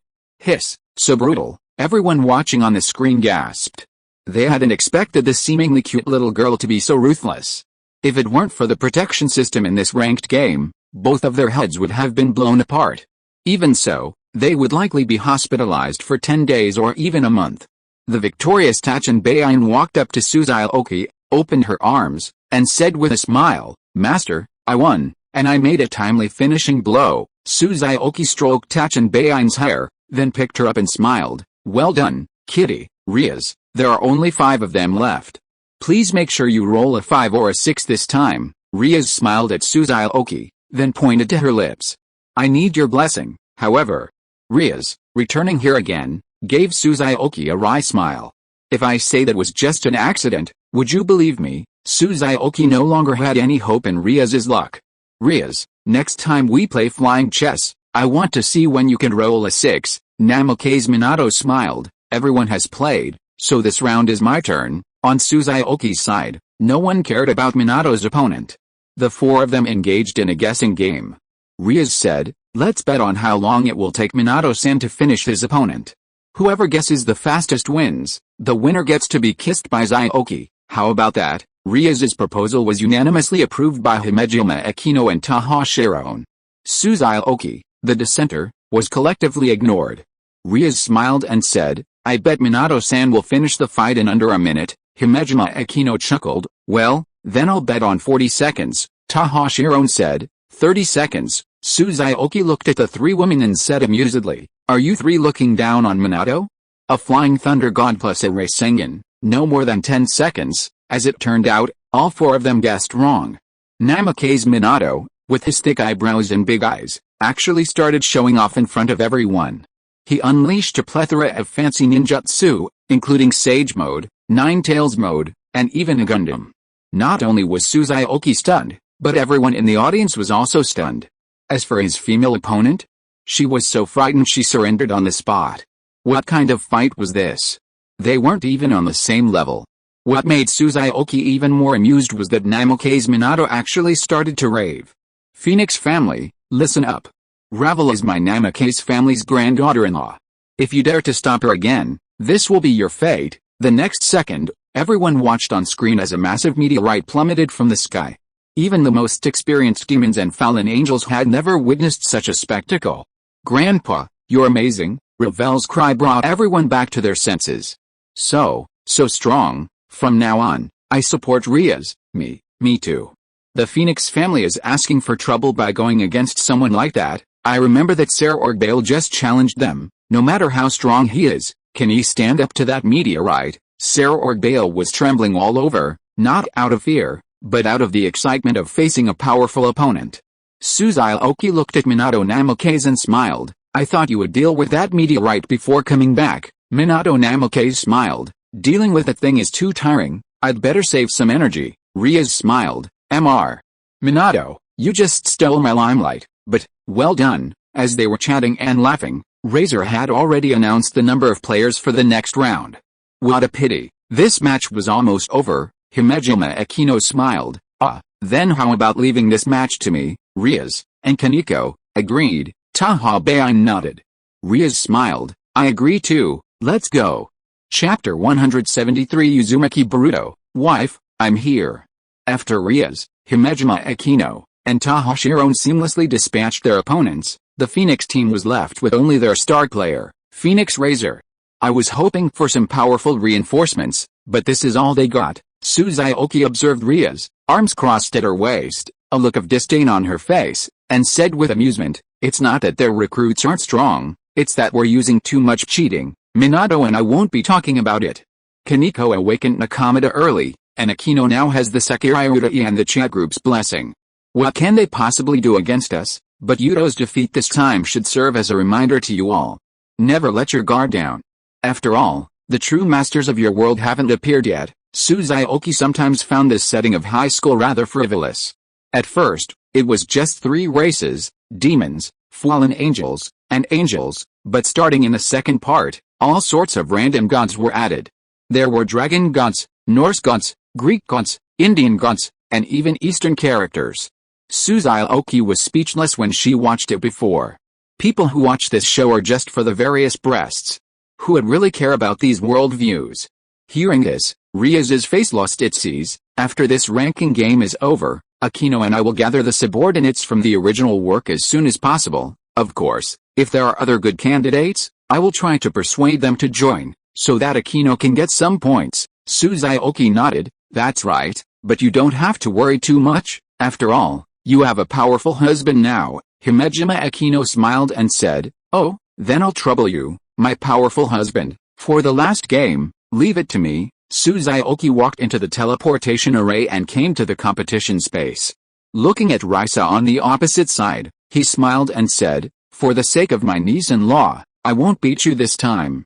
Just admit defeat, Tisk. Risa curled his lips and said unhappily, don't underestimate the glory of the Phoenix family. Okay, then I'll try to be gentle later. After Rice's immortality recovery ability completely failed, this ranking game ended with Riaz's team winning easily. As soon as the match ended, Ravel ran to Minato Namikaze and said with a smile, Grandpa, from now on, the family won't interfere with me anymore. They also told me to tell you something. They hope you'll come visit us sometime. But, Ravel suddenly frowned and sighed, but they won't play ranked games with you anymore. I'm afraid your nesting doll plan won't work. Minato Namikaze smiled and said, it's okay. There's always another chance. I'll bring Boruto with me next time. At the same time, the chat group chimed in, signaling the end of this story mission. Seeing the notification, Himejima Aquino whispered something in Riaz's ear, and the two of them said goodbye to the others before hurriedly leaving. Minato Namikaze looked at the two hurriedly leaving and asked, puzzled, Xiaoqi, what's wrong with them? Xiaoqi smiled and said, they're out completing quests. We'll wait to hear. What Xiaoqi didn't expect was that the other women suddenly tagged him in the chat group, as if they had made an appointment. Nami, at Xiaoqi, when are you coming to the pirate world? Wei's still waiting for you. Also, are you not going to take Icarus anymore, or what? Tokisaki Kurumi, at Xiaoqi, darling, after Nami's done here, remember to come catch Pokemon at my place. You've already wasted several days. Zhu Zhuqing, at Xiaoqi, remember what you promised me. Linglong, at Xiaoqi, when are you going to come to my place? Someone's still waiting for you. Sakuragi Hanamichi, at Xiaoqi, big brother, the match against Shoyo is in 3 days. Don't forget. Sakata Gintoki, red-haired monkey. If Jin-san were you, he wouldn't be tagging Xiaoqi right now. Instead, he'd be watching the show silently with his melon seeds and cola. Tokisaki Kurumi, Sakuragi, be good, put yours aside for now. Nami, at Xiaoqi, don't play dead. If you're not going to take Icarus anymore, let me be her master. Xiaoqi, who said I don't want to? I'll come tomorrow. Tokisaki Kurumi, why tomorrow? Your missions are all over. Xiaoqi, we still have half a day left. Minato and I will have a celebration party and discuss the subsequent plot on his side. Namikaze Minato, that's exactly what I said. Tokisaki Kurumi, Minato, I've always been on your side, and I'll be meeting my sister-in-law someday. Linglong, same here. Namikaze Minato, ahoha, I suddenly think discussing the plot and stuff in the group is just fine. Tokisaki Kurumi, got it. I'll say a few good things about you in front of my sister-in-law. Nami, at Xiaoqi, 2 hours should be more than enough for a celebration party. Xiaoqi, I'm afraid it won't be enough.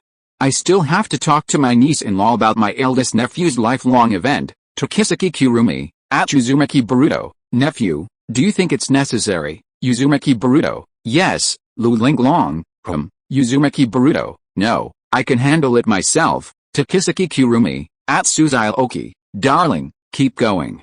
I want to see what else you can come up with today. Xiaoqi, we are all from the same root, why are we so anxious to fight each other? Tokisaki Kurumi, Linglong, San, I told you to read more books, but you just won't listen. Linglong, what this means is that we are all Calabash brothers on the same vine, so why do we have to fight each other? Xiaoqi, that's amazing. Linglong, this is the first time I've heard such an explanation. Tokisaki Kurumi, at Linglong, are you crazy? Who asked you to explain all this to me? Tip, triggering a storyline quest will cause group member Aquino Himejima to enter the ranking game storyline. Group member Aquino Himejima can modify the storyline to suit her needs.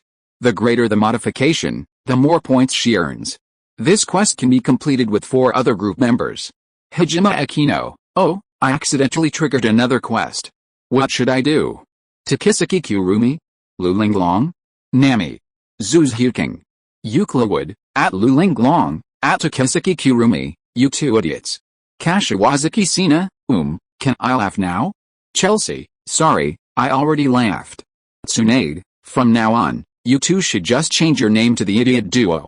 Uzumaki Boruto, great, I can see my wife now. Sakata Gintoki, Imejima Akino, this operation is worth 100 points.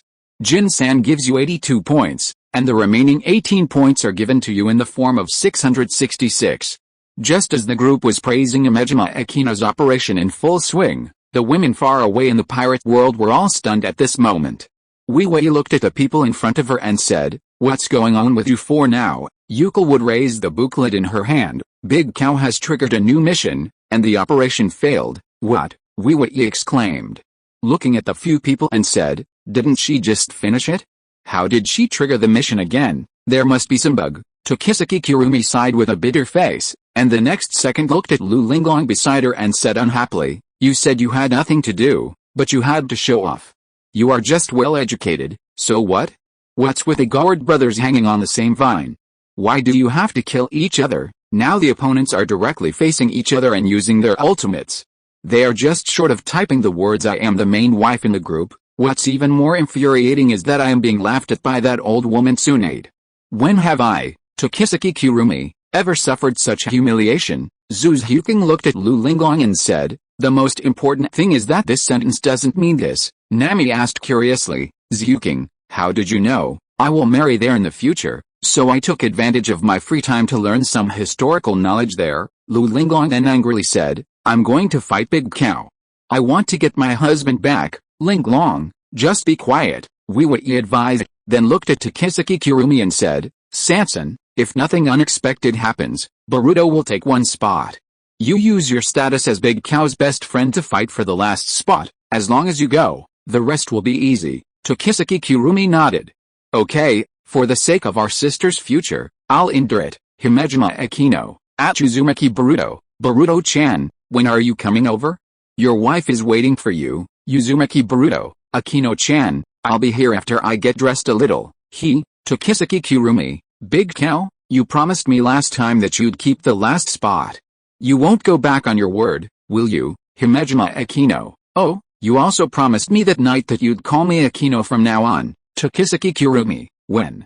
Ahem, Akino, we're best friends, right?" Tsunade, "Hypocrisy." Lu Linglong, "Tsunade, old woman, if you keep on talking, I'll strike you with thunder." Tsunade, "As long as you can come, I'll let you strike me." Namikaze Minato, "Tsunade, you're too arrogant.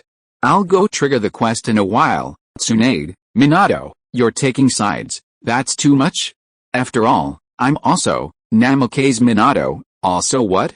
Just tell me." Looking forward to a JPG. Tsunade, "Humph, if you have the guts, go trigger the quest." Tokisaki Kurumi, Himejima Akino, "What do you say?" Himejima Akino, "As long as you promise me one thing, I'll let you come over right away." Tokisaki Kurumi, "You tell me." Himejima Akino, "When you come over, we'll sleep like we did last time on Sky Island." Tokisaki Kurumi, Himejima Akino, "Oh, it seems you don't treat me as a good sister." Tokisaki Kurumi, "Okay, I promise you." Saga, Xiaoqi, "Do you have time? I want to talk to you about what you said to Hisa yesterday." Thanks to book friend 2824113012340617 for the monthly ticket. Chapter 174, Who is stronger between Saga and Shaka? Xiaoqi, Saga, "Sure. What do you want to talk about?" Saga, "Where should we, the Gold Saints, or rather, the Saints, go from here?" Xiaoqi, "Lanza, why are you still dwelling on this? The best way to break free from the god's control is to become the master of it all." Xiaoqi, Namikaze Minato, Azoum Sosuke, "Teacher Lanza a lesson." Namikaze Minato, "I won't let the ninja world fall into the hands of the Otsutsuki. Only when we control the ninja world ourselves can we be safer." Azoum Sosuke, "With all due respect, your saint's loyalty to Athena is nothing more than blind loyalty in my opinion." Azoum Sosuke, "In your eyes, the Hades Saints and the Sea Saints are evil, but they were merely following the wishes of their masters. The true evil lies with those high and mighty gods. Not a single god truly cares for the lives of you humans, including Athena, whom you serve." Aizen Sosuke, "Since the mythological age, They've waged a holy war every few hundred years simply because they fear the emergence of potential among you humans. Once these individuals mature, they'll one day threaten their divine positions. Aizen Sosuke, I believe that with your wisdom, you've already figured out that the so-called holy war is meant to eliminate those with potential. Xiaoqi, for the gods, it's nothing more than the loss of a human body. Of course, the emergence of the 5 little strongmen in your generation was something they didn't anticipate, but even so, the holy war will still happen again after a few hundred years. Xiaoqi, I never told you to kill Athena. You do need her protection at this stage, but don't forget, you've joined the chat group. Xiaoqi, see that power-up feature in the chat group? With enough points, strengthening your Cosmo to God level, or even surpassing it, is no problem. Saga, hey, Saga, what a sigh. I'm now doubting whether you have some personal feelings for that little bitch Athena. Saga, don't talk nonsense. How can a human being have such feelings for a god? Saga, then explain to me what's going on with Pegasus. Have you watched Saint Seiya in vain? Saga, at least Lady Athena never initiated a war. Saga, stop your bullshit here. All the wars were caused by her. Even if I hadn't rebelled, the Nordic chapter, the Neptune chapter, and even the Pluto chapter would still have come. Except for those 5 cockroaches, the rest of us will still have to die. Saga, sacrificing for Athena is our mission as saints. Saga, bullshit mission. Does she treat us gold saints like human beings? You, Aeolus, and Dako have all been bewitched by this woman. When I get the Sagittarius and Libra gold cloths, I'll sell them to the group for points. Then we'll see what those 5 cockroaches will wear. Saga, no, you can't do that. Without 2 gold cloths, we won't be able to break the wall of size. Saga, if you keep nagging me, I'll sell all 12 gold cloths. Then we'll see what that little bitch will have to fight the holy war with. Saga, what do you want? Saga, I said, I don't have to kill Athena, but I want to develop my own power. In the future, I'll fight those gods on behalf of that little bitch. Saga, don't think you can still get in my way like you did in the original story. As long as I don't kill that little bitch, our personalities will be at most 50-50. Saga, I know I can't stop you now, but if I find out that you have any ill intentions towards Lady Athena, I will definitely use every possible means to stop you. Saga, get out of here, you're in the way. Saga, at Xiaoqi, let's talk about our next plan. Xiaoqi, well, before that, can I make a small suggestion? Next time you two quarrel, can you please not quarrel in the group? We're a little tired of watching. Linglong, yeah, I'm busy. Tokisaki Kurumi, there's no way you can understand it with your IQ? Saga, in the future, I will try to let Lan show up less. You embarrassing guy. Xiaoqi, I think there are only 3 things you need to do first. Saga, win over the neutral faction, suppress the Athena faction, and get points. Xiaoqi, as expected of the Pope, Shaka is the top priority to win over. At this stage, he's more on your side, and his strength ranks 3rd among active gold warriors. Saga, so who do you think is stronger at this stage, me or Dako? Xiaoqi, Dako has already awakened his 8th sense, and while your performance in the Zodiac is incredibly close to it, it's still a bit behind. That's when you're in your dark state. Normally, you should be on par with Shaka. Linglong, I disagree. Shaka is clearly stronger. He completely defeated the Sagash trio in the Hades arc. Tokisaki Kurumi, shut up. Anyone with a discerning eye knows that the Sagash trio weren't using their full strength back then, and Camus never even used his ultimate move once. Linglong, so what? Shaka was able to fight 3 of them alone, even forcing them to use Athena's exclamation. Just that alone, who else can do that? Kashiwazaki Sina, I think Saga is stronger. With one move, Galaxy Starburst, he went straight from Cancer to the Pope's palace. Chelsea, I'm on Saga's side. Besides Old Man Dako, he's the 2nd person to awaken the 8th sense. Nami, I'm on Saga's side. Aiki could fight Shaka to the death, but he was just beaten to pulp by Saga. Euclid, that was Shaka's last mistake. He was always beating him up before. Zhu Zhuqing, Saga is stronger. I won't accept any rebuttal. Sakata Gintoki, Jin-san must also support Saga. Xiaoqi, let's not talk about who's the strongest for now. What about the weakest gold? Kuroba Kato, of course it's the Aqua Dua plus the Taurus. Namikaze Minato, it's undisputed that these 3 are ranked lowest. In the middle tier, They should be Scorpio, Leo, Aquarius, and Capricorn. Kashiwazaki Sina, why is it called Capricorn? Shouldn't it be Capricorn? Suzuki, both names are actually the same, it's just a matter of personal preference. Aizen Sosuke, Aries and Sagittarius could be ranked as high-level golds. It's a pity Sagittarius died so young, otherwise his strength would at least be on par with Saga. Suzuki, then the top golds are Gemini, Libra, and Virgo. You all agree on this. It's just a matter of arguing over which of these three is stronger. Suzuki, at this stage, Dako is definitely number one. There's no point in arguing about that. The 8th sense is far stronger than the 7th. Saga, I admit that. After all, that guy has lived over 200 years longer than us. Linglong, at Saga fans have a question. If you knew that yourself, why did you send that giant crab to Wuleo Peak to kill him? Isn't that just asking for death? Saga, to Kiseki Kurumi, at Saga, let me clear you up on this one. It's because Saga didn't know that old man Dako had been granted the method of the gods by Athena. Zhu Zhuqing, Sanson, well said. Saga, that's right. If I had known, I wouldn't have sent Death Mask over there to die. Chelsea, at Saga, the Saga fans disagree. Even if you led him off in the Hades arc, you're still powerless against the Celestial Dance Rin. Euclid, well said. Nami, the Celestial Dance Rin is just a move that deprives Saga of his 5 senses. Even if Saga had been deprived of his 5 senses, what's the use? He could still destroy Saga with a single move, Galaxy Starburst. Linglong, that's bullshit. Besides the Celestial Dance Rin, it's not like Saga doesn't have other special moves. How could he have given Saga the chance to unleash Galaxy Starburst? Zhu Zhuqing, brother Saga, despite being deprived of his 4 senses, pierced by 14 scarlet poison needles, and hit by a lightning-fast punch, was still able to almost take Scorpio away. Shaka couldn't do that. Chelsea, how do you know Shaka couldn't do it? Linglong, at Chelsea, it's really possible he couldn't do it, because Shaka wouldn't be beaten so badly by others. Euclid, Galaxy Starburst plus Holy Sword plus Diamond Stardust equals a little bleeding on the forehead, too strong. Chelsea, ha, you're right. To Kiseki Kurumi, I already said it was a release. No, it was a release of the sea, otherwise there wouldn't be a single gold saint in the entire sanctuary who would dare to take Galaxy Starburst head-on. Linglong, we only recognize facts.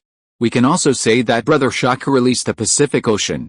Zhu Zhuqing, Linglong, you have to be so unreasonable, don't you? Linglong, we are just being realistic.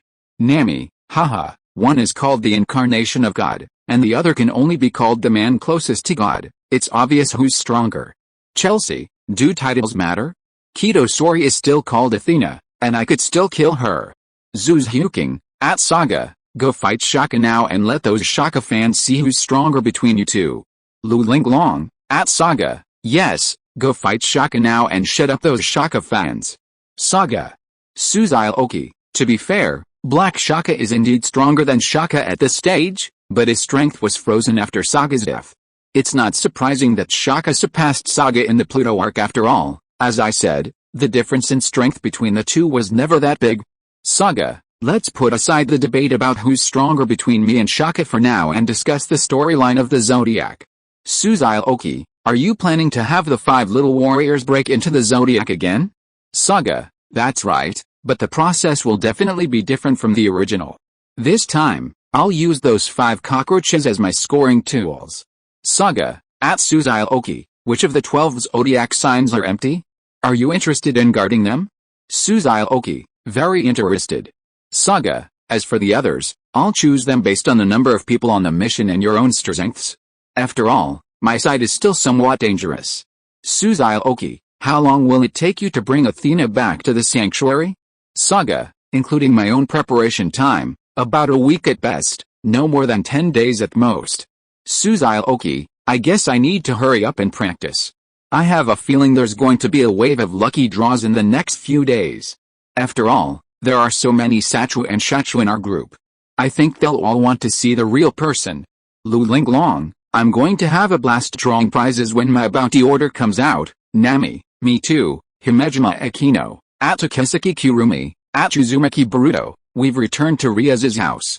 You two can come over anytime. Tokisaki Kurumi, coming, Uzumaki Boruto, then I'm coming too, but I'm a little nervous right now, everyone, Boruto-chan, try to get married tonight, come on, Uzumaki Boruto, I'm only 12, isn't that too fast, Namikaze Minato, it looks like I'll be holding my great-grandson soon, Uzumaki Boruto.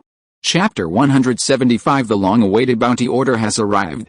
Riaz looked up and down at Tokisaki Kurumi who arrived here earlier. Are you Tokisaki Kurumi, one of the trouble duo? Tokisaki Kurumi also looked at Riaz in front of her. Why, do you have any objections? Riaz straightened her chest and smiled. You are more lovely than I thought. Tokisaki Kurumi curled her lips and snorted. Big red cow? At this time, Himejima Akino suddenly hugged Tokisaki Kurumi from the side and whispered, San-san, guess how long my mission cycle this time? Tokisaki Kurumi, who was still struggling, stopped struggling instantly and asked, how long? There's still half a month before the next ranking game starts, and Riaz and I can find excuses to delay it then. Damn big cow.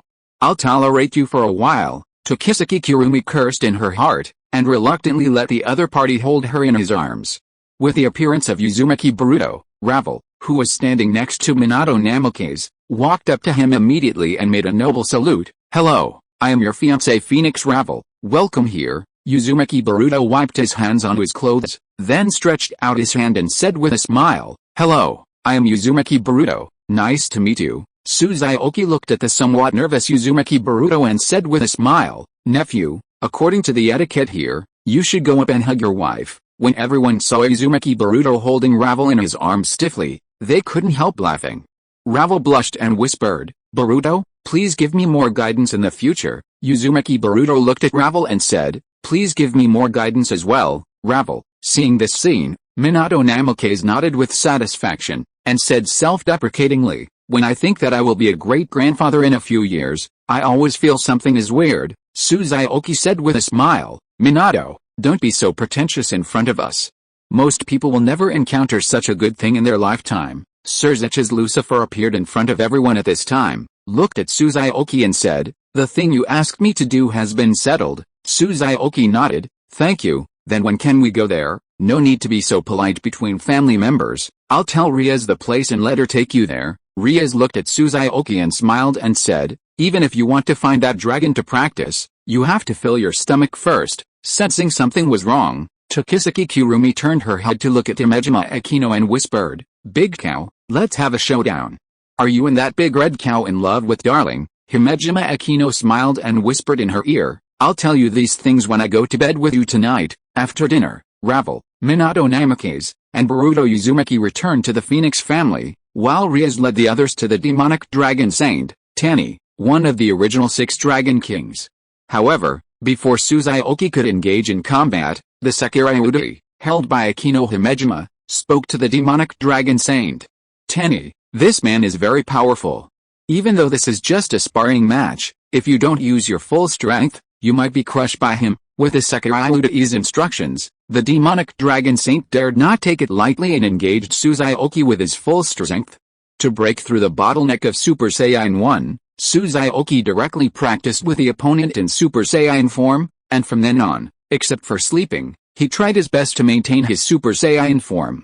Elsewhere, Himejima Akino looked at the Sakurai Udai in her hand and said, this is really unexpected. I thought you would wait until we get back to Hideout Ise before speaking. I'm just worried that the demonic dragon Saint might get killed accidentally. After all, I saw everything that happened to you.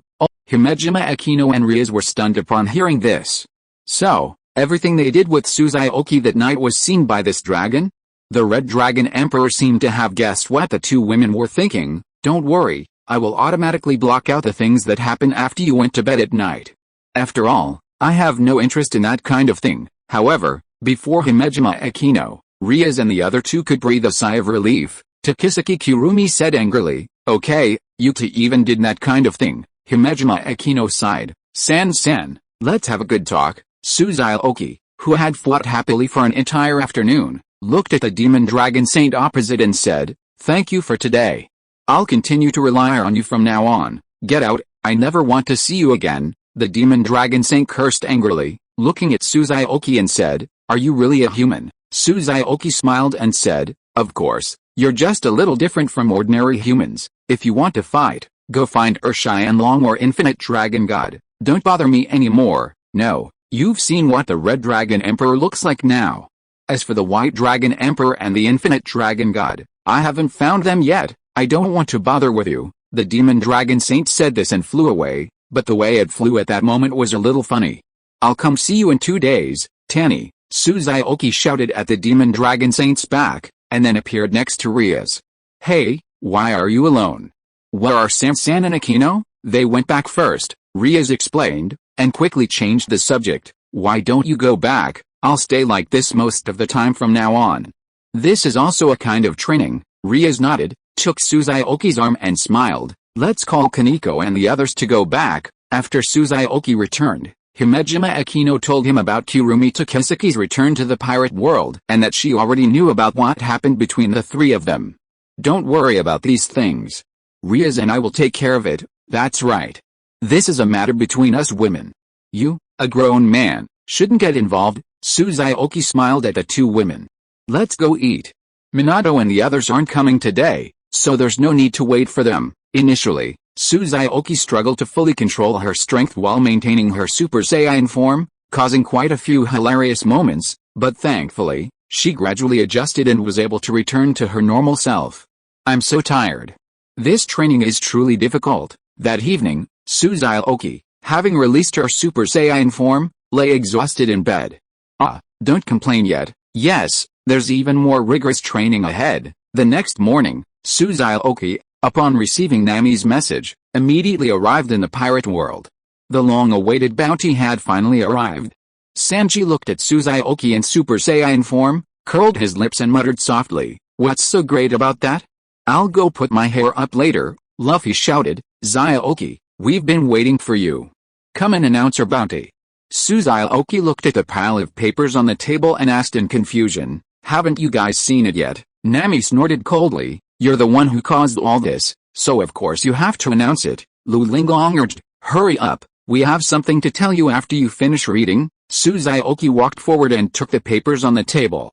After sorting them out, she looked at the people in front of her and smiled. "Then, I'll announce the bounty of the Straw Hat Pirates first. Captain of the Straw Hat Pirates, Monkey D. Luffy, has a bounty of 200 million berries." Luffy burst into tears. "Why is my bounty still not as high as Nami's?" The swordsman of the Straw Hat Pirates, Roronoa Zoro, has a bounty of 100 million berries. Zoro smiled and said, "Finally broke 100 million. The Straw Hat Pirates chef, Sanji, has a bounty of 57 million berries." Sanji hung his head to the ground and said unwillingly, "Damn it, why is my bounty so low? What a pity that the photo this time is not hand-painted." Xiaoqi sighed in his heart and continued to read.